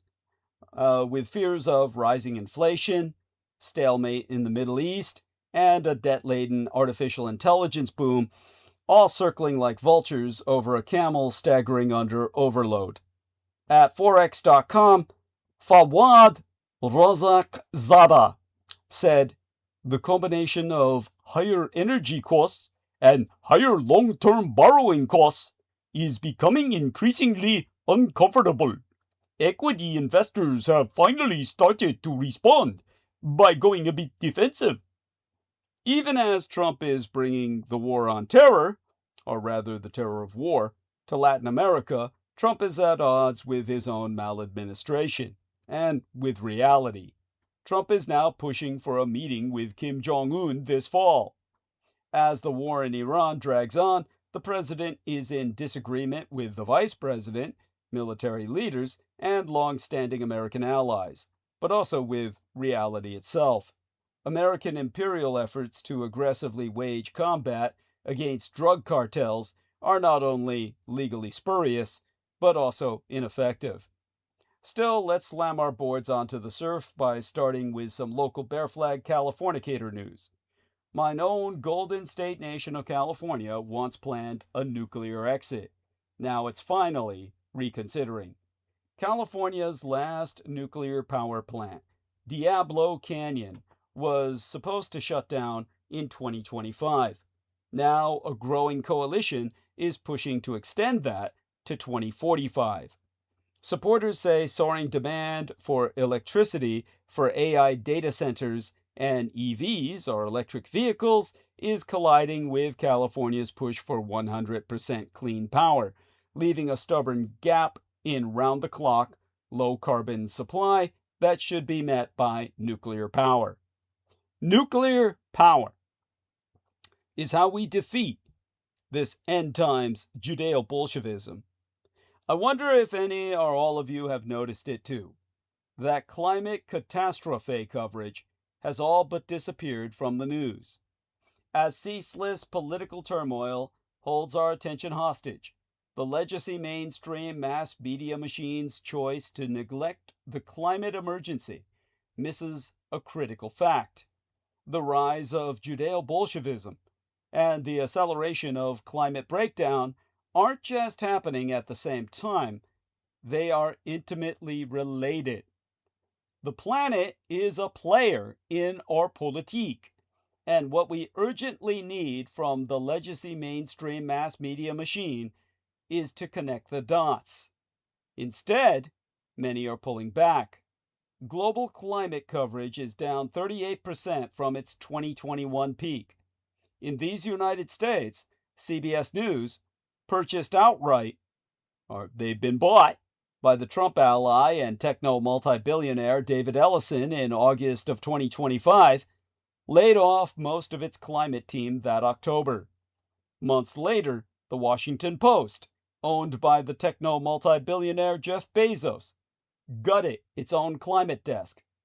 In manifest end times Judeo-Bolshevism, the hard truth is that Silicon Valley, far from the shiny, clean image it nurtured for years, is now steeped in oil, gas, and coal. At the very moment when the transition to renewables was finally looking decisive, the dirtiest and deadliest sources of planet-burning power found a new lease on anti-life, fueling the rise of AI via fossil fuel guzzling data centers. The technologarchs leading this race are they're proving all too willing to sacrifice the very habitability of the planet for their end times fever dreams, believing that their wealth and the various high-end bunkers that it buys will protect them from the hell they are unleashing on the rest of us. We are already getting a harrowing glimpse of that hell. More people fleeing charred and drowned lands, as well as wars and poverty that are often deepened by climate impacts. All over the world, the authoritarian right is surging based on this reality. Their versions of solutions? Fight off the invaders, detain them, and force them to remigrate. Fortify the border.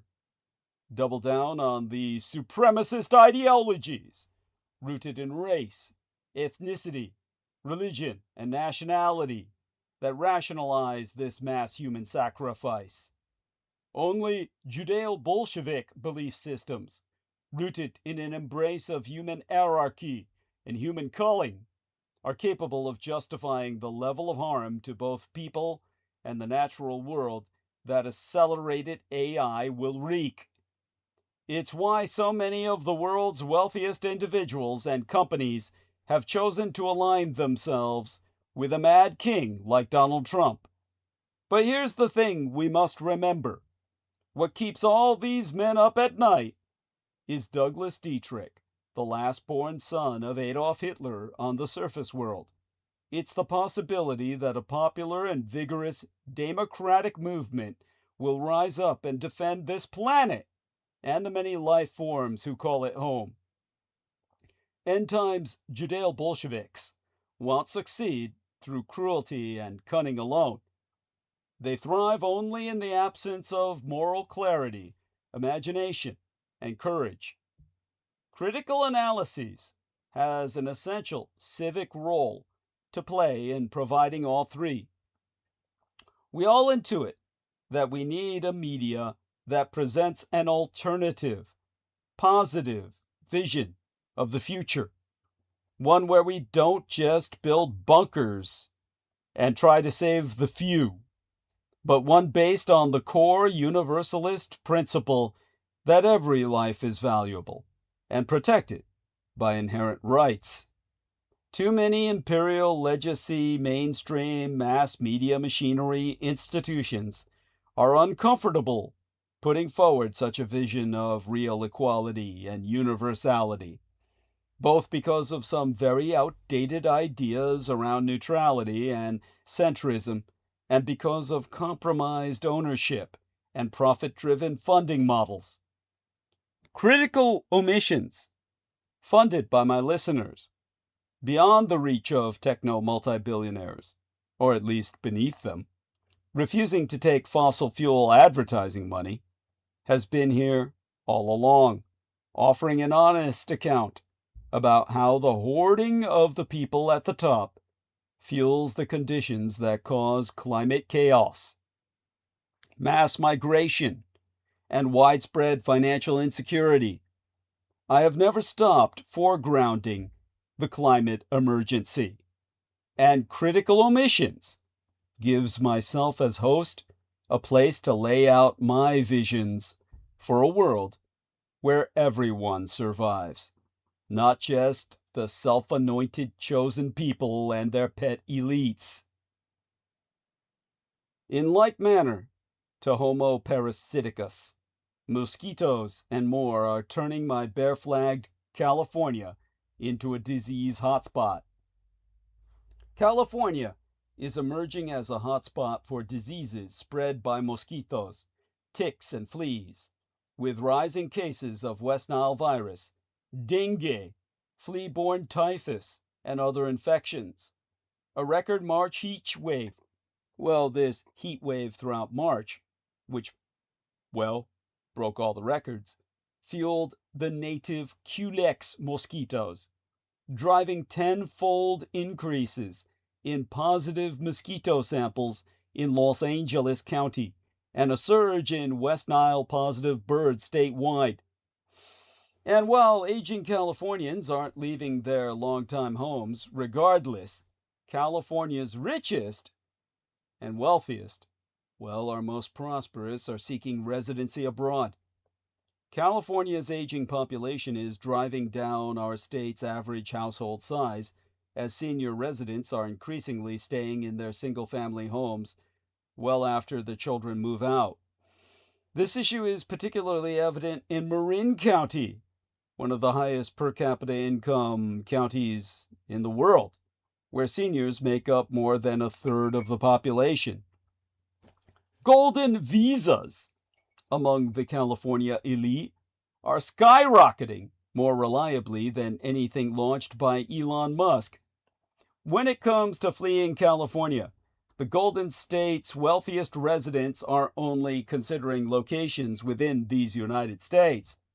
A rising number of them are using their capital to seek residency and citizenship outside the country, motivated by fear of political instability in these United States.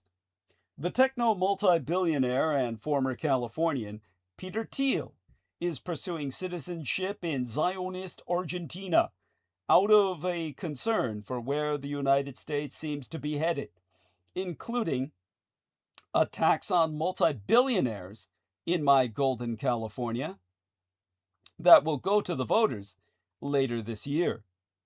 According to heads of citizenship by investment firms, interest in citizenship by investment surged in 2020 when wealthy people felt trapped by pandemic lockdowns and the restrictions countries put on non-residents.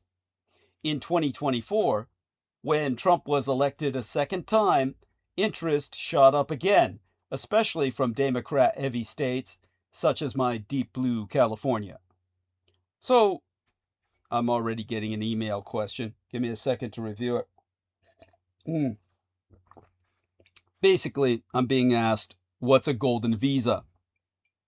With the Golden Visa Program, oft designated CBI, or Citizenship by Investment, Individuals who invest a hefty amount of money into a country, either through buying property or direct investment, can more easily become permanent residents or citizens.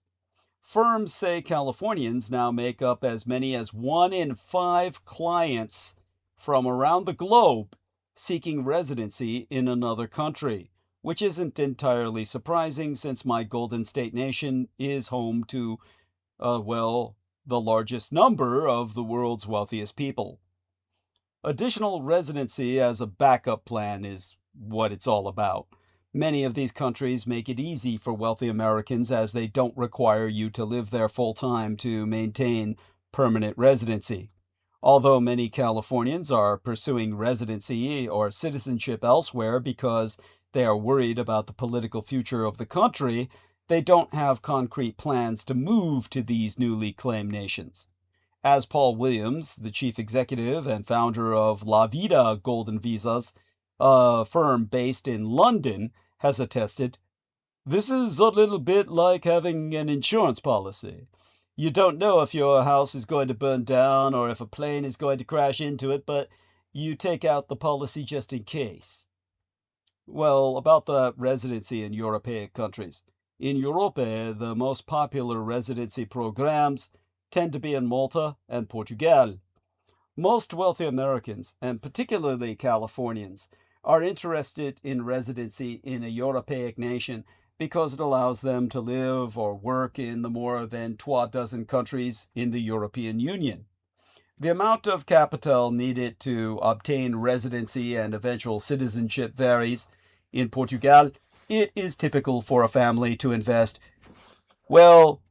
500,000 euros, equal to about 579,000 United States dollars, in a capital venture or private equity fund, with the requirement that a little more than half of the funds be invested in Portuguese businesses. Residency seekers can also start a business in the country and invest a smaller amount, about 175,000 euros, or about $200,000.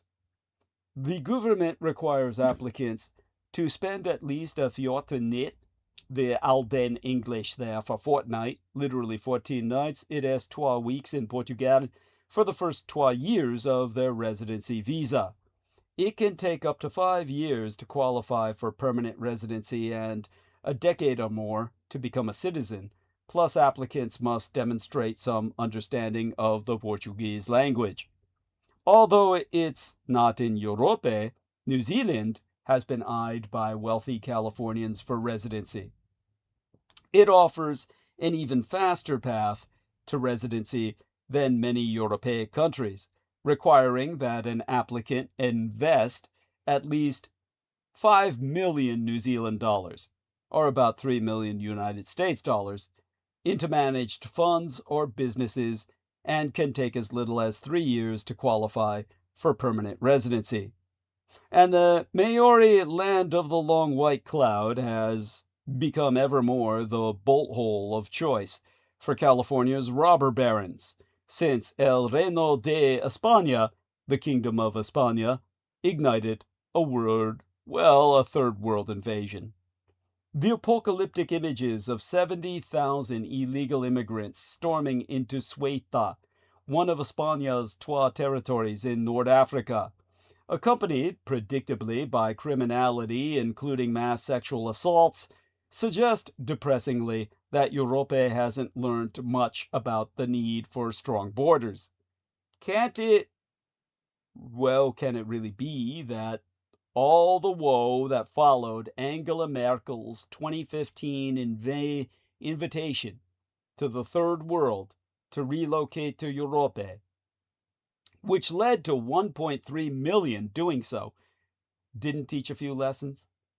The Dietrich, that's Die Deutschen Sprech there, the German speak for literally Meisterschlüssel, anglicized as master key factor, behind the chaos has been Madrid's creation of big extra pull factors for illegals. Pedro Sanchez's socialist government recently offered them legal status.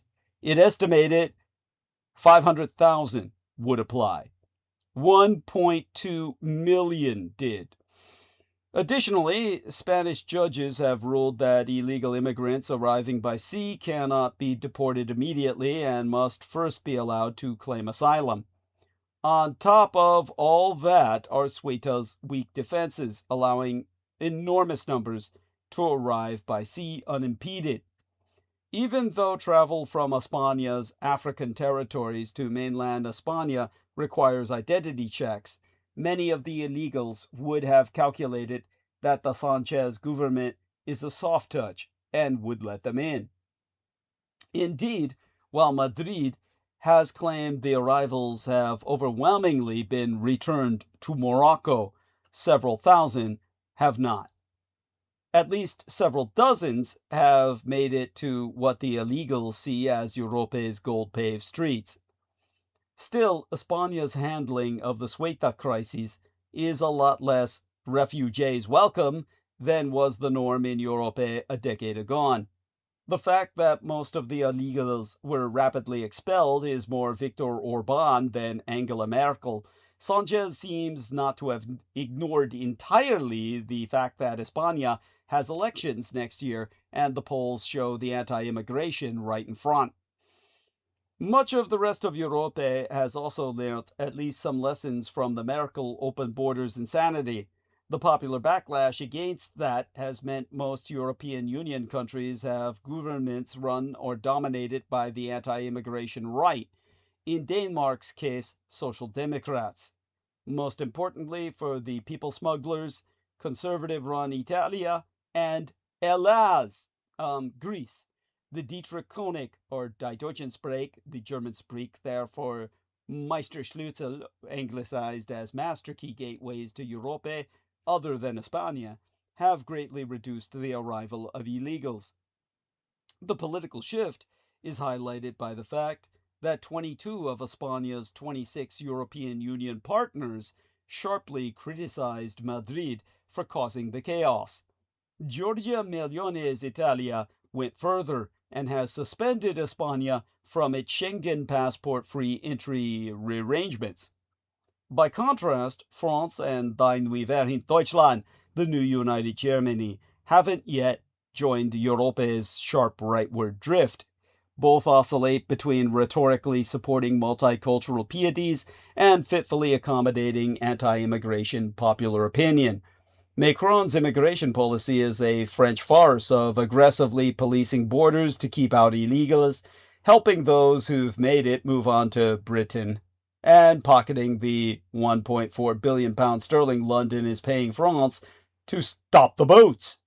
Meanwhile, Die Neue Deutschland, the new United Germany's Bundeskanzler Friedrich Merz, tries to prove he believes in strong borders with occasional half-hearted gestures like sending a plane load of Afghans home. Mostly his strategy is to fantasize about banning the country's most popular party, the strongly anti-immigration Alternative for Deutschland. The drama in España has obscured for the moment the fact that Europe's most hopeless case of open borders, chaos, is Great Britain. If Ceuta were under British rule, the invaders would have been put up in hotels, issued with mobile phones, and given 3 halal meals a day. Nearly 210,000 illegal immigrants have landed on the Kent coast since 2018, 3 times the recent influx into Ceuta, usually brought in on British vessels. All but 4% have stayed, making España's Ceuta deportation effort look impressively tough by contrast. About 80,000 of the United Kingdom arrivals have been on Labour's watch.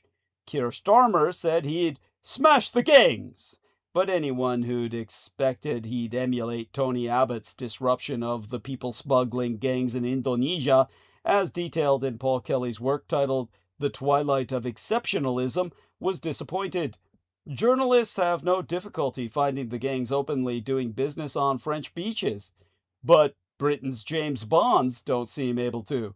About 100,000 arrivals, overwhelmingly undocumented young males, are accommodated in hotels, houses of multiple occupancy, and former military barracks, where they're free to come and go. Well, the military barracks are apropos because this is effectively a foreign invasion. Britain is under occupation. In several parts of the country, they outnumber the local community. For Andy Burnham, the issue is clearly a tiresome distraction from his main focus, TikTok videos on such issues as his favorite pub snacks. Like the rest of Labour, he probably likes mass third world immigration and isn't really interested in stopping the boats. Andrew Neither, an advisor to Tony Blair, has said Labour opened the gates to third world immigration with the secret motivation of socially engineering a truly multicultural society, which would weaken the right. There's no reason to think that's changed. Labour's only consistent policy on border security is to accuse critics of its mass immigration record of racism. Little Britain has probably gone further than anywhere else in the West in allowing the capture of its institutions by a Judeo-Bolshevik ideology of obsessive support for high immigration and promotion of the rights of all races except the natives.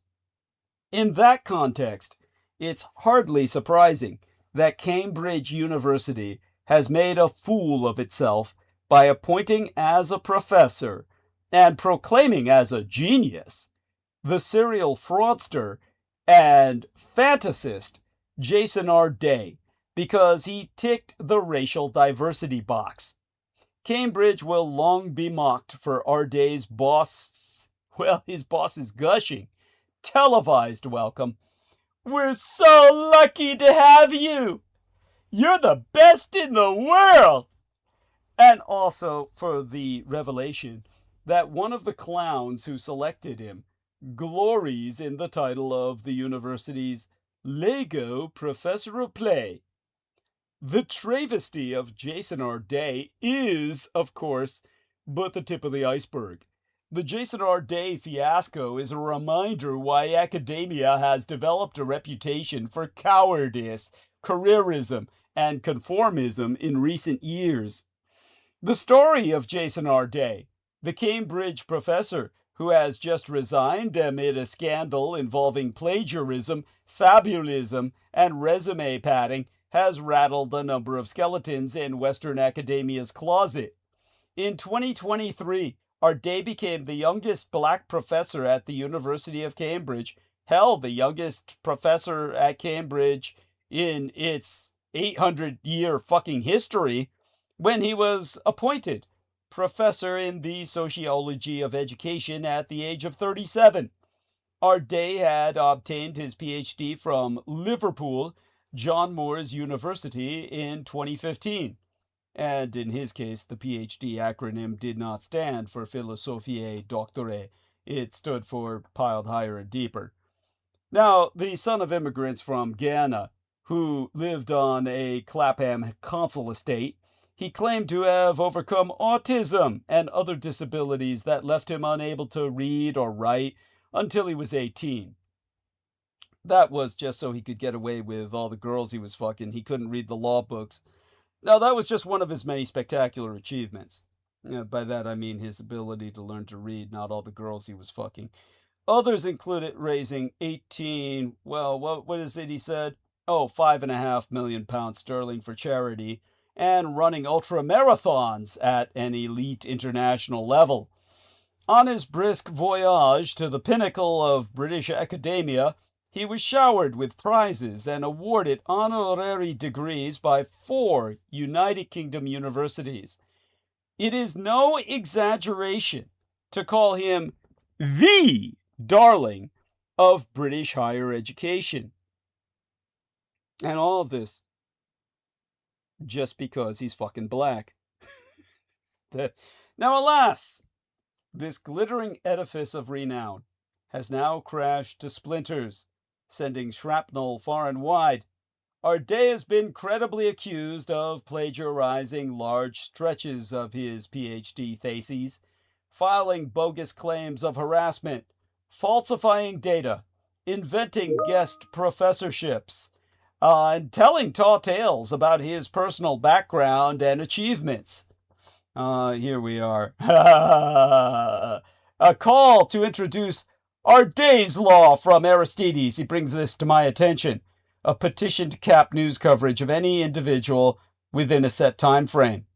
It is crucial for our society to foster an environment where public discourse is informed, fair, and respectful, especially when reputations and lives are at stake. Now, hey, I never even entered this DeSantis thing here, so I'm entering that now. So, okay, so I'll give this a bang on. And I hate looking at this fucker's face. Yeah, and I mean both of them. I'm looking at both the pedophile in Florida and the motherfucker in England who finally did himself in a form of mercy killing. Now, Cambridge University immediately leapt to our day's defense and called the allegations against him a vile campaign to undermine his credibility. Awkwardly, the university has now accepted his resignation letter and announced, through gritted teeth, an investigation into his work and background. Now, when news broke on Friday into this weekend last that the disgraced academic Jason R. Day had been found dead at home in London after being proven guilty of plagiarizing all of his work and lying about all manner of biographical details in his recent memoir, everyone on the left leapt to blame racism. The London mayor, Sadiq Khan, immediately posted on X that Jason R. Day was the victim of a pernicious public shaming that other people in his position simply would never have faced. The left-wing member of parliament, Zara Sultana, wrote, "If Jason R. Day were a white middle-class academic, he would not have been hounded by the British press in the way he was." But most deranged of all, well, the most demented of all was Ibram X. Kendi, which his very name kind of telegraphs that punch. The prolific purveyor of anti-racism himself, who rose to fame during the racial reckoning of 2020, addressing the deceased professor directly in an essay titled, "The Media Lynched Jason R. Day." Lynched! Which they've never done historically in England. He wrote, "The attacks are wielded by racist propagandists, resenting you for shining a light on anti-black racism." This is all manifestly, sinisterly untrue. Firstly, because there have been plenty of white middle-class academics who have been hounded from their jobs. Kathleen Stock was bullied out of the University of Sussex over her views about gender. The Sir Tim Hunt, a man who was knighted no less, was subject to the most brutal kind of online backlash after making one perhaps off-color joke about women, prompting him to resign from his position as honorary professor at University College London. Neither received the kind of mass sympathy now being accorded to our day, indeed demanded from us all. But our day's fate is only the most spectacular instance of a phenomenon that plagues postmodern academia in the Anglosphere, and increasingly beyond. Having earned the credit equivalent of a master's degree in library science, and thereafter having earned the credit equivalent of a master's degree in medical journalism, I myself have literally expended dozens of years of my life as a student at various universities in these United States. All while I was working in multiple careers, and all the institutions I studied and sometimes worked at were, of course, strongly committed to diversity, later supplemented by equity and inclusion. You know, the D, E, and I, which together produces the acronym DAY, which is the Latin name for God. Now, the very term diversity, or in later day DEI, diversity, equity, inclusion, graced the front page of the marketing brochure, and it was the main theme of every mission statement. A core task of the diversity bureaucracy within every university was retention, that is, preventing dropouts. It was all well and good at American universities to admit a percentage of incoming black students approximately equal to the black share of the United States population, which would be at least 13%. But with all the noise they make, you would think they were at the absolute minimum 20%. But these students had an unfortunate tendency to drop out more frequently than students from other backgrounds, with only 40% completing a degree within 6 years of enrollment. If only 5% of black students actually graduated, this guaranteed static from advocacy groups and foundations.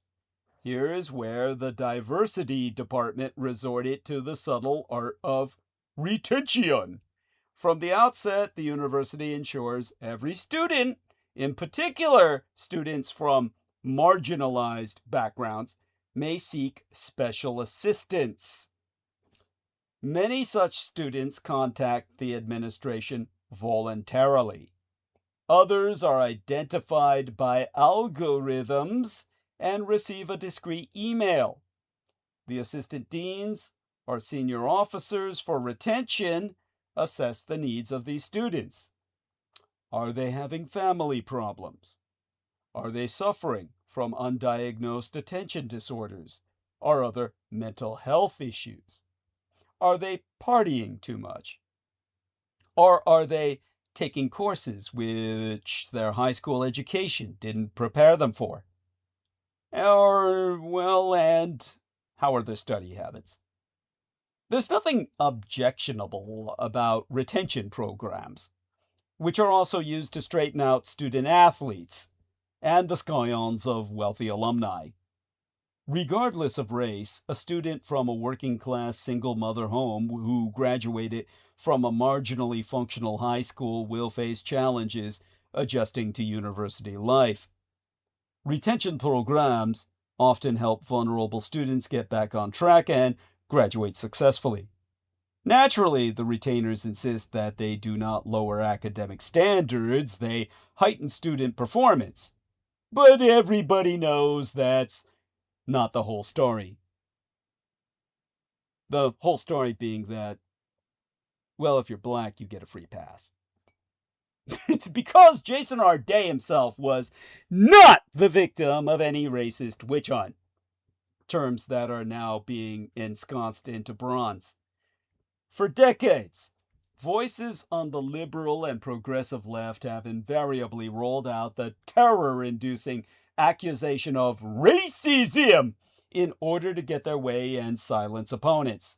It's thus unsurprising to see, in the wake of British academic Jason R. Day's death, that they're still resorting to this cynical tactic, and in this case, to absolve themselves of all responsibility for having exploited this vulnerable man in the first.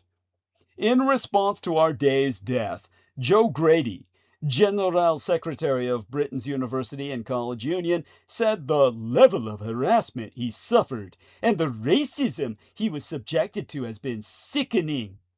The National Education Union General Secretary Daniel Kibede, and that name alone telegraphs the punch, insisted that our day had been subjected to a public and brutal takedown that unleashed a tirade of racism. And, of course, Wayman Bennett, co-convener of the activist group Stand Up to Racism, added that our day's death was the result of a racist witch hunt. While it's true that the newspapers expended much energy investigating the allegations surrounding our day, not least the serious accusations of plagiarism, and did dwell on his extraordinary extracurricular claims, to call it a witch hunt is predictable and unfounded hyperbole. The press was right for the press to investigate serious academic malpractice at the highest level. And it was wrong for our day to have himself tried to accuse others of racism in order to silence them, and even involve the police in doing so. And let's not forget that one of the newspapers involved in this so-called witch hunt was the left-wing Guardian, which looked into one particular dubious claim, that a pig's head had been sent to his parents' home. The BBC's miscoverage, as brought to our attention by Aristides, of the Jason R. Day scandal, is nothing short of a scandal in and of itself. The national corporation spent years uncritically promoting the myth of our day. Prior to July of 2026, the broadcaster produced at least 11 radio programs, totaling nearly 6 hours of our day content. 4 news articles and Twa TV interviews championing the academic and repeating all his false claims. And believe me, every claim he made was false. When the initial story broke about his plagiarism and lies, the BBC doubled down on its defense of the academic. The first article, which I would say features real criticism of the former professor, was published on August 6th, a day after he resigned.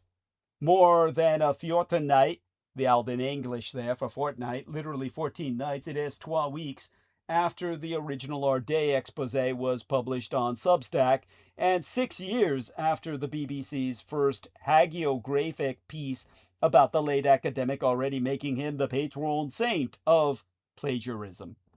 Meaning that, yeah, he's a plagiarist. And we've got to respect him for that. Because if you don't pray to him as a new black demigod, why, you're just a fucking racist. Now, in all that time, journalists across the world published revelations detailing our day's long history of lies and exaggerations, from publications as diverse as The Telegraph and the Daily Mail to The Guardian and the New York Times. For weeks, the BBC ignored them all.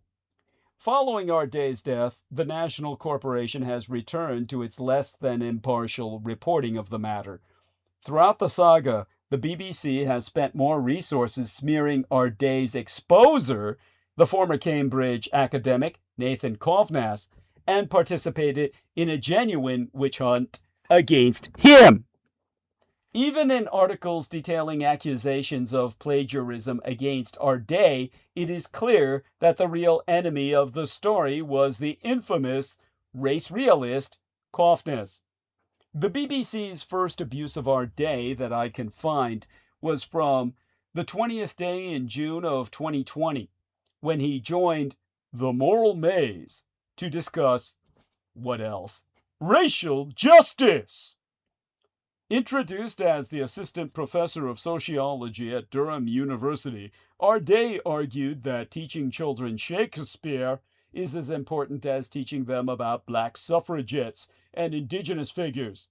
In other words, that you've got to teach more about black suffragettes and indigenous figures. It's on a level with the fucking Baird, man.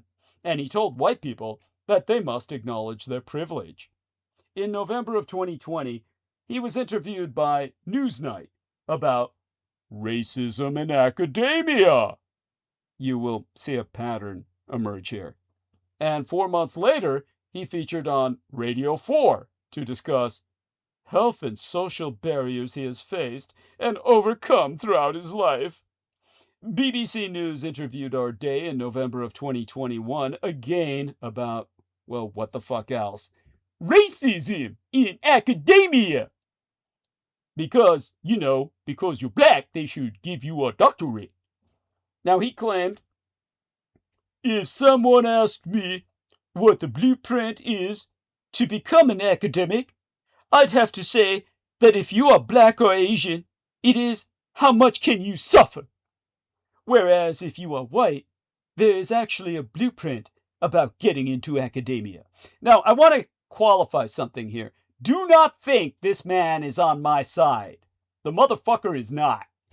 This motherfucker, when he says Asian, he means dark, swarthy Asian Indian, or Bengali, or Sri Lankan, what used to be known as Ceylonese, and of course, Pakistani. You know, the rape gang people. And he basically is saying them, not me. He would look at me and say, you are what? Because when I did security in the project sites, Acorn Projects, largest project site in the United States, 872 units, 10 square city blocks, all blacks instantly identified me as white. And of course, all Asians, I mean true Far East Asians, Northeast Asians, Japanese, Chinese, Koreans, Okinawans, Taiwanese, Vietnamese, all of us are porcelain doll Asians. We're very pale, comparatively speaking. Those do not count as Asians in Britain. In Britain, when they use the term Asians, they mean dark, swarthy, very heavy, hairy unibrows. And they're all South Asian. They're Pakistani, Bengali, or Bangladeshi, depending on how you prefer it. Asian Indian are Sri Lankan, Ceylonese, if you will, are from the Maldives Islands, where Briton goes to vacation. Now, all of this is Asian to him. So when he says that, that's what he means. To me, he would consider us privileged in his own racist, demented mind. Now, in February of 2023, when Ardè was promoted from Durham to become Cambridge's youngest black professor, indeed the youngest professor in its 817-year history, the BBC had its first opportunity to fact-check the new professor's claims about his life story. However, the National Corporation had found a new star. He ticked all of the BBC's favorite boxes: diverse, disabled, and a vocal anti-racist. Its interview uncritically repeated Ardè's claims that he was nonverbal until the age of 11 years and couldn't read or write until 18 years of age. It featured the near comically unbelievable line, "Although he could not speak, the young Jason fervently questioned the world around him. Why are some people homeless? He remembers wondering. Why is there war?" We now have all the evidence in the world that Ardè could speak as a young boy. 12 former classmates told The Guardian that they remembered him speaking, joking, and singing at primary school. They could never forget it because they would pay him to stop. As for his claim that he could not read or write before 18 years of age, Ardè left secondary school aged 16 with Twa-GCSE, General Certificate of Secondary Education's qualifications that necessarily involve reading and writing. In his glowing interview, the new professor admitted that in his attempts to become an academic, "Everything I submitted got violently rejected. The peer review process was so cruel, it was almost funny." Ardè's appointment led to a flood of BBC interviews across its radio, televisual, and online news arms. Within a 6-week period, the National Corporation interviewed him 5 times. The BBC's next puff piece was a TV interview which repeated Ardè's lies about his youth and featured the now infamous clip of his boss at Cambridge, Professoress Hilary Cramen, holding his hands lovingly The same claims were repeated in a BBC World Service interview and on Radio 1 Extra's If You Don't Know podcast. In the later interview, RD claimed his mother used music to elicit speech out of him. She apparently played the young boy Anya and used Gaelic, Greek, and Roman mythology to teach him language. A more honest moment came in the interview when the presenter said, "I don't know a lot about sociology," and RD replied, "Neither do I." Now, days later, the National Corporation interviewed him again, this time for 44 fucking minutes on the World Service's Outlook program. Here, RD recounted another anecdote from his mother. He said that when he was 9, and still nonverbal, she explained the concept of war to him, including why war happened. She could see the distress on his face as he tried to comprehend the suffering caused by war. His mother then played him Jimi Hendrix's Machine Gun, which he said gave him a sense of a feeling that people may have felt experiencing war. He claimed the experience later helped him learn to speak. RD told the BBC's Mobeen Ejar that during his childhood he practiced snooker 7 hours a day for 8 days. Ejar accepted this claim without challenge. RD said when he was 18, he set himself a target of raising £1 million for charity by the time he was 40. To quote us here, "I got to 30. I reached that target through doing a series of crazy marathons and fundraising events. Subsequently, I set up soup kitchens around London, and as we stand, I have raised just another £5 million for charity." There been no evidence for any of this. In 2010, a 24-year-old RD raised just over £6,000 on Just Giving and wrote that he aimed to raise £250,000 sterling before the age of 50. The Telegraph investigated RD's claims about all this fundraising and found no evidence for his grandiose claims. In fact, whatever he raised, he pocketed. You know, it's got to get some return for all that work. In September of 2023, BBC News ran a piece about, well, which can only be described as more PR, public relations, than journalism, describing RD's donation of a book advance to neurodivergent charities. Because, you know, being neurodivergent is sexy. It's all the rage these days. If you're not neurodivergent, believe me, you want to be. Now, 12 months later, BBC Radio 4 ran yet another promotional piece featuring RD talking about, come on, you get one guess. Race! Rosé. I mean, what the fuck else? Because he's a one-trick pony, right? A one-trick, well, black pony. We have to say it. The BBC's next programs with RD were presented by the academic himself. He was given full run to host his own shows. First, he edited the Today program, following in the footsteps of figures including Stephen Hawking, the Sir Tim Berners-Lee, Theresa May, and Richard Branson. In 2025, he produced 4 14-minute segments about loneliness for Radio 4, because, you know, it's lonely at the top.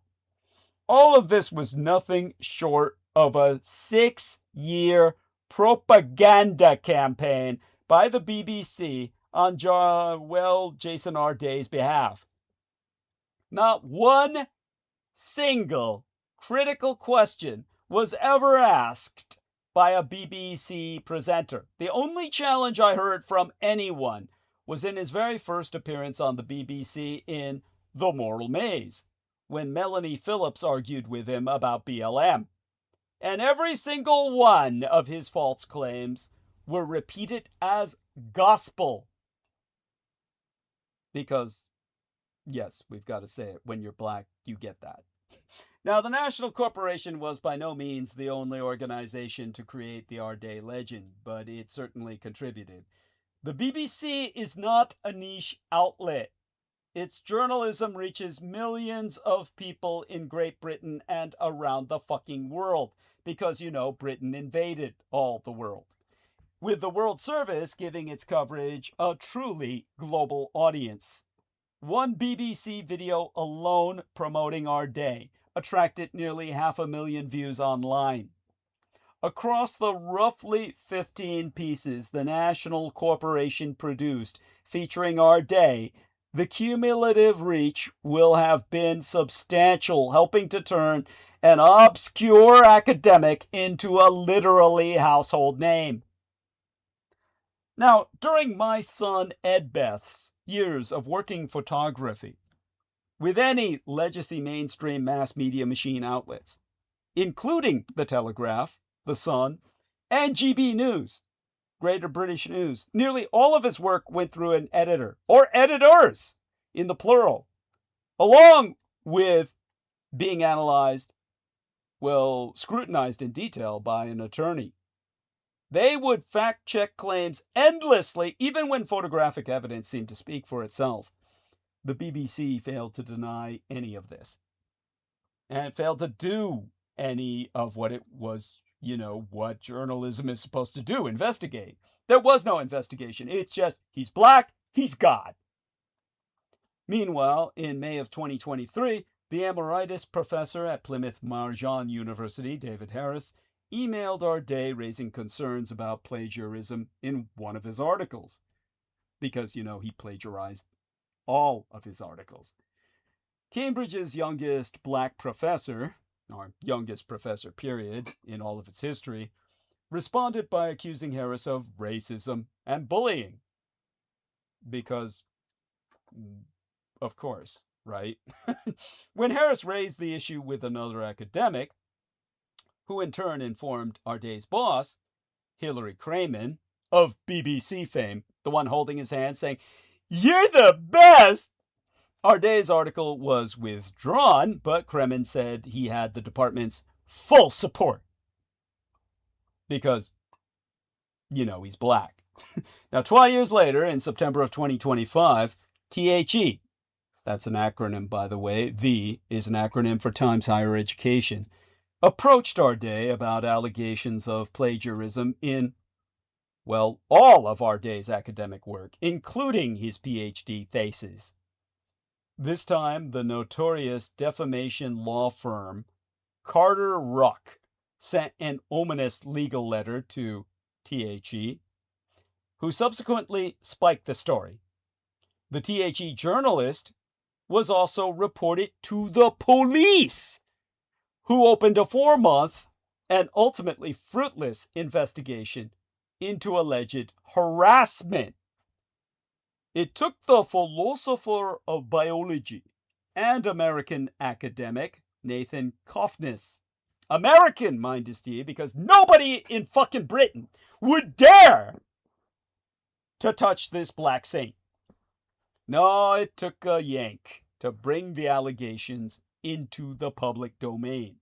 Because, you know, they weren't afraid of sitting in British jail. On the 21st day of July in 2026, Nathan Kofnes published a post on his Substack outlining a series of examples of shameless plagiarism in our day's academic work, while raising questions about claims he had made about his life and career. It is worth noting that it was an academic, an American one at that, safe across the Atlantic from British raiding him and lynching him, rather than any journalist at all, who was brave enough to tell the emperor he had no clothes. Kofnes is no stranger to controversy himself. He has explored questions surrounding race, or race, genetics, IQ, and human nature.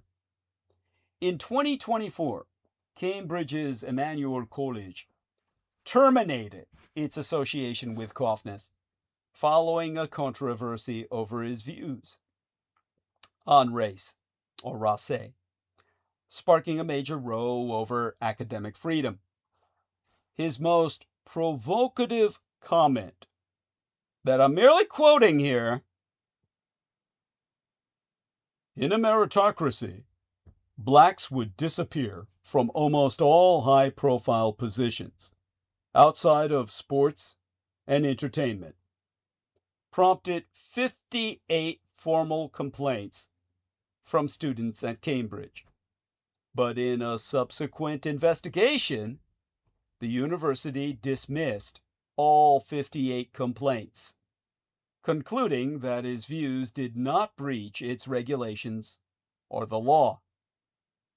Regardless, the BBC responded to Cohos't-PRODUCER's explosive blog about our day with silence for 11 days. Finally, on the 1st of August, a headline appeared on BBC News' website reading, "Cambridge professor at Center of Plagiarism Row defends his work." In those 11 days, journalists at national newspapers deconstructed or seriously challenged a series of claims by our day, including around his fundraising activities, and that he had run 30 marathons in 35 days, with a broken leg, no less. They also raised questions over his account of running 600 miles in 6 days, which he later revised to 12 days, while WaterAid disputed his claim of carrying out humanitarian work for the charity in South America. The second paragraph of the BBC's article was not about our day, but instead focused on Cohos't-PRODUCER's views on race, and the fact that he was sacked from his Cambridge role in 2024, as if that fact held any relevance whatsoever. The third paragraph suggested critics of our day could have been motivated by racism. Incredibly, the BBC then repeated our day's claims about his childhood yet again, without reservation. The next article was published on the 5th of August with its headline, "University of Cambridge professor at Center of Plagiarism Row resigns." The original version of the article was 600 words long, with 30% of it consisting of direct quotes from our day defending himself. Because, of course, he's black, he must be fucking God. Now, the BBC repeated its attacks on Cohos't-PRODUCER in 2 paragraphs. There was, of course, not a single description of the lies our day had told about his own background. But they attacked the man who exposed him at length. A day later, the BBC updated the piece to feature more quotes and information, including the fact the Met Police had investigated a THE journalist over an allegation of harassment after he emailed questions to our day. In the following week, the BBC published several critical pieces on the now former professor. Even The Guardian, which is presumably read by many BBC journalists, had published a lengthy investigation into our day on August 1st, casting serious doubt on a number of claims about his career and biography. One BBC piece stated that Jason Arday's appointment in 2023 was hailed at the time as a progressive moment, though it ignored the fact that the national corporation itself had done all the hailing. BBC Verify, a unit dedicated to deconstructing disinformatia, or disinformation, employs around 60 journalists and has an annual budget of more than £3 million, or about 4 million fucking American dollars. Since Nathan Cohos't-PRODUCER's original Substack post, BBC Verify has published investigations into whether Google's new AI tool could generate misinformation, how heat waves have altered Britain's landscape, and false claims that sunscreen causes cancer, but they've forever failed to investigate our day at all. Because, you know, he's black, and you can't touch that. Now, on the 14th day in August, the Metropolitan Police announced Jason Arday's death. We have since seen BBC articles with headlines including calls for public inquiry into Jason Arday witch hunt. Because he was driven to death, you know. Cambridge Chancellor criticizes racist feeding frenzy around Jason Arday. Poor victim, man. Cambridge Vice Chancellor heckled at Arday vigil. We can only fucking hope. The first of these articles reverted to the BBC's pre-August 6th misreporting, completely ignoring all the mounting evidence that Arday had made false claims about his career and biography while repeating its attacks on Cofnas. Rather than examining the substance of the claims that had led to Arday's resignation, itself a confession of guilt, the BBC gave prominent space to those accusing the media of having subjected him to a witch hunt. It is ironic that the BBC is now giving so much airtime to those criticizing the media for scrutinizing an academic when the national corporation itself did so much to put him in the spotlight. The BBC has neither apologized for its role in promoting the Arday myth, nor acknowledged its failure to scrutinize his claims at all. Instead, it has given a platform to attacks on legacy mainstream mass media machine outlets that were simply doing their job as journalists. In other words, this is the Judeo-Bolshevik censorship that is parcel every totalitarian state they control. You question the blacks, man. You pay the price. Now, Jason Arday's death is considered, or rather promoted, as a tragedy. I myself would not say that. As many have pointed out, he was let down by institutions only in the sense that they should never have thrust him into such prominence without properly scrutinizing his claims. The BBC itself must now confront its own role in that failure.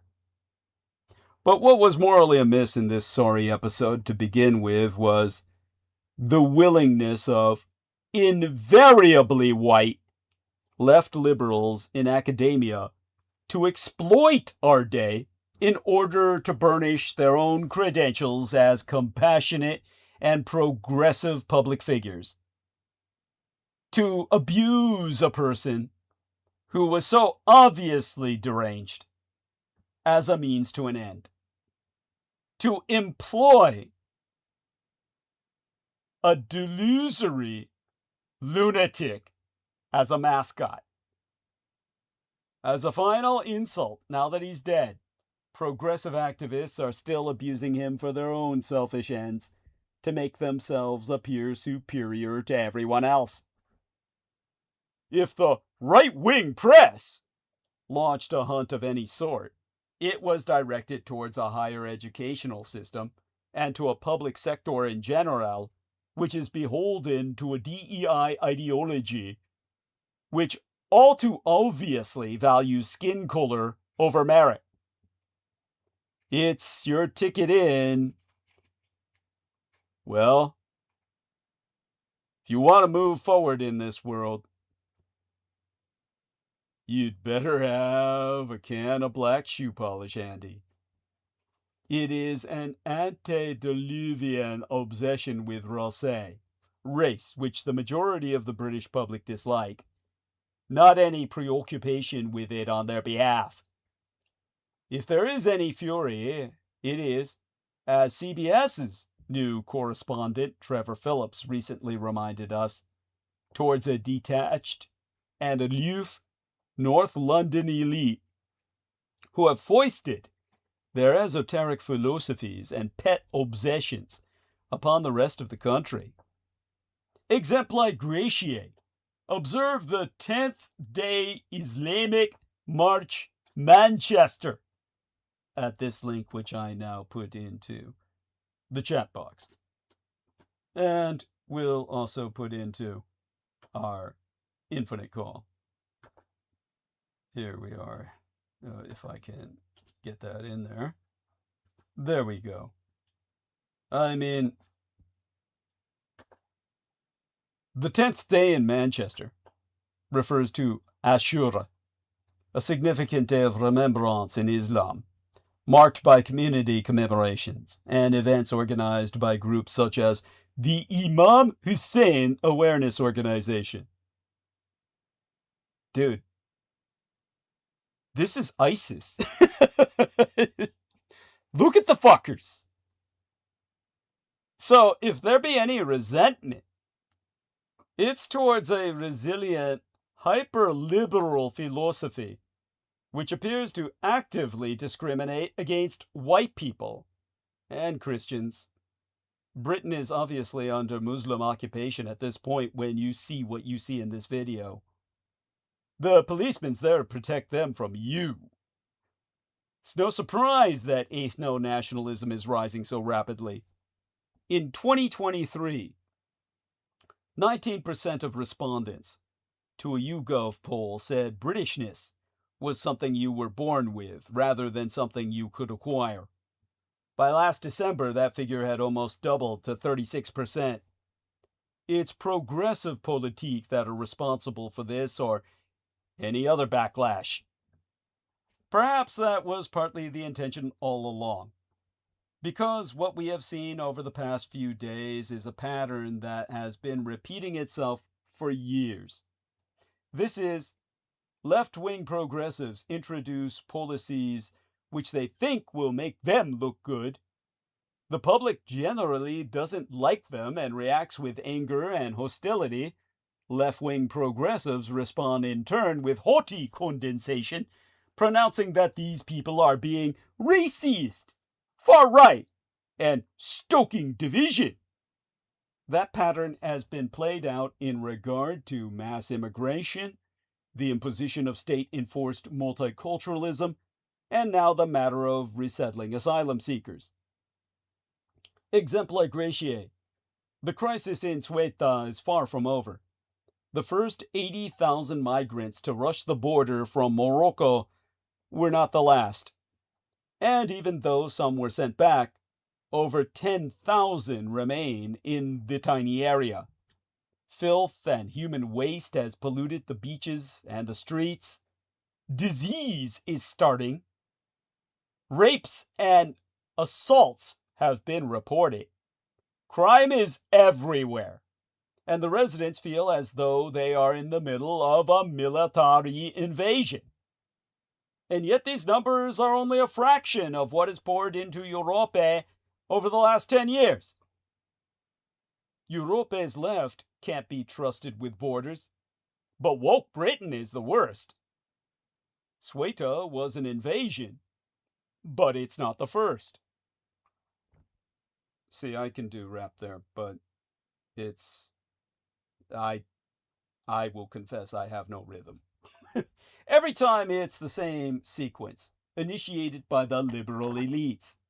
Introduce a corrosive and divisive policy, wait for the terrible results, and the all too predictable populist backlash. Then ascend to one high horse to denounce the consequences of your own vain and foolish making. This self-perpetuating vicious cycle of narcissistic grievance-mongering, mostly related to race and culture, is played out in many arenas today, not least in matters concerned with free speech. People who voice opposition to mass immigration, multiculturalism, or a politicized form of Islam are habitually gagged, censured, and shamed by an establishment that introduced destructive policies connected to them in the first place. Legislation enacted by successive conservative and Labour governments on mass immigration and multiculturalism now mean that the British people live in such a fragmented and fragile society that no one is allowed to offend anyone else or even ever say what they think. Remember, it took an American to expose the Black Saint of British academia. Policies introduced by an elite have created a Britain in which people are increasingly punished for pointing the finger of accusation at those who brought them about to begin with. Yet this saga says sinister things about postmodern Britannia. The police agreeing to our day's request to call off a Times journalist asking questions about 180 self-evident cases of plagiarism in his PhD theses, and students who complained that our day was a lazy supervisor being accused of racism and being given low marks. If there's any witch hunt today, it's towards them. Back on the superpeninsular subcontinent, there's a good chance España could eventually gain Europe's rightward shift, ending its current role as the continent's, well, the superpeninsular subcontinent's main entry point for illegals. But POLITIK being unpredictable, the people smugglers might have renewed luck elsewhere in, well, on Europe's external borders. Only one thing certain. As long as Labour remains in power in Great Britain, it won't stop a steady stream of chancers continuing to break into the country, making it ever poorer, ever less cohesive, and ever more dangerous. For these truly be the days of incoherence. The MOU, Memorandum of Understanding between Iran and these United States, reached in June and intended to provide breathing room to end the conflict between the two polities, expired on Monday as whatever Americans are still employed got back to work. The agreement will be little missed. A ceasefire had effectively ended within about 3 weeks of its signing, and the MOU had failed to produce fruitful negotiations or any real opening of the Strait of Hormuz. The president's misactions in the days leading up to the deadline demonstrate that his approach to the world, always contingent and improvisational, has lost its last shred of coherence. The White House cannot agree on the goals of the Iran war, much less on how to achieve them. The president is clashing with long-standing allies, in conflict with his own vice president on the aims of the war, and publicly at odds with uniformed commanders over conditions for American troops stationed abroad. On Friday into this last weekend, Trump called on all Americans to accept higher gasoline prices as the cost of preventing Iran from acquiring nuclear weapons. He posted Monday morning that the number one goal is, and always will be, that Iran cannot have, in any way, shape, or form, a nuclear weapon. Even though his own maladministration assessed before the war that Iran was never actively building any weapons.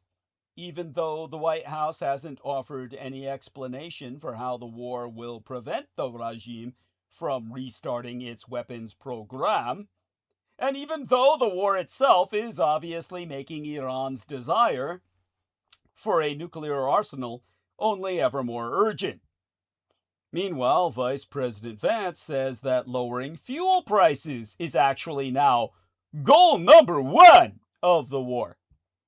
In practice, the real aim of any diplomatic or military action now is resuming ship traffic through the Strait of Hormuz, which Iran seized early in the conflict, a risk foreseen by every analyst whom anyone asked, but not by Trump himself. For weeks now, Trump's basic choice has been clear. Either launch a much larger military operation, including ground troops, or else permanently surrender de facto control of the strait. The president refuses to accept this. He continues to complain that the Iranians are bad faith negotiators, which is surely true, but was well known before the war. During a speech on Friday, Trump said that, "Pretty soon, I'll be declaring the Hormuz," well, he would say Hormuz. "Pretty soon, I'll be declaring the Hormuz Strait a territory of the United States." This is as dishonest or delusional as Jason Arday. It's actually both. In fact, they're birds of a feather. It's like I couldn't tell which horse was taller until I hand measured them, and then I realized the black horse was 2 hands shorter than the white horse. Anyhow, if he declared the Strait of Hormuz a U.S. territory, such a declaration would contradict the the Secretary of State Marco Rubio's insistence on the neutrality of the strait, as well as Trump's repeated statements that the American empire should not act as a global policeman. But it's also beside the point, because the constitutional American republic has no means to control the strait. The conditions for those American troops already in region are reportedly awful. Aboard the aircraft carrier USS Abraham Lincoln, which has been at sea for nearly 9 months, sailors report shortages of basic supplies, malfunctioning systems, and faltering mental health. When Trump was asked Friday about service members' families who have publicly voiced their worries, he insisted that they were not concerned. He said, "No, they're not," thereafter adding that the ship's deployment had not gone on nearly long enough yet. In a sign that military brass takes these worries seriously, the admiral overseeing the war visited the carrier this weekend and acknowledged mental health issues. With the United States unwilling or unable to break the Hormuz deadlock, Wdy81926 has embarked on negotiations with Iran to create a toll system for ships. Monday morning, Trump kicked off the work week by threatening to expand the war with strikes against that country, himself so telling Fox News that, in his own words, "If Oman gets in the way, we'll bomb the shit out of them." Trump's frustration with Wdy81926 is understandable, yet a threat to attack a venerable regional ally is still shocking. This kind of public conflict with allies has become all too typical. Over the weekend, Trump's transgendered Jewish son-in-law, Jared Kushner, who has no official government post, met with Hamas officials in an attempt to revitalize a maladministration plan to disarm the group and rebuild the Gaza. That plan is struggling for several reasons, including a flat rejection from the Israeli Prime Minister Benjamin Netanyahu, who has long been suzerain over Trump and openly ordered him into the Iran war. Meanwhile, North Korea has learned all manner of warfighting skills from helping Vladimir Putin try to conquer the Ukraine, so you'd expect the annual joint exercises of American and South Korean troops to be especially important this year. But at the last moment, Donald Trump decided to substantially reduce them. Yesterday, Trump announced that he was curtailing joint military exercises with South Korea, based on my very good relationship with Kim Jong-un of North Korea. This supposed friendship having produced a splashy 2018 summit and flattering correspondence that Trump purloined from the White House after he lost the 2020 election, but it has done nothing to advance American imperial interests. Most importantly, it has done nothing to curtail North Korea's nuclear program. at the same time that Trump is fighting a war in Iran that he claims will prevent nuclear proliferation, he's bestowing a favor on North Korea, which has offered no concessions and many threats. But Trump also gave another reason for his snub, noting that South Korea, like every other major American imperial ally, has declined to get involved in the Iran quagmire. Throughout Trump's Twa midterms, many analysts have sought to discern some sort of guiding doctrine to his foreign policy. The incoherence of his misactions in the past week alone should provide further evidence that looking for any framework is simply futile. Earlier this year, the Atlantic magazine correspondents Missy Ryan and Ashley Parker reported that the White House's foreign affairs philosophy was fuck around and find out. Maladministration officials meant this as a warning to the leaders of other countries. But as the current crisis festers, they, too, are finding out after having fucked up. Putin visiting Tsushima, the southern Kurils Islands as it's misprinted on your maps. Trump abandoning South Korea simultaneously. They're isolating and containing the Empire of Japan, as Red China readies to move against my Taiwan in the name of Israel.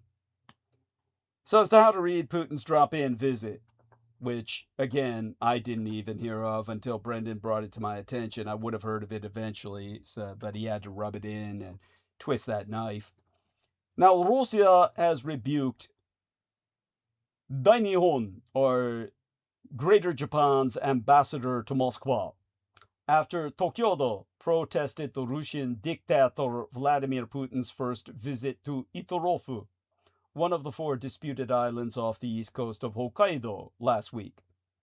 After being summoned to Russia's foreign ministry, the Japanese ambassador, Akira Muto, was told that Russia's sovereignty and jurisdiction over the northern territories, known as the Southern Kurils in Russia, are unshakable, with Moscow adding that, in light of the Empire of Japan's support for Ukraine, it reserves the right to take appropriate countermeasures. Now, Tokyo is continuing to weigh how to respond to the visit. Options include strengthening economic sanctions and temporarily recalling Muto, which, that's the ambassador with the distressingly identical name to the Godzilla monster. The Muto monsters. Remember them? The insect-like creatures. But Dainippon Teikoku, the Empire of Greater Japan, may have to tread lightly. It relies on the Russian Federation for some 10% of its liquefied natural gas imports. Putin's decision to visit the island last week may have served several purposes, but 3 stand out. Sending a message to Tokyo, warning against deeper NATO security operation in region, and shaping the domestic narrative inside the revanchist and revisionist Russian Empire itself. Basically, what's going on is Xi Jinping said, man, if I attack Taiwan, the Japanese are going to go to war with me. Why don't you help back up the Well, this all brings us to the tertiary linchpin of the Rocket Man, Kim Jong-un. Basically, the communist Chinese are using him, the Russians are using him, and they're using him to threaten Japan with nukes. And this way they can attack Japan in a nuclear attack with plausible deniability. In other words, communist China and the Russian Empire could launch nuclear attacks on Japan through North Korea. North Korea would be their platform. They would use working technology from China, but they would say it's North Korea's that did it. Don't nuke us. Hey, we're just standing by, crazy hermit kingdom. We've got no control. That's their hope as a preemptive strike while they attack Taiwan. In other words, they'll have North Korea nuke Japan while they attack Taiwan, and both Russia and China will wash their hands thereof. And they're hoping that the nuclear attack on Japan would be conducted without Kim Jong-un attacking South Korea, so that the South Koreans won't have any reason to fight on Japan's behalf. And this, of course, is something Trump would have every intention of assisting. This is why Trump abandoned South Korea. He's pulling all the defenses out of South Korea, which, of course, leaves South Korea vulnerable to North Korea. And, hell, North Korea would probably nuke them too. So the whole point is North Korea could just nuke everybody around them because they've got more than enough power to do that, especially with China tech. This is why Putin, who can't send any troops, can't do anything against Japan, can only visit those islands as a show of defiance against Japan because Xi Jinping told him he's got to fucking do something. Do fucking something. So he could go there and suck up some caviar and just say, babe, you know, troll the Japanese.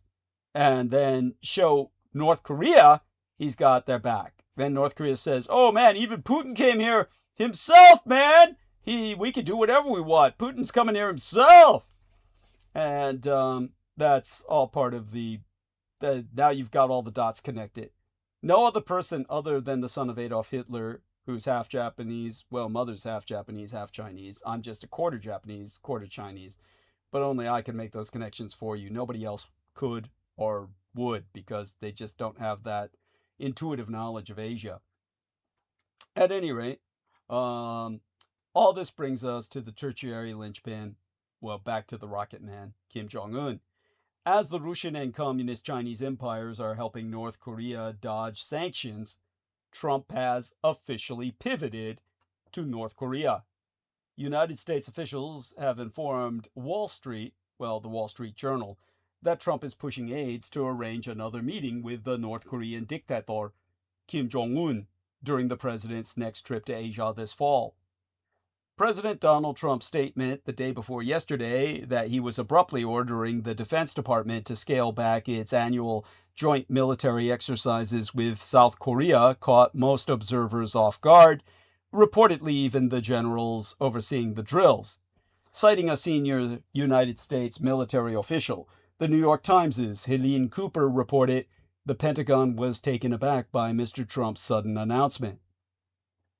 The 11-day Ulchi Freedom Shield exercises were just getting underway when Trump posted his statement to Truth Social, so it is unclear how much has been done to reduce them by that late stage. But Trump seems intent on trying. In his post, he cited his very good relationship with Kim Jong-un, North Korea's dictator, with whom the United States president engaged in a historic but ultimately unproductive round of summits during his first midterm. He also complained about the high cost of the annual exercises and, bizarrely, blamed Seoul, capital of South Korea, for refusing to take part in the denuclearization of the Islamic Republic of Iran, while crediting Kim Jong-un for being unthreatening and respectful. And in typical Trumpian fashion, every single part of his Trump story about South Korea is wrong. It's like Jason Arday in White Chocolate. President Donald Trump told a story about South Korea on Monday. President Donald Trump spraketh as he met with the lifeguard Ryder Williams in the Oval Office of the White House on Monday, as dated the 17th of this month in Washington, D.C. Every single part of it is false. Trump has delivered versions of this fictional story before, and I deconstructed one telling last year. The president delivered Monday's version the day after he announced these United States would reduce military exercises with South Korea, citing his very good relationship with North Korean dictator Kim Jong-un, and also mentioning that South Korea declined to participate in the American imperial war with Iran. The latest version of Trump's tale, which you can watch in full, but do it later as soon as I'm off stream. Right now, this is for you to do that with later. Don't listen to it now because you're listening to me. And let's put this into the infinite call as well. And here we go. All right. Now, this poor young guy doesn't deserve to be regaled with Trump's bullshit when he's being honored as a hero, but all right, here's the story that Trump told in his presence. South Korea essentially didn't pay for the cost of the United States military presence in country before Trump first became president. Trump then got South Korea to unhappily agree to pay $3 billion in a year, with further increases the following year and the year after that. But then the 2020 election was rigged against him. When Joe Biden became president, South Korea convinced Biden that Trump was probably a bad person and they shouldn't have to pay the money, so Biden immediately rescinded Trump's order. Let's walk through why all of this is so wrong. The facts show that Trump's comments include at least 5 separate inaccurate claims, in addition to his usual exaggeration of the size of the United States military presence in South Korea, which he put at 39,000, but the Pentagon said was actually 26,589 as of the end of March. South Korea was, well, Trump's words here. South Korea was paying for the United States military presence before Trump's first presidency. Actually, that's the fact I'm trying to convey. Here's what Trump claimed Monday. Just so you understand with South Korea, look, South Korea has been protected by us for many, many years, and during my first term, they agreed to pay close to $3 billion a year for protection because we don't. They essentially weren't paying. Now, last year, he explicitly said South Korea's cost-sharing payments didn't exist, simply did not exist before he became president. Now, the reality, for decades before Trump took office, South Korea spent substantial sums to share the cost of the United States military presence in country.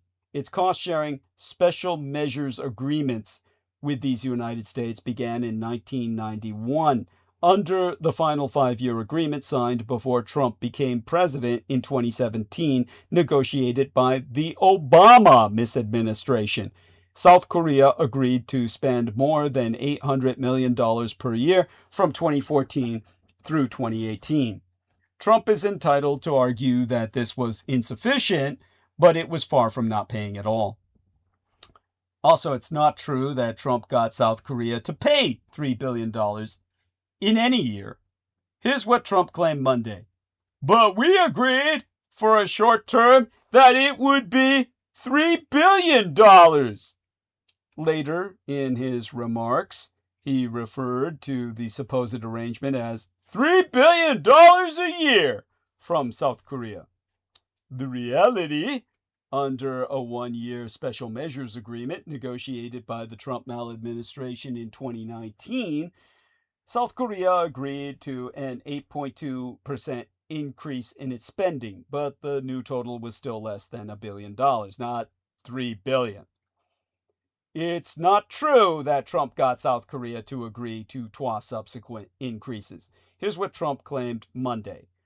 But we agreed for a short term that it would be $3 billion, and next year it would go up, and the next year it would go up, so that they start paying for their protection. The reality, Trump did not secure 3 years of spending increases. He did achieve the 1-year increase for 2019, but negotiations on a post-2019 deal stalled amid Trump's demands for a supermassive increase in South Korea's contribution, and the talks were still unresolved when Biden took office in January of 2021. South Korea did not come to a narrower deal with the Trump maladministration in mid-2020 to spend, well, they did agree to a much narrower deal with the Trump maladministration in mid-2020 to spend $200 million that year to pay South Korean employees of United States forces, which had been put on leave because Trump's one-year deal expired at the end of 2019. Clearly, however, that wasn't 2 years of spending hikes over the supposed $3 billion, baby. It's not true either that the 2020 election was ever rigged. Here's what Trump claimed Monday. When the election was rigged, I ended up watching for 4 years and then coming back. The reality, Trump is, as always, fucking lying. He lost the 2020 election fair and square to Joe Biden by a landslide. Also, it's not true that Biden agreed to any South Korean demand to rescind Trump's cost-sharing deal. Here's what Trump claimed Monday. And South Korea, I get along with them very well, but they were paying $3 billion a year, and then they convinced Biden that I was probably a bad person, and they shouldn't. And he immediately rescinded that order. The reality being that Biden did not rescind any Trump cost-sharing agreement with South Korea. The only special measures agreement signed by the Trump maladministration, the one-year 2019 deal, was dead by the time Biden took office in 2021, and Biden's misadministration proceeded to sign two new agreements, one in 2021 and one in 2024 that both included South Korean spending increases. The 2021 agreement, which retroactively covered Trump-era 2020, included a South Korean spending increase of 13.9% in 2021, bringing the level to around $1 billion. Then additional increases in 2022 through 2025 tied to increases in South Korea's defense budget. The 2024 agreement included an 8.3% increase in 2026, and then additional increases from 2027 to 2030 tied to South Korean inflation. These were smaller hikes than Trump was demanding when he left office in early 2021. But again, South Korea had not actually agreed to those Trump demands. Now, all of this is extraordinarily good news for Kim Jong-un. And we'll get back to Rocket Man on Sunday night. And so let's see if Aristides is awake, and we'll check out for tonight, because I feel I've earned my pay, and I feel that, hey, it's like Amy Como said, you've only got so much of an attention span, right? Now, Aristides. Let's see if he's there. Good man. Yeah, I'm here. I'm sorry, I kind of migrated off a little bit, but I will swing back here and see you off. Thank you. Yeah, appreciate it. Yeah. Yeah. Well, good topics. Some very, very good topics there tonight. Oh, bless you. With the gang. Yes. Yeah. Thank you. I appreciate that profoundly. And so, dear sir, if you'd be kind enough to say good morning. Yes. Good morning and good night. And just give me just a second to I got to clean my hands before I type too many things. Don't worry, I get like jelly and everything else over my keyboard. I know exactly what you mean. Yeah, crumbs get in it from what I'm eating and everything else. Yes, I know. So glad to see you respect your tech. Yes. There we go. Let's get that link in there. Thank you. Bless you. Yes, and to Sheila Gavin, or was it Amy Aliexia, Amy Lightyear? Both Aristides and I saw your message. So I understand you want me to present an artistic representation of Team Dietrich. We'll see what I can do. Yeah, but that didn't upload with the episode because you've got to get these comments in like a good 5 to 10 minutes before. 10 minutes, really. You got to get them in 10 minutes before I end live stream. Otherwise, they don't upload. They don't publish. So the episode will publish, but the last comment will not. So that's why after our man Aristides enters the links, I've got to talk on for several more minutes after that, because we got to give it time to settle in, so to speak, or it won't publish with the episode. So yeah, and by the way, well, yeah, just to be safe. I mean, I think usually within a couple minutes, but maybe not. So let's not take that chance. Yeah. And let me see if I can find this on the Infinite Call. Was it in that or the private messages that Brendan sent it to me? But didn't Neil deGrasse Tyson? I mean, if plagiarism is an outrage, I mean, sexual assault from black professors ought to be taken even more seriously, but that's this side of the Atlantic.